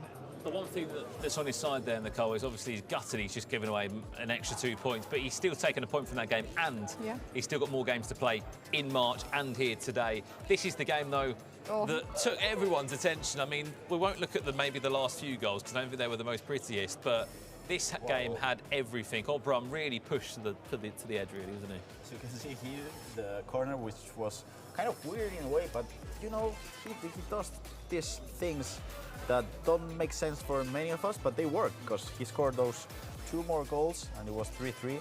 And Chapik got a point away from Obram, which was a thing that we didn't expect. He'll be pretty happy with that, won't he? And this is the last game highlights. Real Racing Club versus Albacete, Rani versus Polychris. This was a good game as well, guys, wasn't it?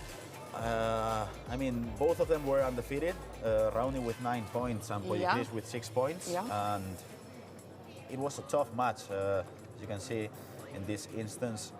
Rauni was able to come back in the game a few times, but at the end, Polychris got the win, and he's undefeated throughout the day. I was across the other side of the room, and I heard Polychris' celebrations. He was absolutely buzzing after that game. Right, we can have a look here at what is coming up, the schedule.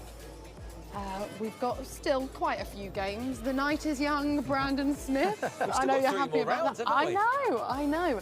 And who knows what else might happen, but it's been, I mean, full of a few surprises. I'd say Oberon's probably been the biggest surprise, I suppose not in the most positive way so far, but it's still all to play for, isn't it? It is, I'd say, surprise in terms of we expected more from him. A lot more from him, more points on the board especially. Yeah, he might have dropped a game in there, but not to drop 2 games so far. But I'd say the biggest result is still that Nicholas one. The way that Dayu somehow beat Nicholas and put himself third from bottom when he got 0 points from his first 2 games, then goes and beats the defending champion. I know, we've not been able to speak about that yet, the 3 of us, but I was so surprised, and I felt a bit bad because we'd just spoken to Nicholas here, hadn't we?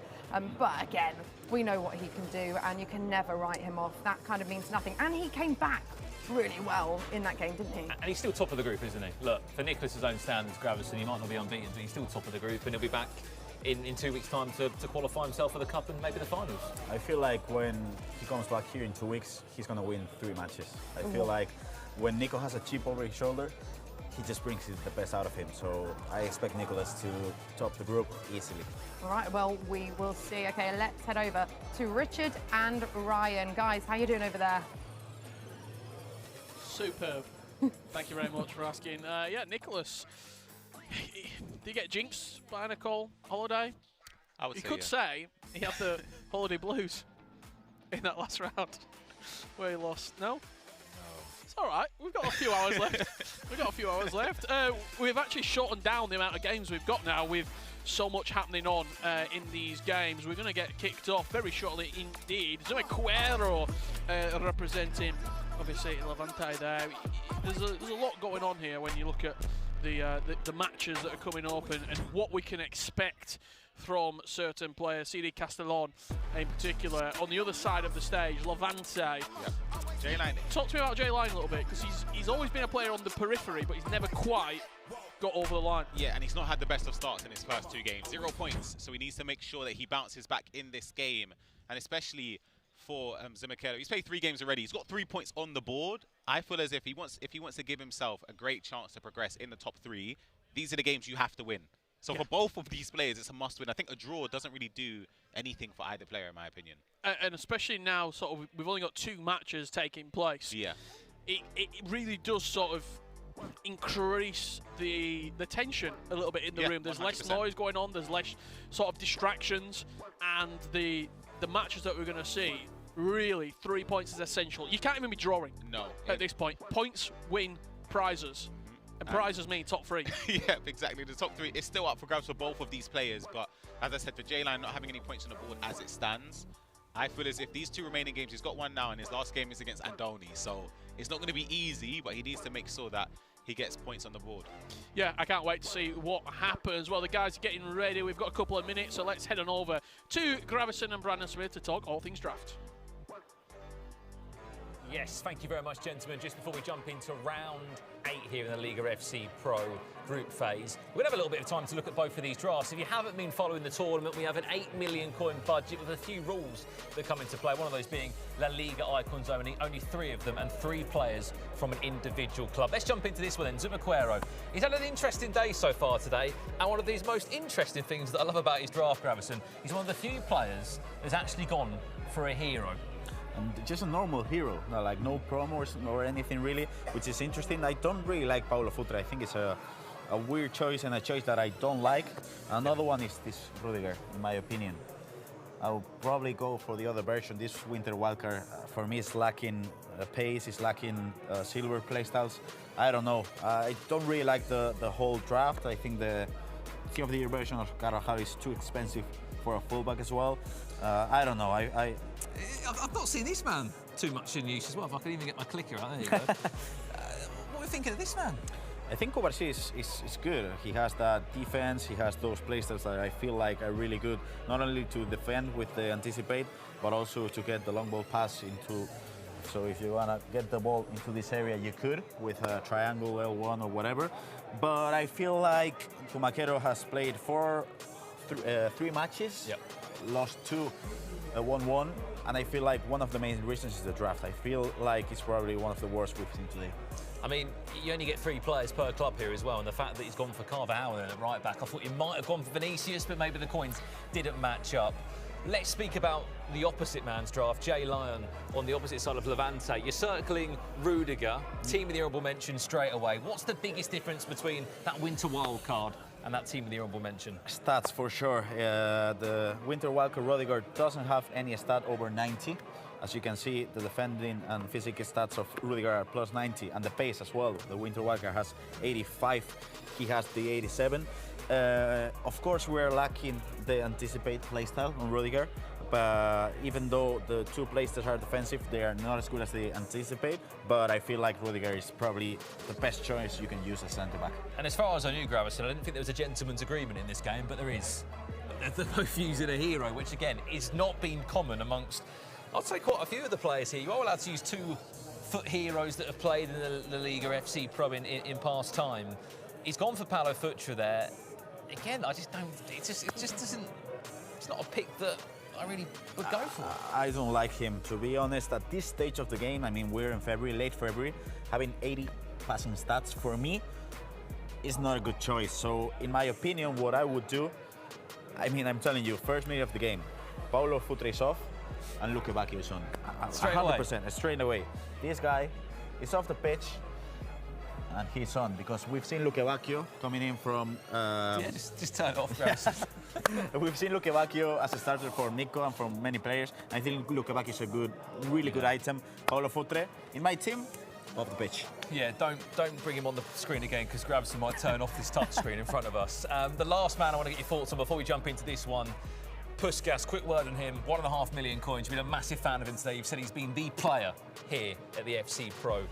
I don't think the power shot plus is that important, but that first touch plus is so incredibly important. And I feel like with the silver playstyles, that speed boost is amazing as well. So for me, as a striker, obviously you're not going to be able to afford to Henry or R9, but as a cheaper one, Puskas has to go in. Absolutely. Well, look, Gravison, we've seen the teams. You ready for the game? I am ready. Let's jump into it then. Round 8 underway. Richard Ryan, take it away. Who would have thought we'd get Paulo Futre team off? I've got to say, that team's a howler. I'm not happy. Jay Lyon, he's only using 2 Real Madrid players. I'm not happy with that team. It's annoyed me a little bit. I'm looking over my shoulder. I hope he can hear me. He's not using Courtois in goal when he can use Courtois, because he's only using 2 Madrid players. Valverde's on the bench. We've got Paulo Futre. We've got the icon on Cannavaro. No, seriously, no, I'm not even. Let's be serious right now. I'm serious. I'm serious. I'm stunned. I'm stunned. We could sit here in silence. I don't know if that'd be the best commentary. I was just sitting here in silence for the next 40 minutes. I'm really speechless, to be honest. I mean, we've seen a few interesting decisions throughout. I think the draft process. You can have 1 or 2 in the squad. Mike Maignan in goal for Tex. Yeah. And he was a howler for him. I'm trying to think back. I think Rio Ferdinand from years ago, yeah, has been really poor in at centre back. We've seen people using incorrect uses of their coins, but there was only 2 icons in the first team. We could have got another icon in. We could have another Real Madrid slot. We could have had another Real Madrid slot, even if it was. And Valverde on the bench. Yeah. I mean, Valverde on the bench might just be a decoy. I'm going to trick you. But it's not really a trick, is it? You kind of know. We all know he's coming on. And he's starting brace minutes, so you expect Valverde to be starting. But the lack of Courtois, when you can use Courtois in the team, I think is quite strange. Yeah, I'm not sure. I'd love to. Obviously, I think all players have their personal preferences, but I feel as if that's one that. We've been speaking about it. It's about, what, 2-3 minutes? We're just talking about it. I'm actually quite stunned. I mean, also, I'm not too sure what the delay is. We're just putting headsets on at the moment. We're still waiting for this game to get kicked off. The other game that's actually underway right now, Atletico Madrid versus CD Eldons, is a game that is kicked off, and they're playing, I'm pretty sure, fist bumps all around, so we can't be too long away from getting into this matchup. Here is Atletico Madrid, trailing 1-0 here is Andoni in his final game of the day. Sorry, that's incorrect. He also plays one more game. He plays against Levante. Yeah, he does, yeah. In the final game of the day. Taking on Danny Hulk at the moment. That's playing inside the box, but a good tackle from Antoine Rudiger. Danny Hulk had a very interesting start. I believe he was 5 or 6-0 down in his game early on against Zumakedo. So Danny Hulk for me is one of those players where I actually expect him to be in the top 3 in this group, but he's not. He's got 3 points on the board in the previous game. He started off well. It looks as if anyway against Andoni here, but yeah, he's not performing that well. He's obviously one of those players that isn't Spanish, but he's played in the FC Pro La Liga before. It's not his first foray into this competition. A lot of people talk about when the FC Pro La Liga over the course of the years it's been running as the best league, and I think there's I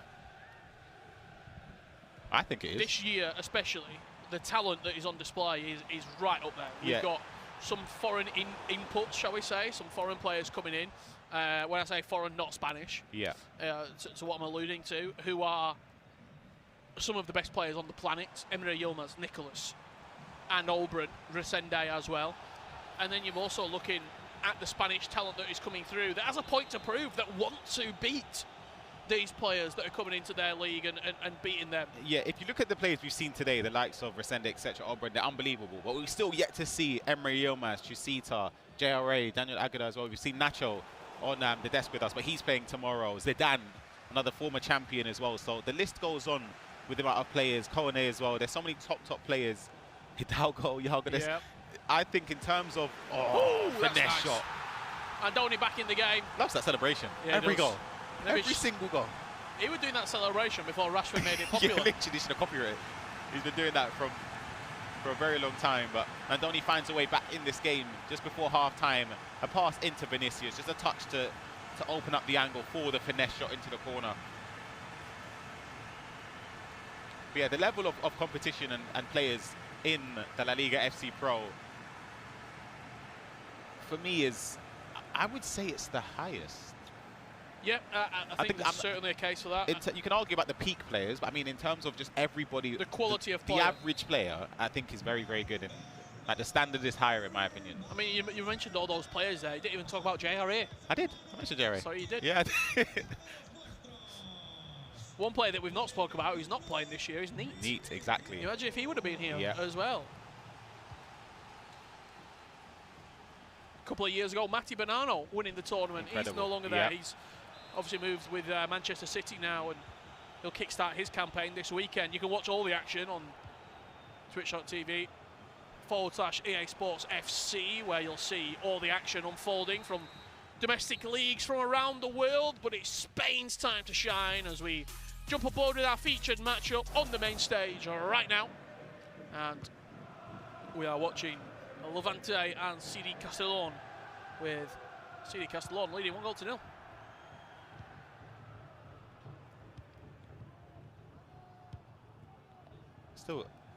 I still can't get over this. I'm just looking at the players and the personnel. Carvajal's a real interesting one. Yeah. I don't get that one. We saw Cafu earlier today in at right back. I think Cafu's better than Carvajal. 100%. Even if he does have the less play style pluses, it just. The Paulo Futre shout is wild as well, because when you look through, surely there's better players, even if you are on a budget, better than Paulo Futre, who you can get in the team. I'd rather Rioja, we saw earlier, used by Nicolas and other players as well. The informed variant.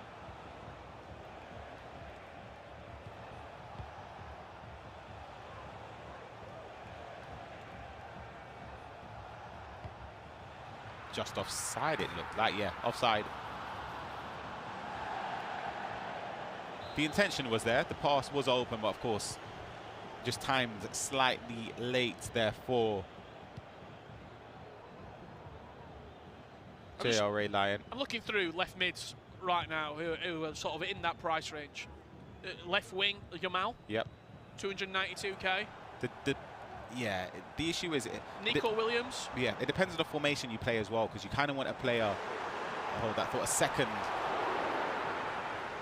I would rather have Diego Forlan over Paulo Futre. Maybe it's just for the Travellas, technical into Travellas, J-Line giving away possession on the edge of the box here. Could have been punished, but it was Paulo Futre actually manages to get the interception. And that Paulo Futre still, he's not 20k. I think he's like 75k still. So it's not even like a super cheap player that you're getting into the team. It's just, yeah, really, really interesting, that pick.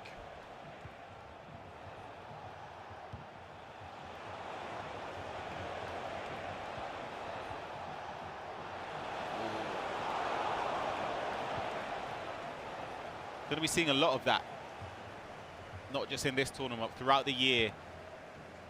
The pass back into a midfielder, and then you trigger the player off of the ball, the attacker who you've just passed it with, and then a first time, or maybe even a touch, then an L1 triangle over the defensive line. We've seen it scored a few times in this tournament already. We talked a lot about this league and the importance of the SC Pro La Liga, but I want to just get your opinion on the quality that you've seen today. I think there was a couple of years ago we were doing this tournament and I was a little bit disappointed with the quality of the players on the pitch and the performances they were putting up. I think the quality that we've seen today has been really, really good. Very high. I think there's some players as well that didn't necessarily expect it to start off as well as they have done. Rowney is one of them. I think he's been incredible. Polychris is very good, and I'm online in tournaments. He's a goal scorer, and they're players you have to be fearful of, because even when they're playing bad, you're not going to shut them out to a nil game. They're going to score a couple. It's just about if you're good enough to pick apart somebody's like somebody like that's defense. But he's been flawless going forward. Over 20 goals in 3 games.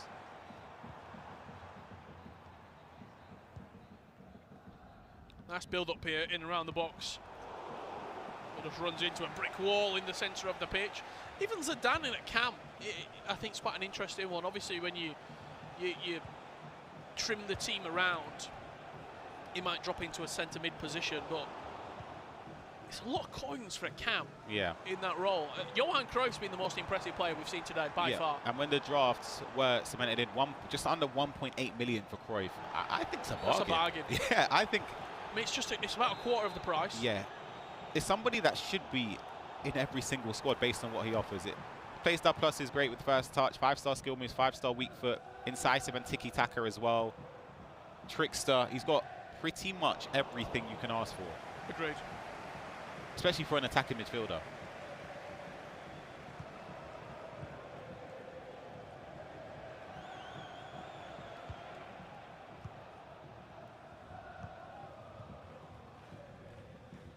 You're just in a slight change there of formation. It looks like he's just gone to a 4-4-2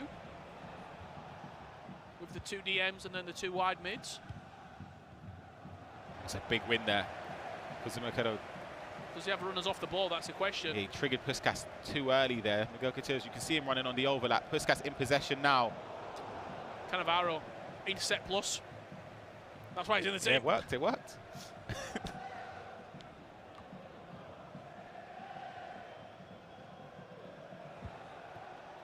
Just heard from our Spanish colleagues, a big goal. Right, I've not heard one from you today. Can we get one in the next goal? I'm saving it. I'm saving it for the finals. Okay. Hopefully you've forgotten by then. Absolutely not. That will be, someone clip it, please. Kelsey, can we clip that? So Ryan Pessoa's coming back with a big goal. Coming back Spanish. Change of formation again into 4-2-3-1 wide. You do see a lot of players tend to change formations. It's sort of a trend that we've seen Nicholas, Abumaka, and other players do a lot in game. That's why having players that are able to play in centre mid and CDM as well, have a lot of roles that are spread out where you can go to maybe even a 4-5-1 if you need to. It's a great run. J9 just off. Penalty. Oh, it's onside and it's a penalty. Wow. Yeah, I think just got collided with as he went to take that strike on goal. Zidane stepping up to the spot. Courtois in goal, slots it in the bottom left corner. And the main stage battle between these two, where points are premium in their hunt to get out of the group. We're all level pegging. I just saw someone in the chat say, mystery country. I think you're about 6 weeks too late, my friend. That's a good one. I like that. That's a good one. That tickled me. I hope that's it's Maluco Doldo with the message. Yes, it is FC Pro La Liga players only and FC Pro La Liga Hypermotion players eligible to be used in the teams. 8 million coin budget, 3 players from 1 club is your maximum amount, and you're allowed 3 icons and 2 heroes. You don't have to go 3 icons and 2 heroes. I don't think anyone's got 2 heroes to be exact, but no more than those particular requirements as we come into half-time. Tied 1 apiece between these two. Let's wait and see what else is happening across the games. We've only got 1 game to go to, and it is Atletico de Madrid versus CD Aldonch in that matchup. Is that how you pronounce it? I don't quite Dutch that, wasn't it? Let's see what's happening. It's 3-2 to Eldense. Andoni will be going into that 4th round. I was going to give a prediction saying I don't think Andoni's winning just because we normally would hear a roar from across the arena. Danny Hulk still leading in this game. Last 20 minutes or so for Andoni to try and claw a goal or 2 back in this game, giving him some points on the board.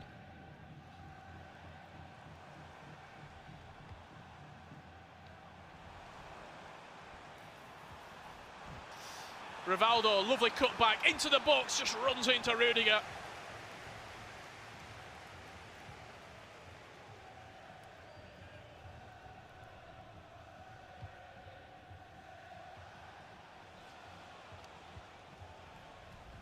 this game did kick off a little bit earlier than the featured game on the main stage at the moment.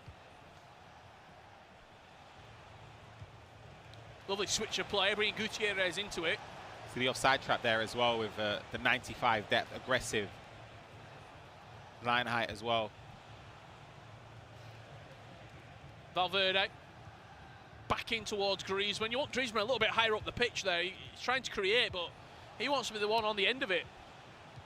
Here is the Frenchman, linking into Puskás, round the corner to Cruyff, near post open, 4-2. It's great build-up. You don't really give your opponent time to think when you're spreading the passes out and pinging it so quickly there. Cruyff in behind. You can see the goalkeeper movement, but it's just calm and composed from Danny Hogg, waiting for the keeper to pick a side, and then you can just tap it into an open net. I'm not actually making this up. Go on. There's a message in the chat right now from Lofty. Lofty? Yeah, do you know that name? Hello. Is that your alt account? My alt account? Ryan sounds, not even looks, sounds so handsome today. Thank you. Thank you. That might be my alt account. Wait, what name? Let me see it. Go on. Oh, look, yeah, that's a regular master. Yeah, that's the MVP. Oh, is that free kick just on the edge? These are dangerous situations, Rich. Yeah, I'll score this. I score it as well. Yeah. We're both good at free kicks, I would say, right? I've seen... We're going to have to wait, though, because the poll's coming in. Yeah, I've seen quite a few free kicks mistaken today, I would say. But we've also seen some great ones around. I keep mentioning him, but he scored so many goals and free kicks. We saw a great one with Vinicius Jr. earlier as well. On the mind. He is. But he's scoring goals. I have to give him praise. I have to. Casey in the chat just saying that's paid promo. Yeah. Vinny Jr. fan, he is scoring this. We'll wait and see, my friend. I think it's a great opportunity. Really, all you need to do is just not hit it over the bar. If it's on target, it goes in. Exactly. Outside of the boot there, I can't remember. I think it's on the left side. So you just ideally a left footer there, but a right footer still can score it. Chat, let us know. Are you scoring this free kick that we're going to go back to? Corner is played short. This is Eldense looking to add a 5th goal.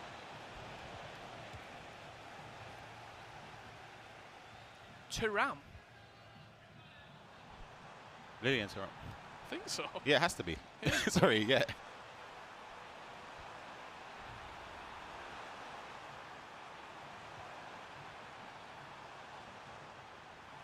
Gutierrez teasing into Frenkie de Jong, player looking to Cruyff. That's faked, and now Rivaldo takes over. Vinny Jr. on the finish. Oh my goodness. Hits the upright. Surprised he found the space there as well. Still Andoni on the attack.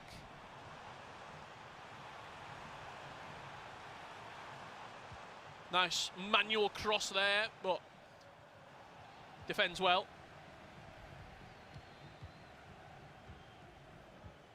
I think we might have missed the free kick. You think? Well, I'm just looking onto the main stage, and I think they kicked off. Yeah, the free kick, that's been and gone. And I'm going to guess that we didn't score.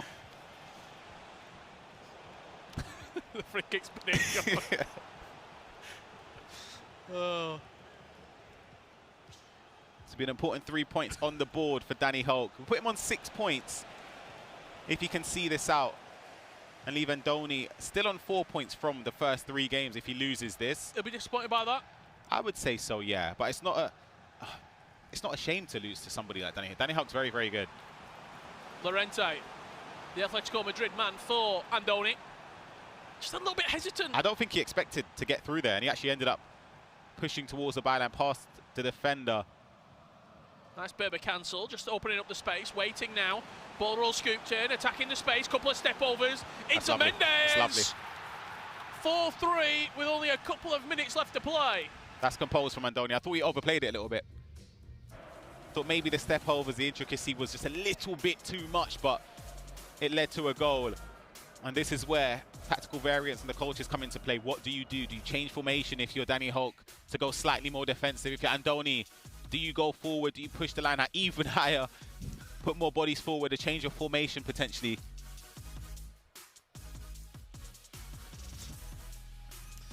So it's now the, just going back to the Twitch chat, it's now the pinned comment in the chat. Says, Ryan sounds so handsome today, is the pinned message. Thank you, thank you, thank you. Thank you. Maybe right, maybe wrong. Depends who you ask. Is there enough time for Andoni? That's the question. I'm going to say, yeah, I think he'll get possession, at least in these last 88 minutes. Yeah, I think there's a couple minutes. There'll probably be 2 or 3 minutes added on. All depends. Can Danny Hulk keep his composure? He doesn't have to go forward at every opportunity. Just hold the ball. You see that press high up the pitch. There's no real switch of play, but if he utilises the ball correctly, actually, which he's not done. Oh, goodness. That's a big mistake. Heavy touch forward. Great foul. Yeah, good foul. And I'm pausing the game again. And I'm sitting there for a minute and waiting.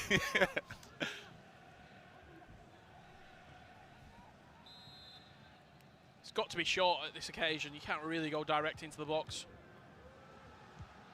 Unless you've got Soloff. Out wide, Mendes.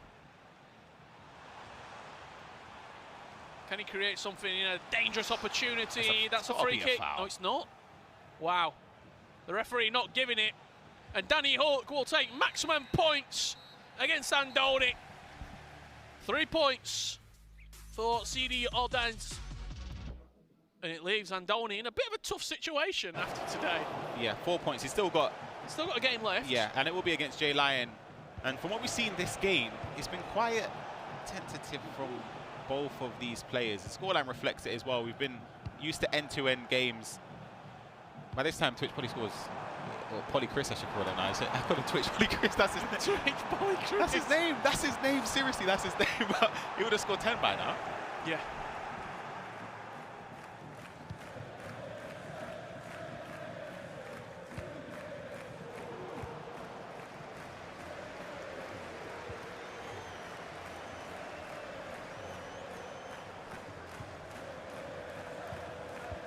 What's coming up around the corner? We've got more games coming your way.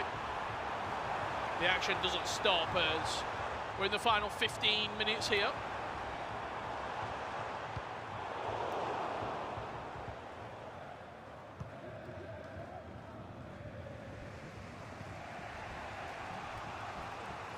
Just saw someone in the chat say, love the way they pronounce the club names. Eldense. I don't know how you would pronounce it. I have no idea. Eldense? Odolsh. Yeah, it's definitely not that. Eldense. I could be wrong. We'll try his best. Just driving into the heart of that defence. There's no tackle around him. See, for me in those situations, right, you've got Paulo Frucci. You have to. Come on, he's asked you to hit it. He's asked you to hit the Trivella. He's moved players out of your way. You have to go for it. Paulo Frucci taking the steps. Well, this was a free kick. Never mind. Cruyff being subbed off. Mendes into Cam. It's got to be a mistake here, Rich. No, seriously. No, I'm not having it. I feel like intervening. Tell the ref. Nah. Can we redraft, He's not please? taking off Cruyff. He's not. I'm not having it. Come on. You need to win the game. I'll be honest, Ryan, there's not a lot we can do about it. Oh, my goodness. As passionate you sound about this. I can't believe it. I think it was a mistake. I want to see. I'm not believing it until I see Cruyff walk off that pitch. Not believing it. Can you not go back in and do it? I just want to see, because maybe they did. I can't. I'm not. Looks to me like looks Cruyff. fine, right? No, Mendes is definitely in a camera.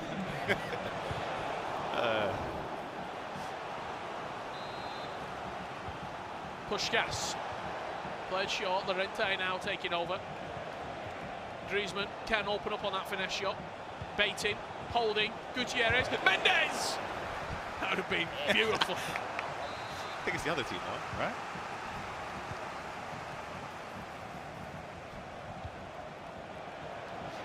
Griezmann Back post cross, but Courtois will easily claim.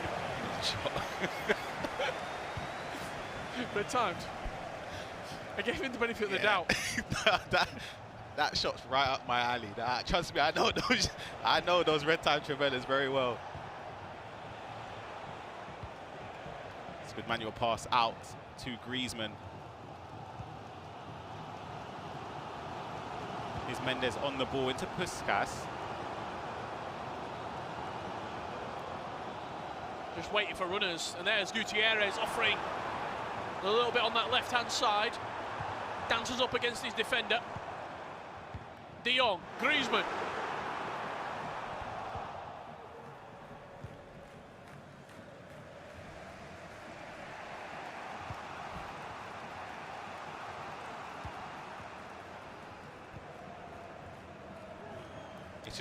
It just looks like two players that are lacking afraid. confidence. Yeah, it's a reflection of the earlier games. I think for Zumikada, as I said before, they both need to win, but Zumikada does have 3 points on the board. A 4th point for his last game wouldn't necessarily be the worst situation for him from today. He's still in the conversation for top 3. And that's why you need to be in that conversation. You want to be in the room where it happened. Because if not, you get locked outside. If you're locked outside the top 3, your FC Pro La Liga journey comes to a close. No cup, no finals. Luca Bacchio intercepted. We don't have long left.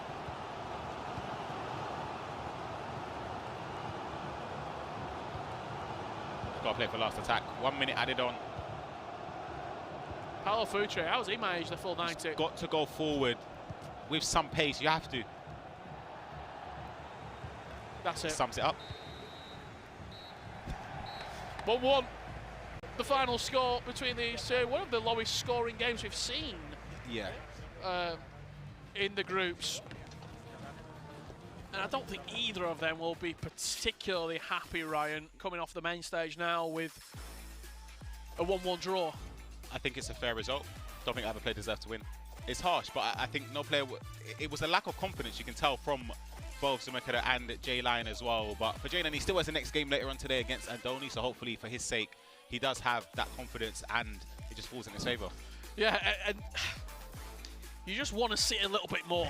Yeah. You want to see a little bit more. Yeah. They've got one game left today. You have to pick up 3 points if you want to guarantee that top 3 going into when we play these reverse fixtures in a couple of weeks' time. Not long left to go. 2 more rounds coming your way here live from Barcelona in your La Liga FC Pro. Don't go anywhere because the action rolls on right after this.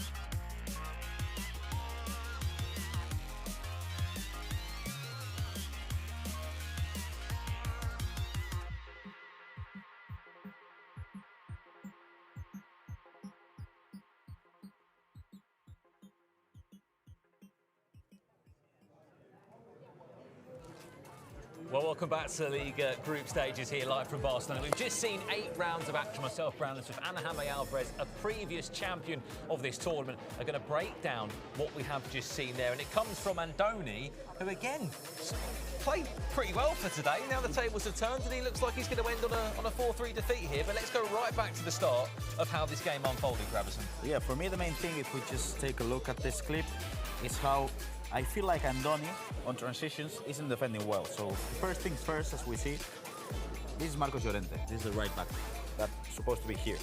So in these situations in which, as you can see, now Danny Hulk has an option for a player lock to attack this space, or even try to create a run to attack this space as well, it feels like when the right back is out of position, Andoni struggles. So as you can see, if we play the clip, you're going to see how now Andoni is in a really tough situation, because as you can see, Puskás is matched up with Cannavaro, but as you can see, when Nico Williams, oops, sorry. Right, Gravison, calm down.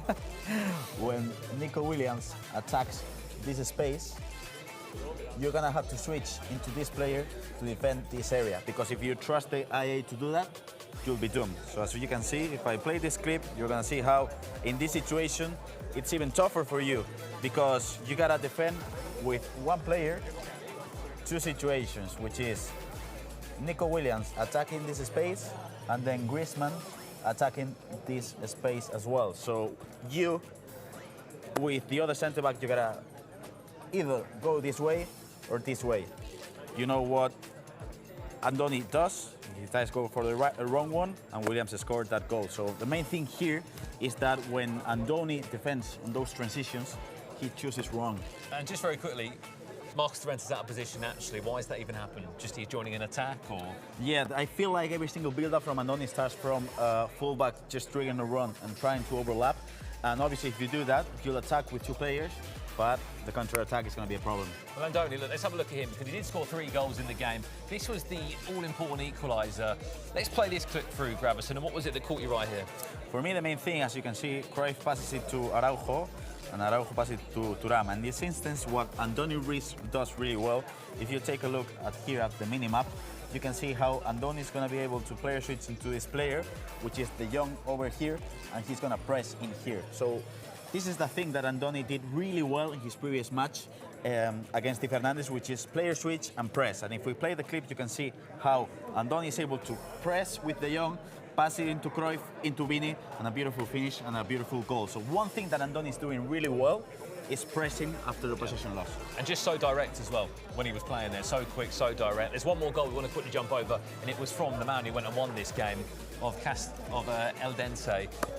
4 goals to 3, Danny Hulk won. Again, another player that's not from Spain. He's from Italy. He's come over here to play in this competition. This was into the second half. It was the opening goal in the second half. 8 minutes after the restart. What's happening here? Because all I can see is Cruyff driving forward. Okay, the main thing that you gotta look for is here. As you can see, the winger is triggering the run because he's asking for it. So you know he's gonna go in this space. So now if you're Andoni, the main thing you're doing is pressing with Koke to Cruyff, but you know you got a player switch into this player to try to intercept in here the possible run. What Danny Hulk adapts to this, because as we can see, if we play the clip, you can see how the ball goes back to Puskás, he passes it back to Cruyff, and now, as you can see, the player switch from Andoni was really good, because he player switched into the right back to defend it. Yep. But do you know how Danny Hulk adjusts to it? This is only just a flick of a second. You can see how, as you can see, the player lock is being activated. So this should have been defended, right? But in the moment you activate the player lock, you can correct the player and attack that instant. So now, as you can see, Andoni is trying to defend with the center back this possible space, but now, as Danny Hulk adapted to it, the player lock came in, and if we play the clip, you can see how you are really doomed, because in this instance, he goes with a power shot and he scores. So the main thing for me, Andoni on a low block is a really good defender, but as we just saw in those clips, when he's defending those transitions, those counterattacks, I feel like he's struggling. So for me, the main thing for him is just switching to a 4-2-1-3, something like that, with midfielders, with defenders, and just keep that low block. And for someone at home that might want to add player lock into the game, how simple is it? It is really hard, I gotta tell you. Okay, it's not simple. It is really hard. The main thing for me is you gotta play a lot, you gotta play your luck a lot, and let's just say the first 100 times, 150 times, you'll probably end up losing the ball, but it doesn't matter because if you are able to just adjust to it and just adapt as Danny Holt did and just be that quick, it's fairly impossible to defend those chances because Andoni is one of the best defenders in the world. He's not that quick. No one is that quick. Gravison, it's been a lesson and a half of you here on the touch screen. We're going to throw it back over to the team on the desk to build up as we go into our last 2 rounds here. Thank you, guys. I learned a lot there from Gravison as well. Right, Richard, Ryan, hello. Hello. I was going to say bonjour, wrong language. Hola. You can tell that we've been here for a few hours, but it's flown by. I don't know about you guys, because it has been game after game, some huge results, apart from, let's point out, the one that you guys were just casting. That was not exactly a thriller, I think it's fair to say. We can have a look now at the standings. So this is Group A, Group D, Group E and Group H. So, guys, you're following along, Richard? Yeah, I am. A couple of people that I just want to point out straight away. Real Sporting Group A played 3-1-3. That's Resende. And then Group H, only players who are flawless so far. 3 games. Albacete, 9 points. Solid so far, Ryan.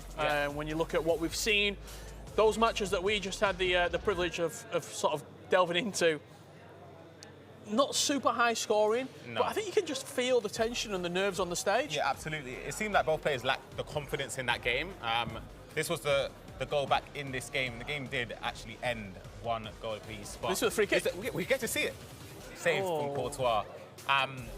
Levante and Jay Lyon, the positives for them is that despite performing below their level, they can still, Jay Lyon can still be in the top 3 after his final game against Andoni. This was the other game, speaking of Andoni against Danny Holt, Nicole. Yeah, I mean, just to point out, by the way, for that first game highlights that we saw, you were fuming about Jay Lyon's draft, weren't you, Ryan? Yeah, I just you were lost for words. I didn't understand it. I actually don't know what the thing I'm most surprised about still. I mean, it's annoyed me a little bit. The lack of the third Real Madrid player missing is inexplicable. I can't even think about why.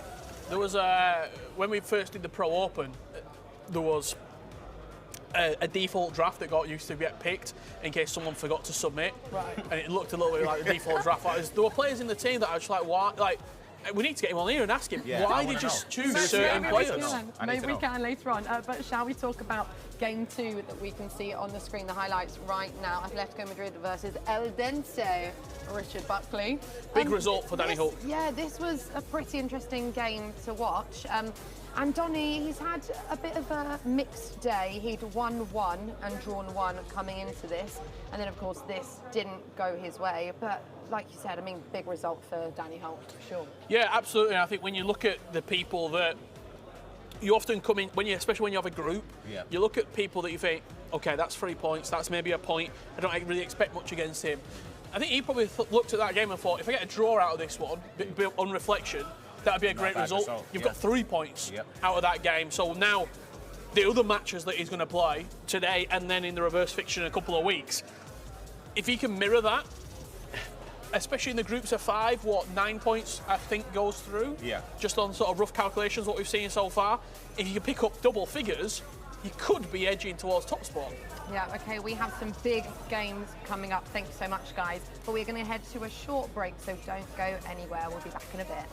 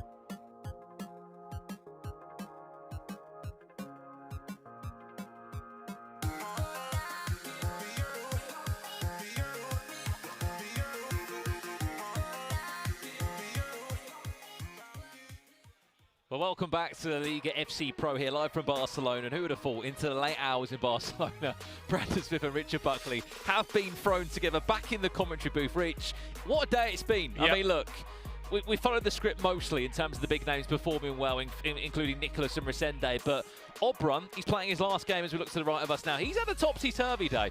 He's not had it all his own way. That's by any stretch of the imagination. When you look across numerous players in these groups, as we see the results as we head towards 9 p.m. local time, and Real Valladolid sets to go onto the main stage, and Osasuna with then Odense and Cadiz to round out today. It's been a really, really sort of, I think interesting is the only way to describe it, really. Interesting seeing some of the selections in game, interesting seeing some of the players that have also prevailed. Polychris being one, Rowney being another. I've been a little bit disappointed with Andre Domenech when you look at previous performances in previous years that he's had on the other side of the stage. It's an opportunity to shine for Tundi. Gravel talking quite glowingly about him after sharing a lot of the season with him last year. And I think there's talent there, there's a lot of potential there, but when you're playing on a land stage, when you're playing on a big sort of opportunity, nerves do play a factor.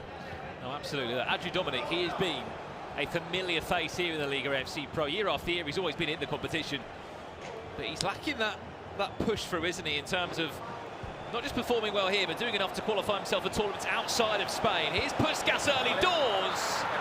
And unfortunately, it's a bit of a commentator's curse because Tundi leads by a goal to nil with the first few in-game minutes. He's had an interesting day today, Richard, because you're absolutely right. He's an up-and-coming talent.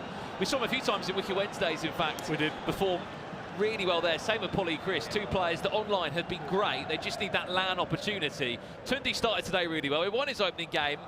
Sort of been a little bit all over the shop since, and if he can end today with an important 3 points, it just sets yourself up better when you come back in 2 weeks' time, just to put it right. Well, you consider how many games you played today. You're in a group with 5. 12 points will be perfect. You're walking around with 6 or 7. That's better than half the points that you've won, consider what you've lost. Because not only are you not picking up points, you're letting your opponent take points off you. And I think that's the big thing, where in other tournaments, draws have been catastrophic because 60% of the field goes through. 3 out of 5 qualify into the latter rounds. Sometimes a draw is a good result for you. It could be another goal and maybe another chance. Second chance, Vinicius Junior. Did he slightly panic there? I wasn't sure. He was looking for a Trivela, but the angle wasn't really great, was it? Yeah, I'm not sure why we've gone for a Trivela there. The finesse seemed a better option. The only thing I can think is he expected the goalkeeper movement with the finesse shot and went to move over expected goalkeeper movement to the left-hand side of the goal, so the near-post Trivela then would have been viable. Simply didn't cease to be as Griezmann bears down on Gutierrez. Not for the first time today. There's the Trivela. A time green Trivela that was just parried away. But just about stays in play. That one parried into the feet there of Zidane. Still in possession, Andrew Dominic of Osasuna. In this tightly contested Group A that he finds himself in.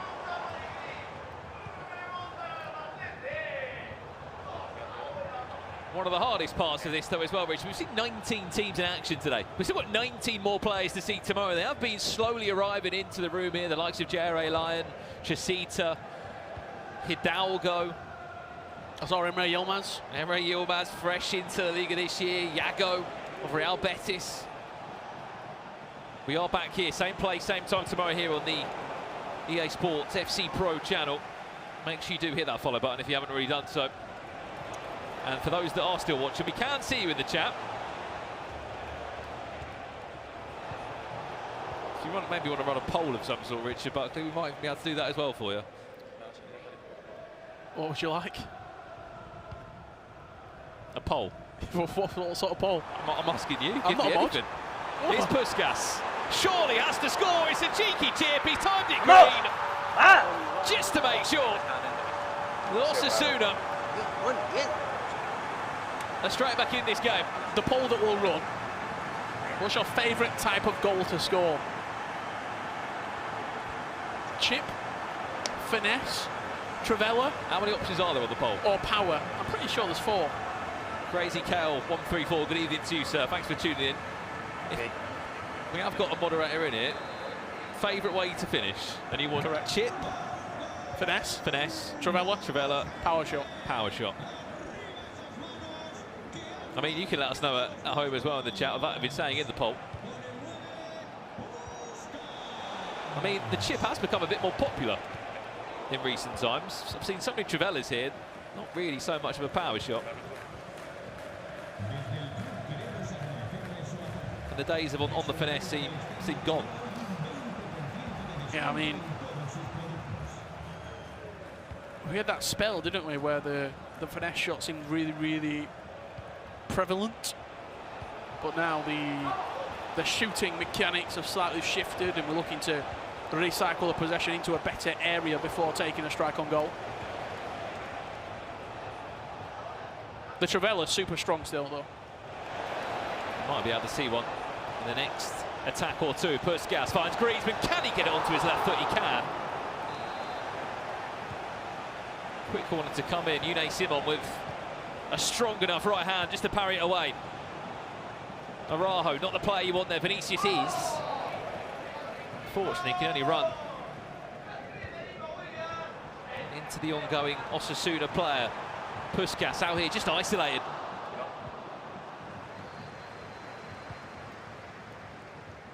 You know, one man that's got a finesse play style plus is Antoine Griezmann, who... If you had 2 play style pluses, what are you giving yourself? First touch. Yeah. Tiki-taka? Yeah. Not a finisher. I know what yours are, bruiser and... Power header. It's Puskas! Real Valladolid back in the lead, 2-1.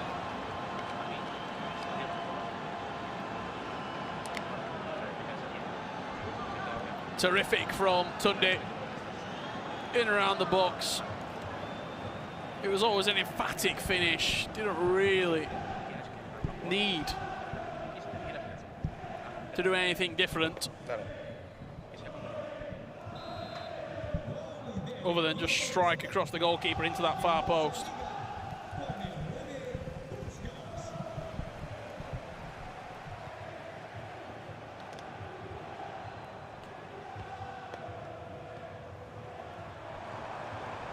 Speaking of Griezmann, there's that finesse! It wasn't timed green. If it was, it might have found a way into the back of the net.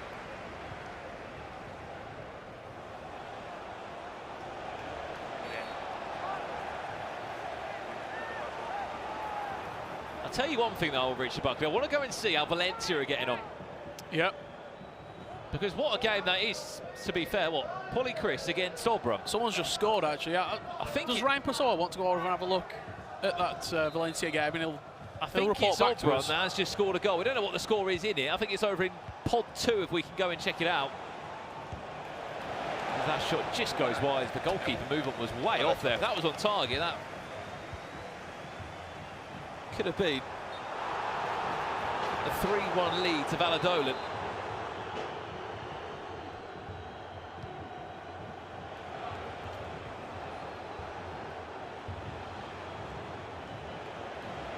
Griezmann already teased us with one finesse shot down the opposite end for Osasuna. Are we going to see a Trivela green? Yes, we are! Asking you shall receive. We wanted to see a Trivela. We got a Trivela, and he's found the top corner. Dipping and diving like an Olympic 10-metre diver off the top board. It's not very high, is it? 10 metres? 10 metres solid. I thought there was one a bit higher than that. We're not the local Metrodome. We're not just free diving. We did get a report from Ryan Pessoa. Oberyn 3-2 down. 3-2 down? That's what he said.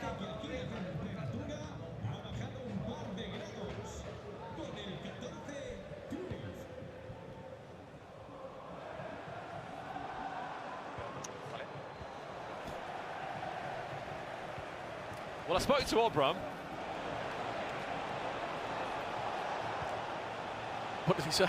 And he said, look, it's not been the cleanest of days for me in terms of performance. I was really happy with my Game 2 performance. He knows he should have won the game in the 90th minute with that chip that he had, and I don't know how on earth he hit the post and didn't go in. But he said, I have to win this game. I have to enter there on 7 points. It will just make things a lot easier for me when I come back in 2 weeks' time, compared to, in the nicest way, being on 4 points from 12. And struggling to try and absolutely get the ball You're already making it a big enough mission from yourself. Time green again. The green machine. Valladolid. Great finish. Finds a far corner. Nothing Travella or finesse about that one. Simply just put his foot through the ball. 7 shots, 4 goals. Emphatic from Tundi. And the other interesting thing as well, just back to Obron, Richard, he said, because I'm, in the nicest way possible, because I'm not playing against players that maybe were in the FC Pro Open, I'm playing against maybe a different sort of play style that you're not really used to. We've seen it a few times today, where players just not really playing in the typical way that we might see the likes, I don't know, a Jafonzo, an Anders Vergan, to say the least. It's hard for some of these players to just adapt to a maybe uncharacteristic usual meta play style that they might be up against. We've also got to think as well, when you let's just take Polychris, for example. This is his tournament for the season. So he's going to use those EA Sports La Liga items and get used to them, see what they like, see how they play. We don't have R9 leading the line. We don't have Team of the Year items, a Cole Palmer or a Reiten coming in from that left wing. So it is a lot more strategic in the approach that you have, the draft that you select, and how you get the best out of the players available to be used. Tundi doing that very well at the moment. 4 goals to 1. He leads. Well then, over to this game that we haven't really spoken too much about. Rani Esther, it feels like since yesterday he's been playing. They've had a long day. Certainly have. Been playing since 3 o'clock local time here. We are getting on 6+ hours since then. It's been a long day. You play a game, you take about an hour break. And some players have been able to really utilise that break. For others, they've just sort of really slipped off the pace. Keep in mind, tomorrow we are back again. 19 more clubs in action here. This could be a big chance. Just offside, unfortunately. Vinicius Junior's feet, as quick as they will move, it won't mean much.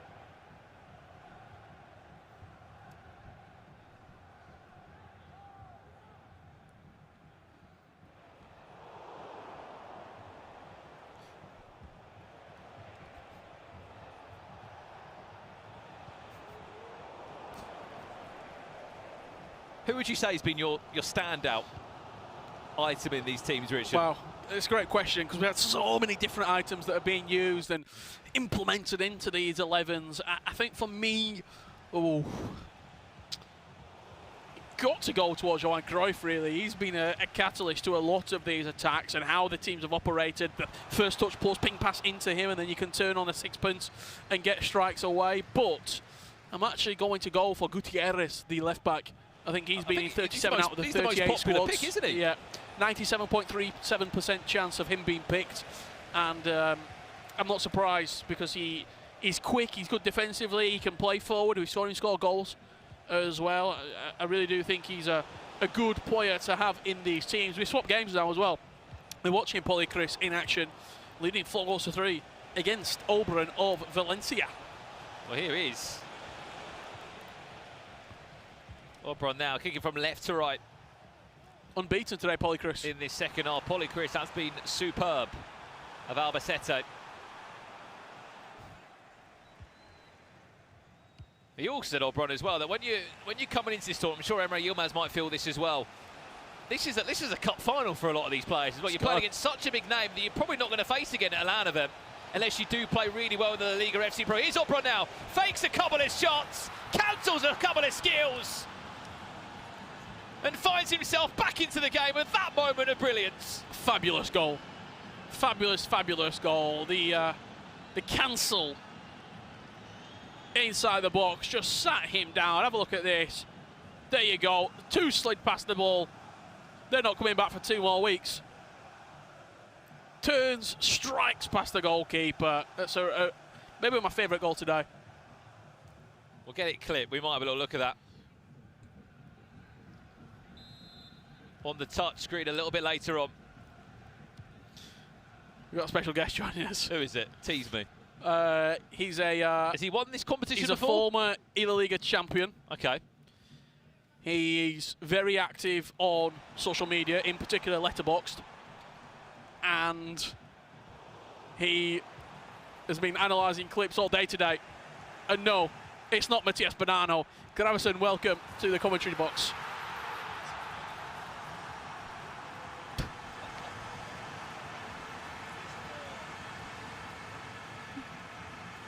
It is, right? That's a beautiful goal by Nico Williams. Richard, please stop it. I mean, no. Gravison, as a proud Spaniard in this scene, you've seen the LALIGA FC Pro grow and rise.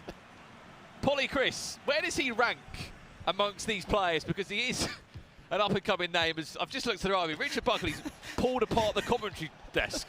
What have you done? You've pulled apart the volume. I accidentally pulled the volume up, so I'm really, really loud right now. And Gravison is silent.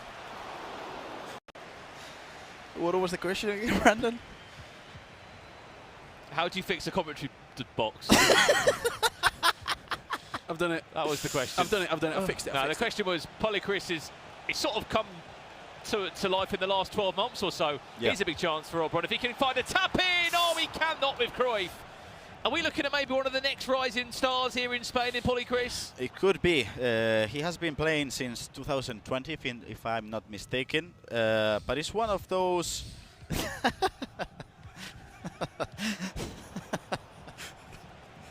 He's also so active on social media as well. You look at his content that he's producing. There's a lot of fans in that chat right now. He's always up for a Wiki Wednesday. Certainly is. And he plays a lot of online tournaments. And he does a stream every single Foot Champs in 2 accounts as well, so he's grinding, for sure. That's up there with Ryan Pessoa. I mean, Ryan Pessoa does 3, doesn't he? Yeah. I'm sure he doesn't have his pat luck either, but Polly Chris. I'll have to ask him after this game.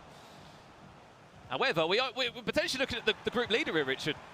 Yeah, 12 points, which would be very surprising. If you told me someone was going to get 12 points from this group, I would have said, Obron, I'll shake your hand right now, but it's just not happened that way. Not really, but we have 20 minutes left, and it could be a chance. Obron, can he find a 5-5? Look at the time! he had all the time in the world to finish it. In the left bottom corner to put the ball into. He's still not done yet, though, Obron. Looking still for that equaliser. Williams, Cruyff. Oh. Is inside, Valverde, Obron. Stop it!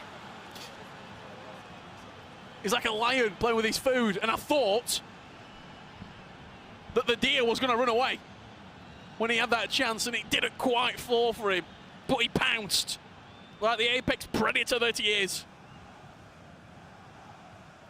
What a pass. What a finish by Valverde. I'd like to know why I've opened my mouth 5 times, and 5 times Richard Buckley has burst out laughing. I'm not laughing. I'm just enjoying the company. I think he's just really happy that you're here. I'm enjoying the company on the commentary position. Final 20 minutes here. I'll tell you what. There is a goal tally for today. We have had so many goals. Look at the games we're looking at here. 5-5. We're not done yet. This will be a massive goal now if Polly Chris can break down Obron for a 6th time. It goes all the way across, off the post. Deserved a goal. You say that, I just commentated on 1-1. So maybe I'm the jinx. Straight down the other end. Is this going to be heartbreak now for Polly Chris? Big chance for Obron. Goal!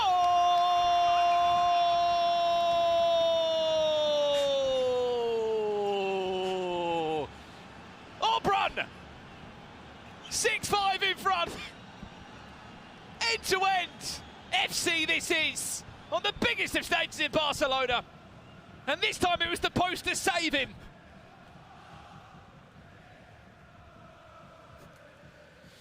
It seems like at the moment Polly Chris is tied with points with Rauni.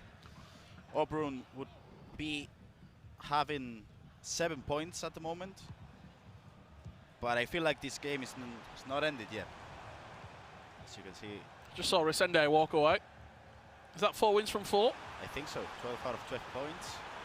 Thumbs up to Brandon Smith going home. Yep. That's massive as well, because so often we see players maybe get drafted into a league and they might not be able to adapt, they might not be able to play well, but we could be looking at Resende being back to his best there. He's got a flight at 1 AM back to Brazil. Does he? I don't know.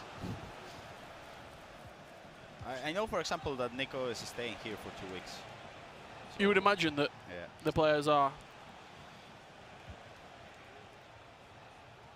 superb from Resende. I'm sure we'll see the highlights of that game very shortly indeed. Well, the best part is here, if this result does go that way, this group is going to be really tightly contested still, which is Everett. 2 players might be on 9, cheeky chip, he's offsides. 2 players on 9 points, Obrun will be on 7, and we've still got 4 more games each to play in 2 weeks' time.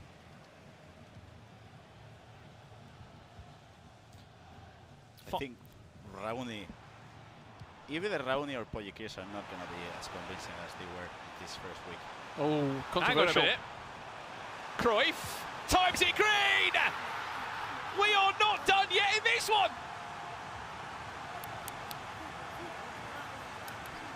Polly Christopher is not lying down. Johan Cruyff with the strike, green timed across the goalkeeper. And I think he goes on to win this game. You think there's a winner? From Polly Chris. That's a bold statement. I'm a bold man. Not yet. That's 6-6, 10 minutes left to play. And Poyekis is probably, up to this point, playing the most important match of his career.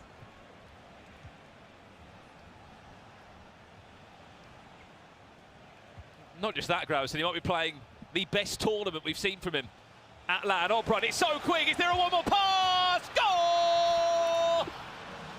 Obrun! Did you not fancy the full version that time round? I was out of gas that time. There's been 13 goals in this game, Rich, and it's been articled every single goal that's gone in. Tell you what's out of gas. Polly Chris, he's broken down on the motorway, and he can't quite get home over the line. He's having to call emergency services to get him back there, because Obrun has come and smashed him up here, 7-6. But he scored 6 goals already, Gravison. It's probably a 7th here, is it there? I don't know. What do you think, Richard? You predicted that win? About 10 seconds ago, that Polly Chris was going to win. 2 goals needed for Polly Chris. We're going to jump into that game 4 between Ranerista and Chavik. This is a must-win for either of them, because at the moment, Obrun is having 7 points, Poyekis 9, Rauni 9, so they have to win, because if not, with 0, it's nearly over for them. It's over for them. Is there a point coming back to Barcelona? I would say mathematically they are not off, but they could maybe catch 3rd, but when 3rd place is Obrun, what can you do? Yeah. He's just not been at it, has he, today, Ranerista?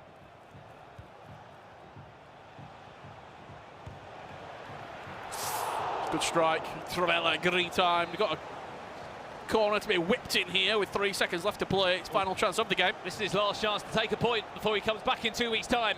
Ranerista has to be perfect now. FC Cartagena building from this corner. Can he tap it in?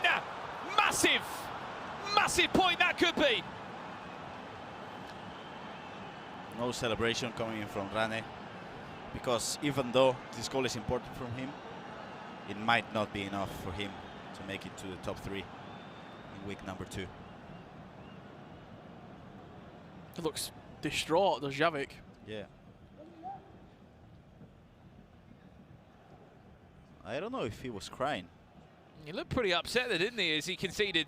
I think there was tears. Yeah. In the last moment, because he knows that would have been a +3 gained. He would have pulled completely away from Ranerista, and he would have probably been about a win away from Obrun. What that's done now is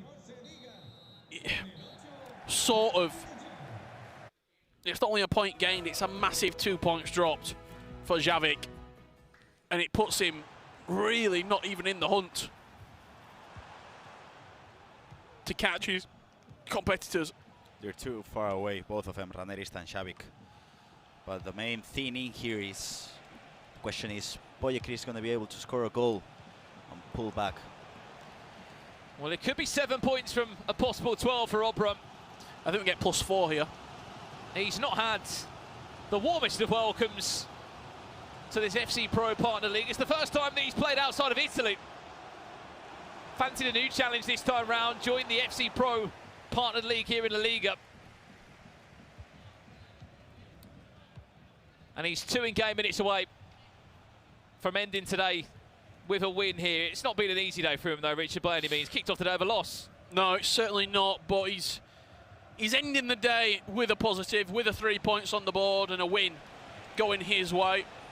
And if this is the worst that Obram's going to play in the FC Pro La Liga, he's going to take some stopping, because he will improve from here on out and he will get better. And that could be the game. Dink. Not quite. What is happening? Yeah, there you go. 8-7. Game over. Obram 3 points. Ends the day in a pretty strong position. Still third of the group. Not what you expected coming in today. I mean,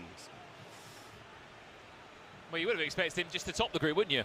Coming into the form they had, runner-up in the FC Pro Open just 2 weeks ago or so, Richard. He'll go back to Italy tomorrow or the day after. Well, no, he's joined us on commentary tomorrow, actually, so he won't be going home tomorrow. We can ask him about that, it. and I look forward to asking him that. But yeah, he ends the day on 7 points. It's not perfect, but he's still very much amongst it in that group. We're going to go to a quick break now. When we get back, we've got one final round of action here from day one here in Barcelona. We'll see you after this.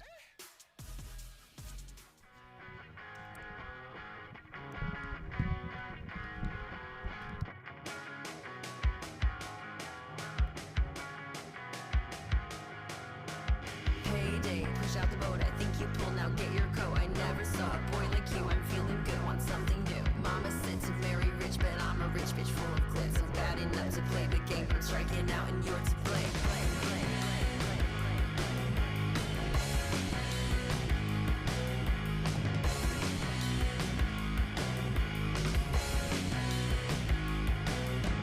Tut tut, it looks like rain, you think too much, be glad I came. All is fair in love and war, you talk too much, let's hit the floor. Feet on the ground and heart in my sleeve, don't think I'm gonna let you leave. It's last orders at the bar, we drink a drink, walk to your car.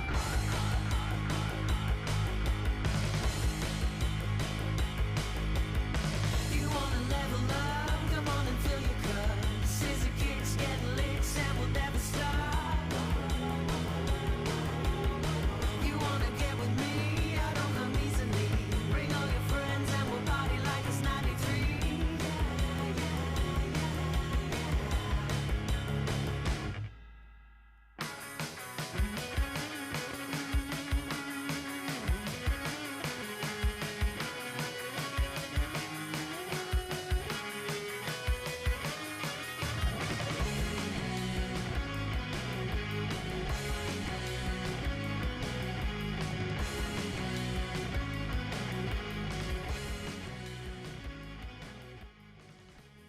What are we watching here?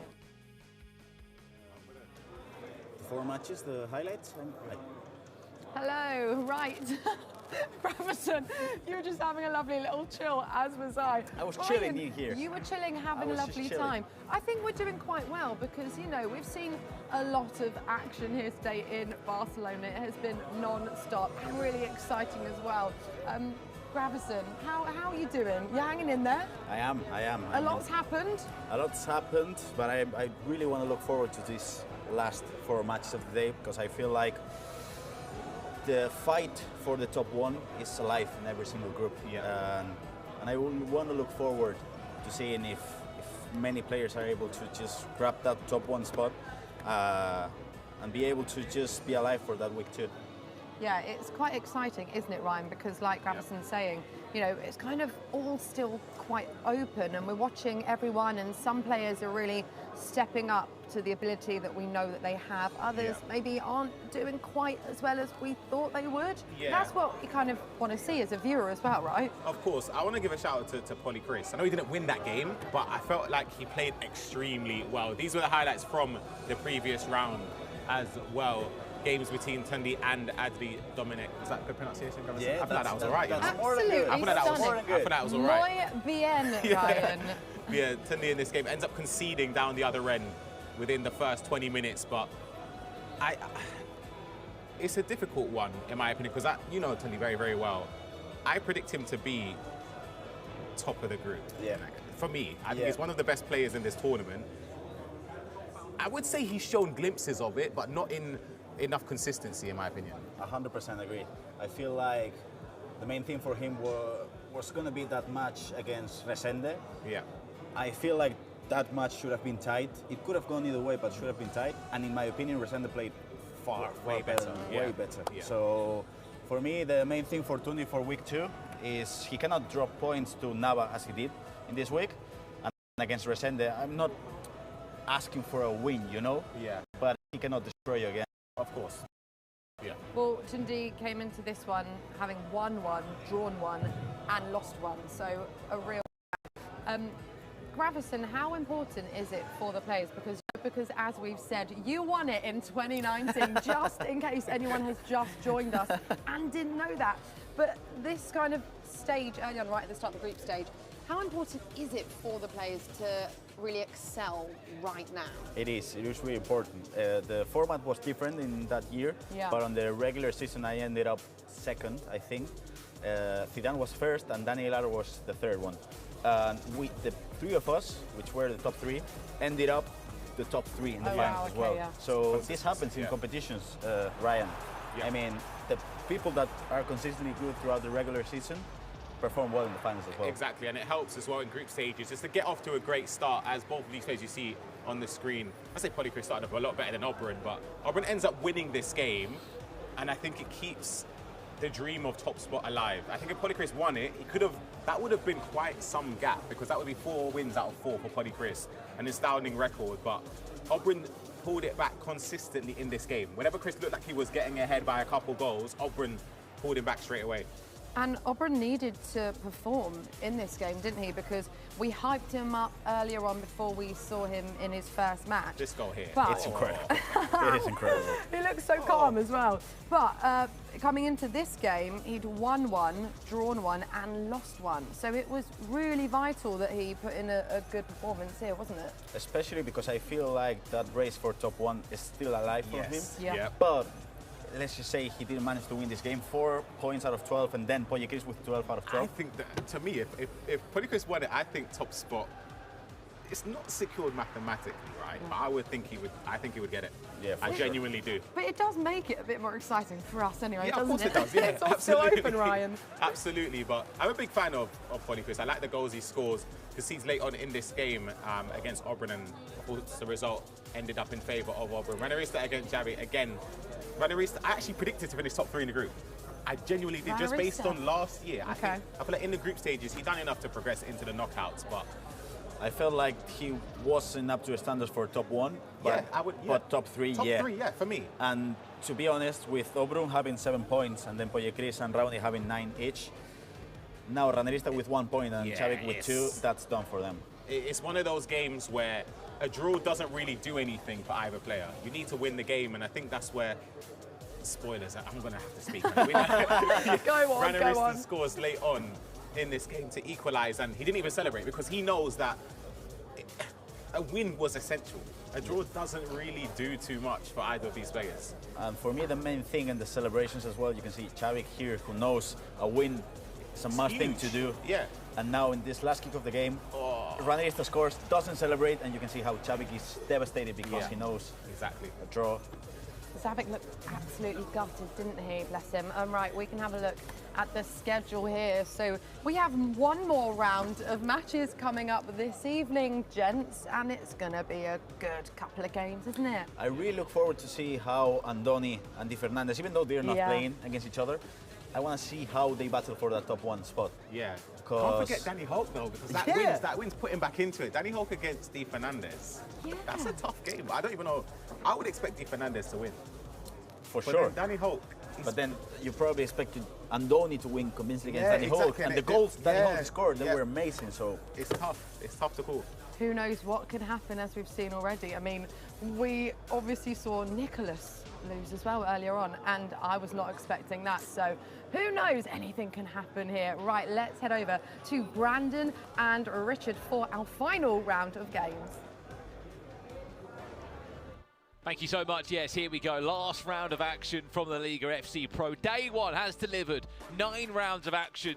2, probably 300 plus goals we've seen so far, Richard. But we're not done yet. We've still got one more round to conclude to work out how 19 clubs will settle, basically going away for 2 weeks to come back in March. Yeah, I'm looking forward to seeing this final round of fixtures. Who's going to pick top spot? Who's going to be going into that next couple of weeks, going into March, feeling like they could go all the way, get top, because we have to remind you, if you are just joining us at this late hour, that top spot guarantees you the LALIGA FC Pro finals. You're guaranteed to be in there and competing at the cup. What does that mean? Over 350,000 euros up for grabs if you can get there. Finishing the bottom 2 in your group, unfortunately, you're going out. Well, this is our featured matchup then. Danny Hulk is in action, and the best part about this is on the opposite side, Richard Buckley. He faces up against another player who's not from Spain either. Danny Hulk is Italian, representing El Dense. And this man here, he was here last year representing Cadiz. He's back again. Di Fernandez played so well, good enough to qualify from the Champions League last year off how good he was in the league. Yeah, and he's been decent today, you've got to say. A 2-2 draw against Andoni was his toughest game so far. I'm expecting him to see maybe, I think I would expect him to go out and get a win here in this final game of the day. But Danny Hulk just picked up a victory against Andoni. I think he will feel pretty good coming into this final game of the day. No, absolutely. As we said, it could mean so much in the placing for when we come back for the second phase of group stages here in the LALIGA FC Pro. Before we do that, though, we are going to check in with Ryan and Gravison to take a deeper look at both of these teams' drafts before jumping into round 10. Thank you, Brandon and Richard. I'm joined by Gravison. We're here at the draft screen. We know the format already, the draft requirements and restrictions for this tournament. If you weren't here earlier, I'll give you a refresh. 8 million coins budget, a maximum of 3 players from a particular club in the La Liga, whether that's the high promotion or the first division as well. And of course, a maximum of 3 icons and a maximum of 2 hero items. We've seen some great drafts, some obscure ones as well. I mean, we've seen Paulo Futre as a starter as well, which I think is weak. But we've seen some interesting drafts. For example, Nicolas One, for me, was amazing the way he was using wingers as center midfielders and stuff. Yeah. But I really want to look into these 2 drafts that we're going to take a look in a second, because I feel like Di Fernandez's one is really good, but first things first, Danny Hulk. Yeah, we'll take a look at Danny Hulk's thing. Of course, it's key to mention the 4-2-1-3 formation. He's opted with this De Jong. What's your thoughts around using this particular item instead of using the one with 99 passing, incisive plus, tiki-taka? For me, that would be the choice. For me, the main thing when you're creating a draft, in my opinion, what I would do is having De Jong, the passing one, the winter wildcard item with good passing stats. I would probably have Xavi as a starting 11 as well. And in case I wanted to, let's just say, change it to a 4-2-1-3 with the CDMs, you'd have Koke on the bench. I think that's the best option, because I feel like Valverde is good, but I think defensive-wise he's lacking a bit, and I feel like this De Jong one is so far worse than the other one. Yeah, I agree with you, and I think that the choice of not having Valverde in the team frees up that Real Madrid spot. You have Courtois here. You're lacking a Vinicius Junior. I feel like he has to be in the team, but it is a lot of coins, because if you add Vinicius Junior and Cruyff together, that's a lot of coins being put in just 2 players. Another thing that I wanted to mention is, of course, we have the 3 icons. Puskas, great choice. Cruyff, great choice as well. And this is interesting. Yeah, because this very interesting. Defensively, he's really good. But to be honest, we did see a couple of goals from Andoni in the last game against Danny Hulk, in which Thuram got the ball. He can't Andoni pressed with 2 players. He couldn't turn. Can't turn, can't really pass on either. But let's take a look at Di Fernandez's draft. You spoke about being a fan of it already. It's a strong team. He's got the Araujo item in the game as well, one of the best defenders, not just in the La Liga, but in the game in general. For me, though, I would say, I don't think I would go with Fernando Hierro here. Okay. But then again, he wants the 3 Real Madrid players, and the 3 players he selected are Courtois, Valverde, and Vinicius Junior. regular gold item though? Would you use that? That's the main thing for me. I'm confident he's been using Beanie and he's enjoying it, but when he's using Beanie and he doesn't like it as much, it's Beanie off the pitch, and you can either choose Luque Bacchio or Luis Rioja, which are two strong options. So what I do like about Di Fernandez this draft, the starting 11 is good. It could have been better, but I feel like this. The the substitute options, I should say, they're very strong. Luque Bacchio, Luis Rioja, Santi Cazorla, even Griezmann with the finesse. I You've feel got like options. you have so many options. In a few games, I feel like it's going to matter that bench. Yeah, absolutely. We saw some games come down to the last moments where substitutes would have been perfect in those situations, but there's not really been any options off the bench. But I've been very, very impressed with Luis Rioja here. Very, he's very 15K. impressed. Bargain. 15K. Honestly, absolute bargain. I saw Nicholas using him earlier. The Chavelas, it's the passing as well. He offers a lot going forward, and he's strong in possession. He's fast. It's an interesting choice. Definitely to at least have in the squad. For me, the main thing is I don't think you have many left-footed players as a left-wing choice. Yeah. That Tribel, I know you like it. Of course. That Tribel, he would be starting for me if I was playing. Absolutely would be playing in the team. But yeah, that's enough from us. We're going to head on into our final game. Let's head on over to Richard and Brandon to kick us off.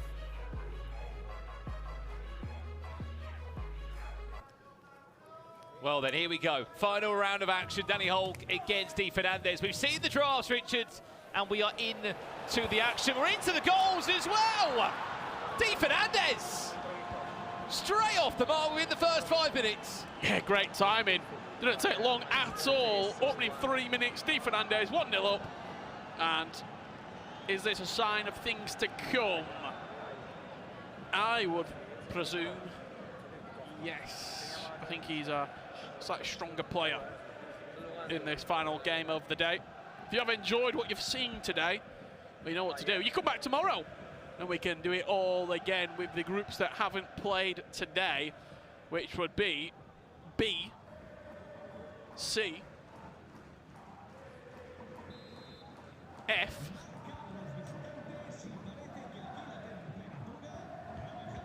and G. It is. Correct. Just trying to have a look at how the tables are unfolding as well. Remember, it's top 3 you need to qualify for the Cup on the second phase of group play. If you can have a good start here, it puts you in an unbelievable stead to make the most of your position on the group table.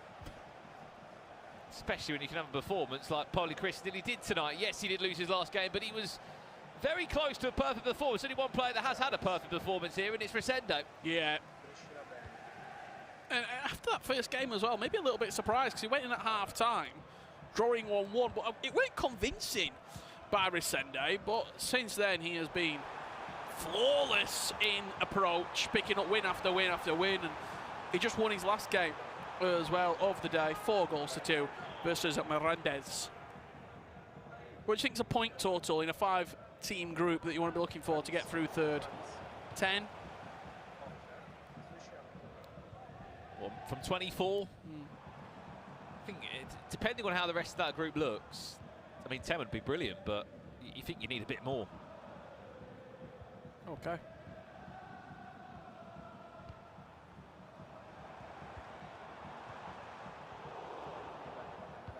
Two players that have taken a bit of a punt as well. They're both not from Spain. Danny Hulk, originally from Italy.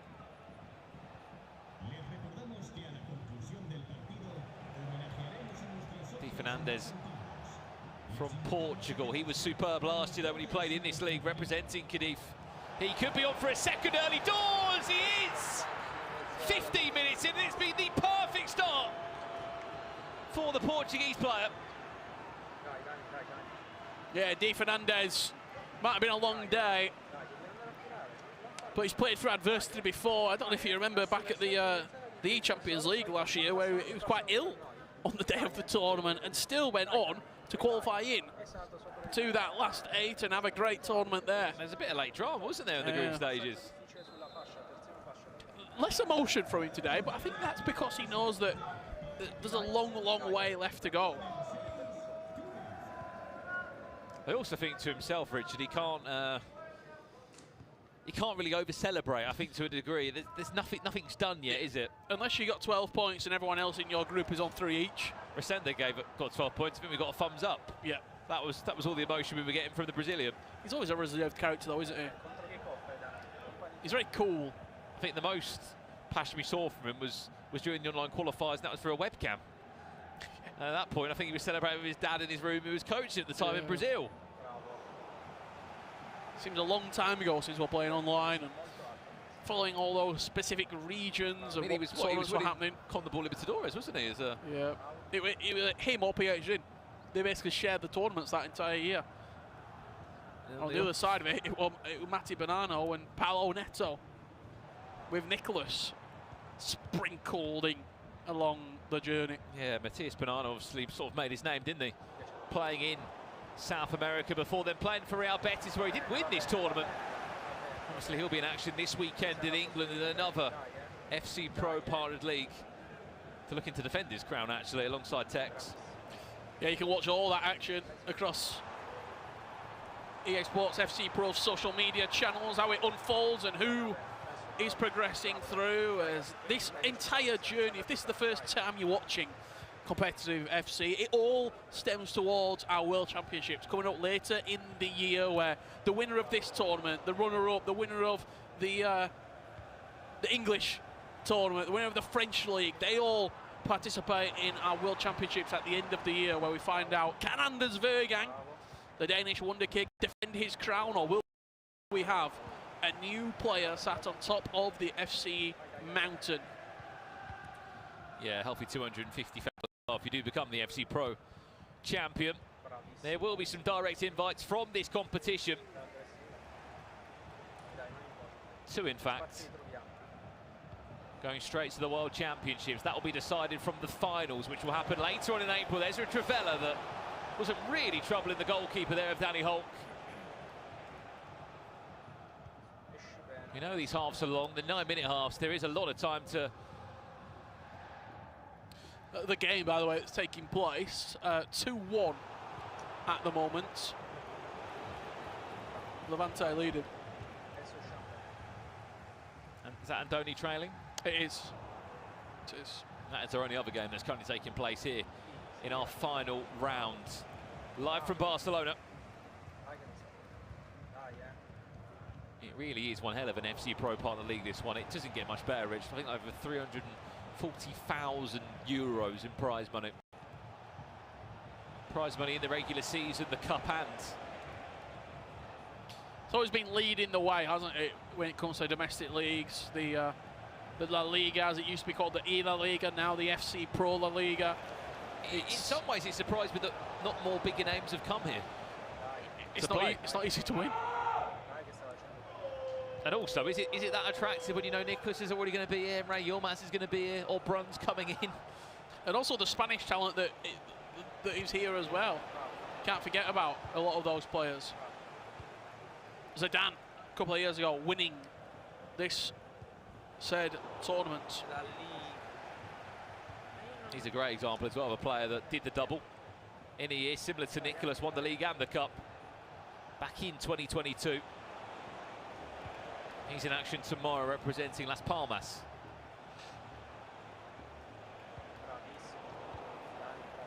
$19 more players in action tomorrow across 4 more tightly contested groups. Is he offside, Danny Holt? Yes, he is.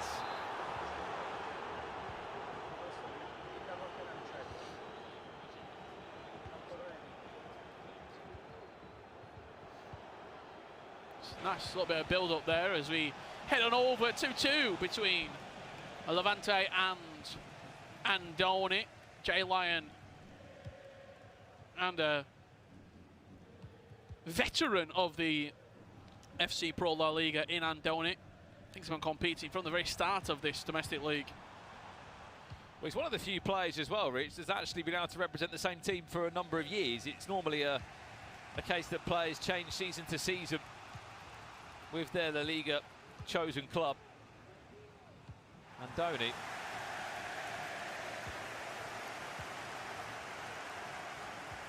has been very loyal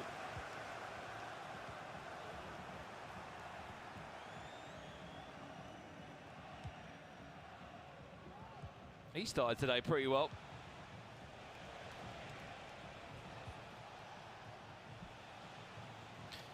I think 1 win, 1 draw and a loss for Andoni.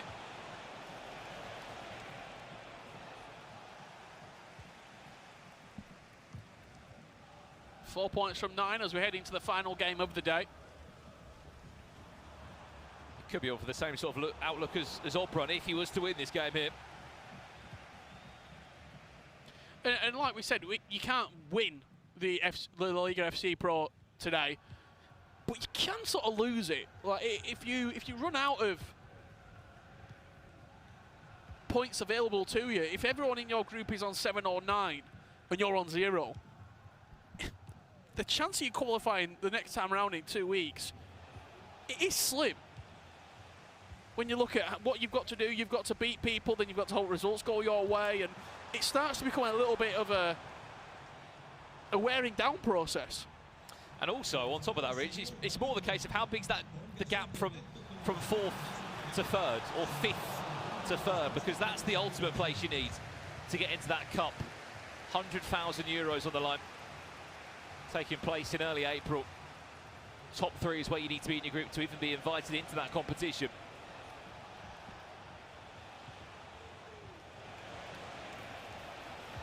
Chance for Andoni now, back to you. Vinicius Junior step overs are nice. Can he find a couple of passes to link it in? Gerard Koke, a couple of ball rolls. Rivaldo, Cruyff still recycling heavily, looking to build up. Is Vinicius onside? Yes, he is.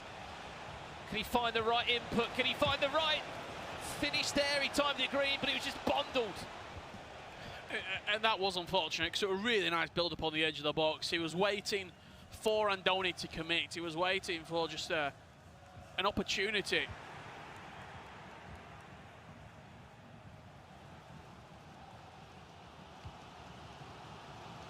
I think when you look at it in the bigger picture, that green time finish, he did as much as he possibly could there. Did Jay Lyon. Oh, I'll tell you what, Griezmann, can he angle up and finesse? No, Puskas might fancy it instead. Quick interchange between the two. Important goal for Jay Lyon.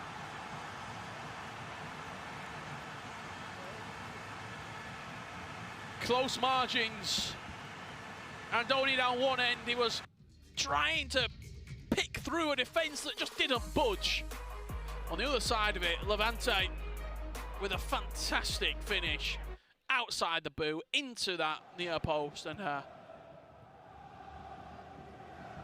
big goal that could leave Andoni in a little bit of bother when we come back in a couple of weeks' time.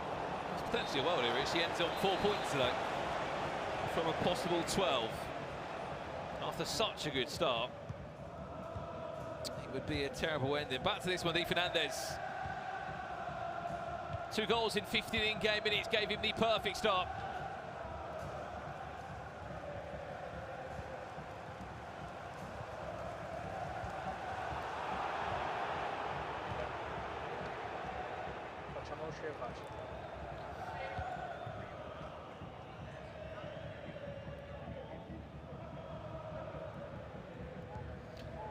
Just seeing a slightly slow possession game here as we open up the second half of this matchup.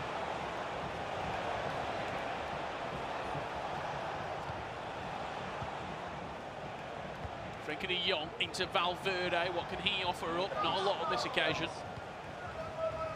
It's been a slower end to the day, you would say. It was action-packed, goals, goals, goals at the top of the broadcast, and as we've progressed through, I think nerves have certainly played a factor, especially in the build-up play, especially in the final third. More thoughts being processed quicker and just less instinctive FC being played.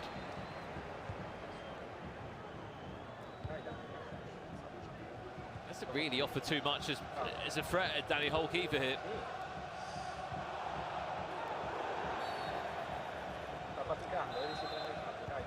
It's all been pretty well managed from Di Fernandez. As you would expect as well from a player of his quality, I think There was once upon a time, Richard, where Di Fernandez used to play with no shoes or socks on. Just have a little look. It's safe to say that he has changed that style now. That was when he actually qualified for his first ever World Championship from the playoffs. What sort of player are you? Definitely socks on, minimum. You? Slippers? I do have some big wolf slippers that I got for Christmas. But I can only probably play 45 minutes in because my feet start sweating. And I have to take them off. That's a perfect way to exit this conversation as Di Fernandez finds a third goal in the game. Inaki Williams. I'll tell you who will be sweating right now, his opponent. 3-0 down. And he's got a lot to ask for, those CD Aldons.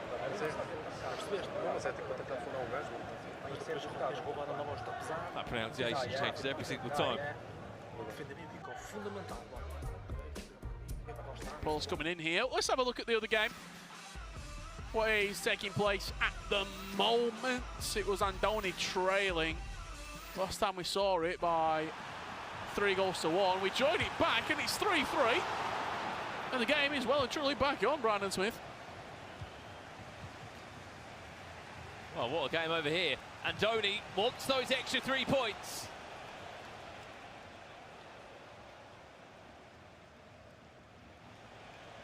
"10 minutes to find that all-important goal that would make life so much easier when you come back in a few weeks' time! Is that the goal to keep him in the conversation of a top 3? What a turnaround. We left it and it looked like he was down and out. We joined it back and he's back in front, the Atletico Madrid man. He'll be hoping for a good result tonight as they go into action, I think, against Barcelona not too long ago. And Andoni asking big questions of Jay Lyon. It's been Jay Lyon's story today. He's just not been able to get over the line. I wasn't sure if that was Mize there or was the ninth tick just sort of on an angle on Andoni's kit. I know it's been a long day here at the LALIGA FC Pro, but at one point I was thinking, that didn't look right.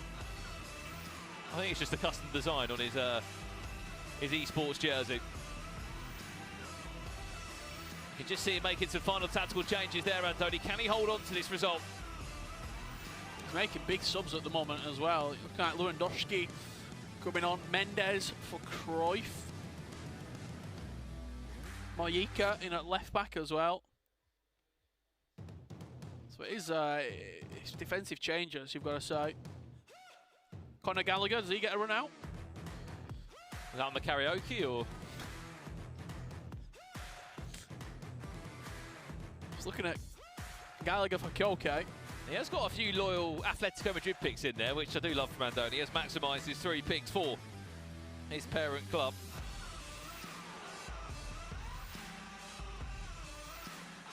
Just seeing that goal again, it was closer up to the keeper. Just a lovely finish over his left boot that was stretched out. Nothing he could do about that chance whatsoever. Once again, Andoni showing his grit, determination and quality.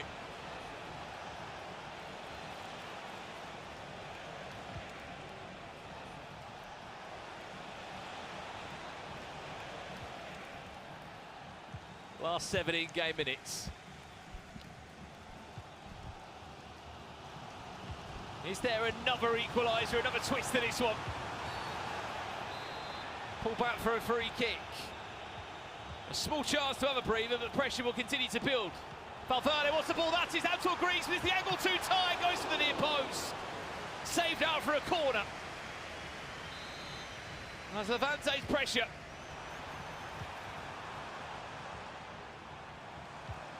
Starts to build. Just needs to defend 1 or 2 more attacks here, Andoni. And he'll be able to end the night with 3 more points to his name.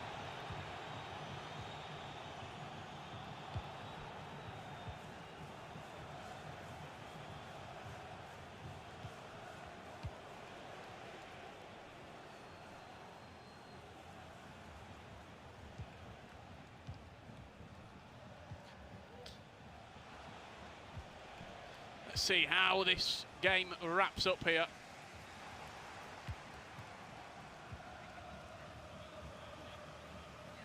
Rudiger, lovely driven pass into Griezmann's feet. Luke Bacchio, through ball into Mendes. Oh, just offside. It's got to be so tight for Jay Lyon. The extra pass was there, but it just inches, centimetres from converting and making it a 4-4 scoreline as we head into an additional 2 minutes.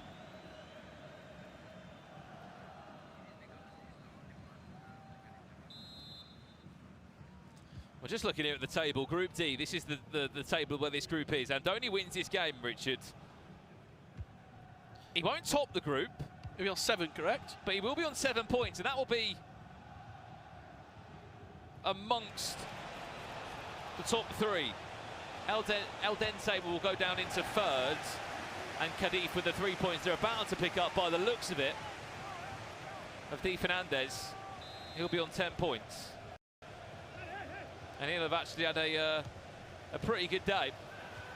And there you go. Outpour of emotion, big 3 points to the board, Andoni. And are we going to jump back to our main featured game? We will give you an update as we see it conclude. The game's not done. Hold on. Hello, what's going on here? Both players are standing up and playing. If he would have conceded then, oh my, that would have been unbelievable. Well, that was nearly. That'd be catastrophic. A very interesting ending there. As we head into the final 10 minutes here.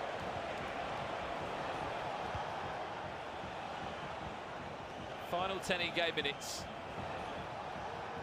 It looks as if, Richard, in this group, it is going to be Di Fernandez that will top it with 10 points. That's not bad going out of 12. No, it's certainly not. I mean, when you consider the only draw he got today was against Andoni, it seems a good point for Andoni, really.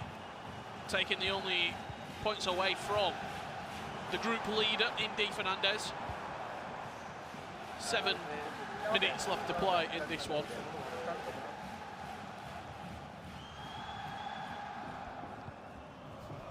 Last 7 in-game minutes. Di Fernandez.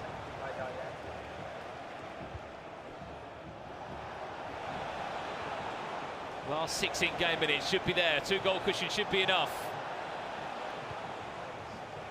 I mean, Danny Holt, still 6 points. He will be in the top 3. Remember, everyone will be back on the 11th and the 12th of March. And there's still enough points for any single player in any group to go through. When you look at... Hello. Just offside. The logistics and the permutations that will be in play when we come back. But getting a head start almost. You're starting 10, 20 metres down the 100-metre track ahead of your opponents. And Di Fernandez will be in pole position when we come back to Barcelona in 2 weeks' time.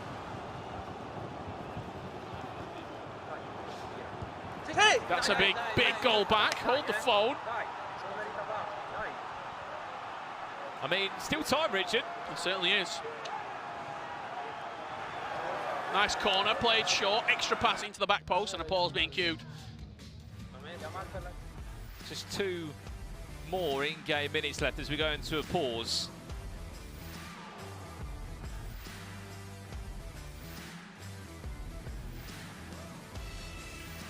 If anything, it looks like Di Fernandez is trying to work out a plan of how he could just settle out these last 3 minutes. Player roles being implemented and just ensuring that he's in the best shape possible. It's always an interesting one when you get the ball back. We've got 87.5 minutes on the clock, so if the ref gives it +2, he's probably got enough time just to hold possession. If the ref gives a +3, you're looking at 5 more minutes in-game being played there. And that's where it starts to get a little bit nervy and a little bit cagey, because It's a long time to hold possession. It's a long time to keep knocking that ball around when your opponent is pressing you and you're accepting the pressure onto you. So I think for me, it all comes down to how quick can he get up the pitch? And then secondly, how much at a time are we looking at? Well, even if he doesn't win this game, Di Fernandez, he still will be top of the group on goal difference because his goal difference was slightly stronger than Andoni's. However, if it stays like this, he'll have a 3-point gap on second place, and it will certainly take a bit of pressure off his shoulders of when he comes back in 2 weeks' time. Last chance here. Danny Hulk, is he going to snatch those extra 2 points away? If he does do that, Richard, there'll be 3 players on 7 points, actually. Yeah, and then the gap between 4th and 3rd becomes quite doable. You start to look at it and think, well, you know what? They're going to take points away from each other. If they draw, and then I pick up a win, and then I can get a win against one of them, you start to play a little bit of math and thinking what could be. This is it. One more chance. Player lock, can Puskas get past? No. Here, no, he can't. And that should do us in our final game here in the LALIGA FC Pro in day 1 of the group stages. Di Fernandez showcasing a bit of emotion there. And we are very honoured to say as well, we've got a special guest with us on the commentary desk before we conclude proceedings here in Barcelona. Di Fernandez there, just celebrating 10 points out of 12. Richard Butker, we've got the honour of being joined by Javik, pro player of RCD Mallorca. Welcome onto the international broadcast. Let's speak about today, because it's been a tough day for you. I mean, yes. You look quite upset at the end, but yes. How do you review what happened today? It's so difficult debut, and the first match is so difficult. I lost 10-4. I start the match out, and later it's so difficult. When you come back in a couple of weeks, what have you learnt today that you can do differently the next time around? Make more calm. The match is so long, and in the best moments at my rival, make the calm, and in my moments, go to decide the match. How difficult is this league?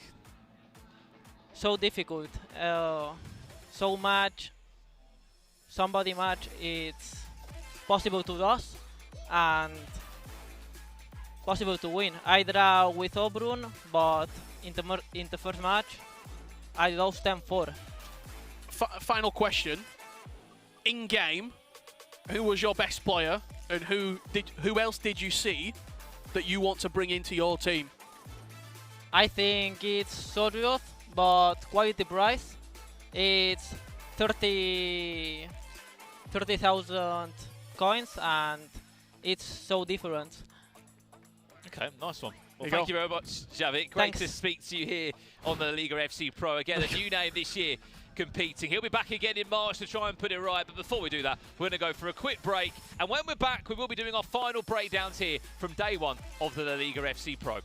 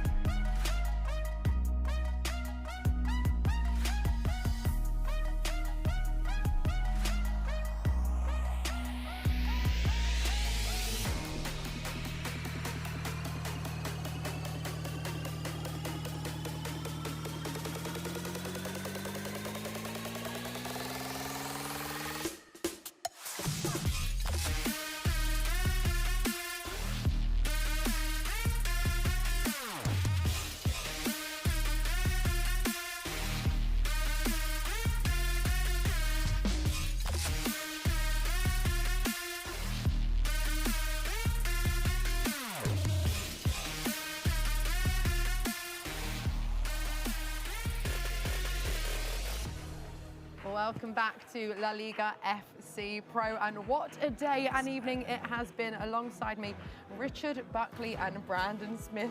Oh, Richard, I thoroughly enjoyed you almost being pied on air by Chavik. It nearly happened. Oh, I would have absolutely loved to see that, but hey ho, maybe tomorrow, right?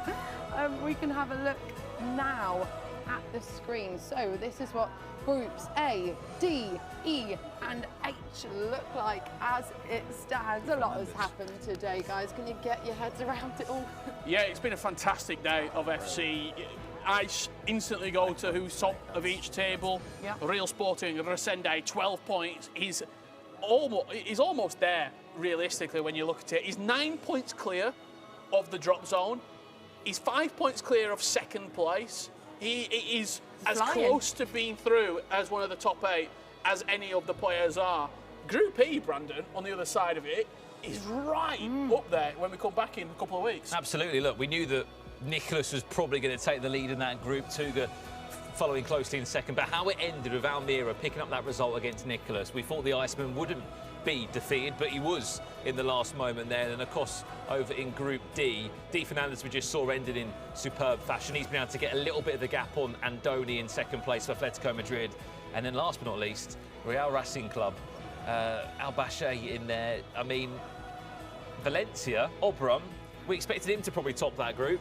He got a, I wouldn't say a nice welcome to the Liga FC Pro, Nicole. He was a bit battered and bruised in terms of he drew games, he lost games, he dropped points where maybe we didn't expect him to. Yeah, it's been a mixed bag. Have you guys enjoyed yourself? Always. It's been a long, it's been a lot of games, a lot of games, a lot of goals, a lot of games. I'll take that as a yes then, Brandon Smith. Right, just 2 more highlights to get through, okay, boys? So this one was, is this a game that you were casting? It's all merged into one, isn't it? This was the last game, the last round we saw. It certainly was, and I mean, when you... Cadiz. Yeah, and I think just D Fernandez showing his quality and showing his class. Yeah. In the end, he actually, just before we came back, just walked off camera, past the broadcast, pretty happy with his performances today. I think certain players, they expect levels of performance from themselves that when they've done it on global scales. Yeah. Nicholas, so disappointed because he's not got 9 points. Oban, really disappointed because he's only got 7 out of 12. Whereas other players, they've got 6 points today and they're going home and they're probably buzzing about it. They're probably really happy. That's what's coming up tomorrow. We go again. We go again, Richard and Brandon. Those 2 games at the end, though, the last ones for tonight, were good. And like you said, D Fernandez, so impressive. I mean, 3 wins and a draw. He'll be going home very happy this evening. But tomorrow, we do it all over. Loads and loads and loads of games. Anyone in particular that you're looking forward to seeing? Zidane should be entertaining. Yeah. He's one of the only other players than Nicholas that's done the double before, won the league and won the cup in 2022. Emre Yilmaz. Oban didn't have it his own way today. What does another non-Spanish player coming into this cauldron make of it? I think Emre Yilmaz, if anything to go by today, he's going to score so many goals. A player that didn't have it his own way today was Andoni, and he had to fight to get points. Yeah, so he won 1, drew 1, lost 1, and then won this one at the 7. end, right? So, yeah, a bit of a funny day for Andoni. Brandon, were you expecting kind of more from him? After the first game, yes, because he started really well. He was, you know, he had a bit of an ego to him. He was celebrating. He was giving us a bit of a different Andoni, because Andoni didn't win a single game this time last year in the group stage of the Liga Pro. He wasn't involved in the cup. He wasn't in the final, so he has even more pressure on him this year, coming in to represent a club the size of Atletico Madrid. And I think, look, round 2 and round 3, a draw and a loss isn't great, but he's ended on a win and he's on 7 points. Yeah, OK, let's head over to Ryan and Gravison for some analysis. Thank you, Nicole. Gravison, we're joined again at the analysis screen here in front of us. Going to dissect some gameplay, and it's going to come from Javik against Ranelista in a previous round. We're going to see some of the goals here. I'm going to let this play out. I just want to show you how important triggering runs is, and not just L1 to trigger them forward, but to call them back as well. I want to quickly go back again, because whilst I was speaking, the whole move actually played out. Look at this, Gravison, right? The player lock inside here, you can see the cursor just above Puskas' head there. So he's clicked the left analog stick and the right analog stick to move Puskas into a favorable play on here. And you can see Valverde's run here. He stops perfectly. Look at it, he's genuinely in a perfect position here. Is that the AI? What's happening here? See, we had to speak directly to the source. Javik, we spoke to him. He said in this position, he tapped R1. So that brings the player closer to the person in possession. And to do that led to this huge opportunity. Valverde in front of goal. Even if you move the goalkeeper, you're more often you're still gonna concede. So for the people at home, just to analyze this on a bit again, first thing you gotta do is trigger L1 there with Valverde. Yeah. And you are able to just press R1 in this example.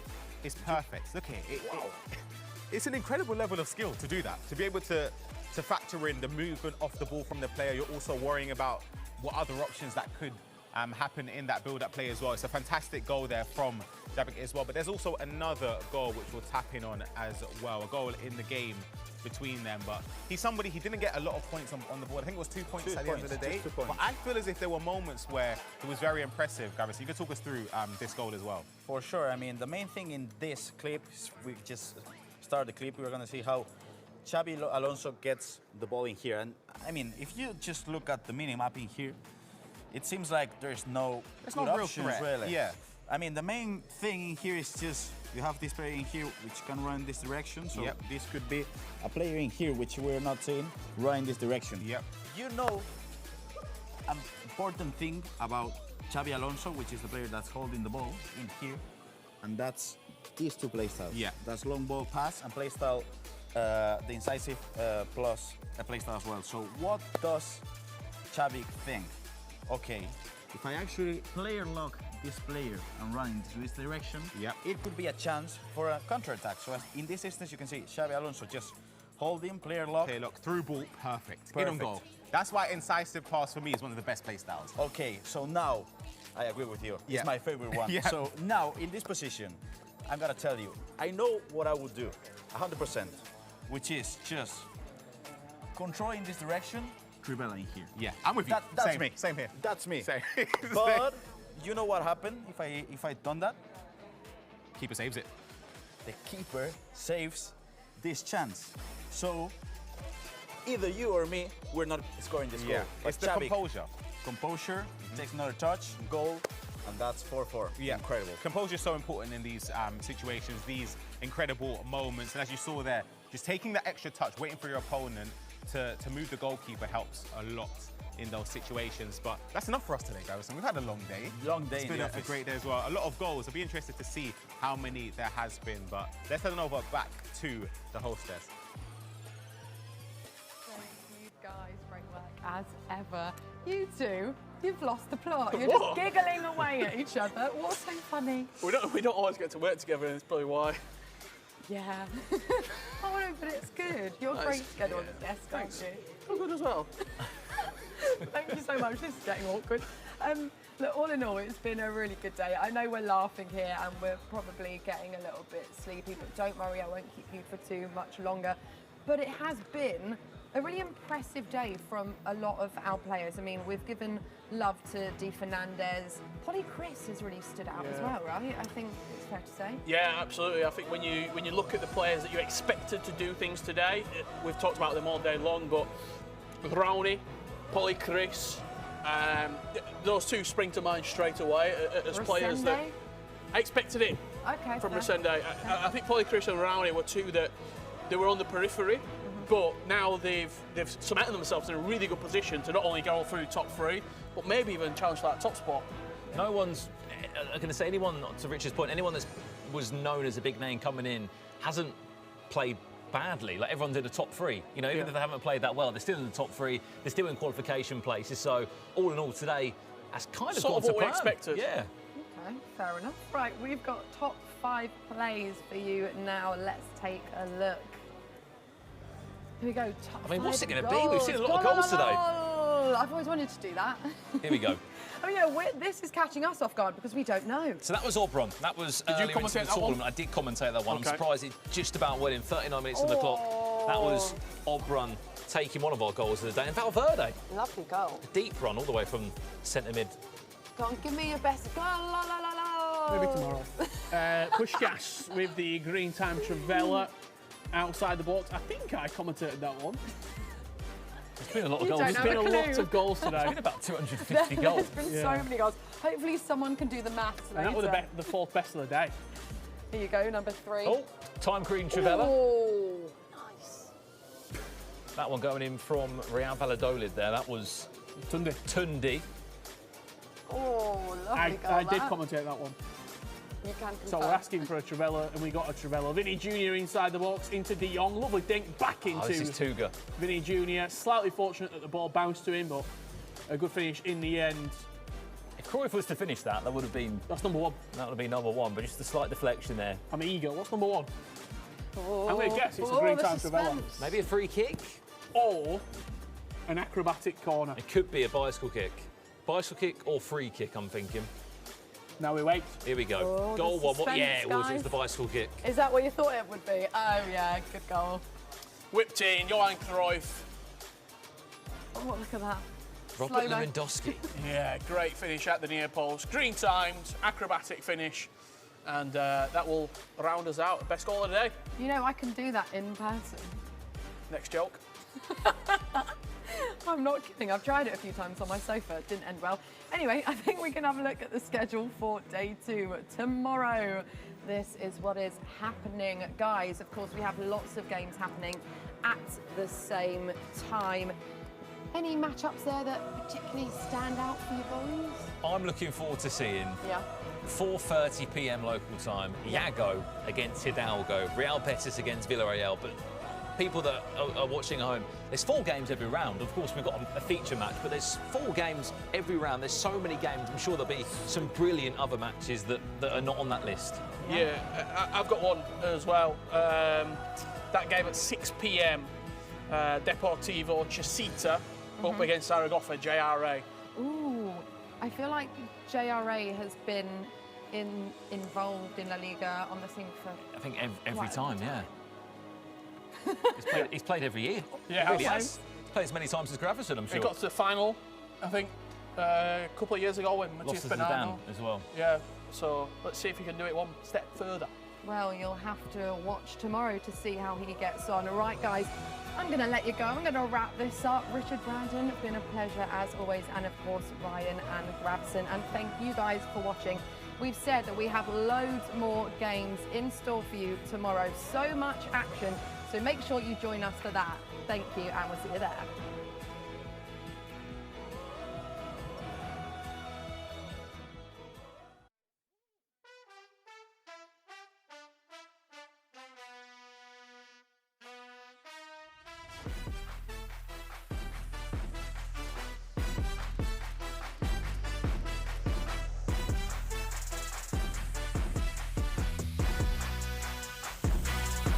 I know you see it.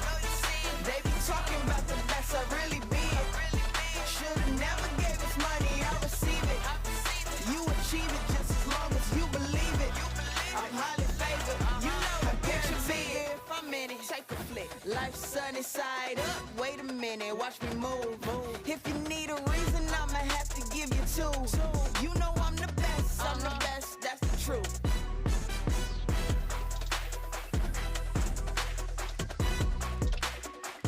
See, I started at the bottom. Now it's my world. Point 'em out, I got 'em. Yeah, I got 'em. This is light work. They should call me Casper. You can't see me, have a seat. I'ma teach y'all something like Mr. Feeney. I know you see it.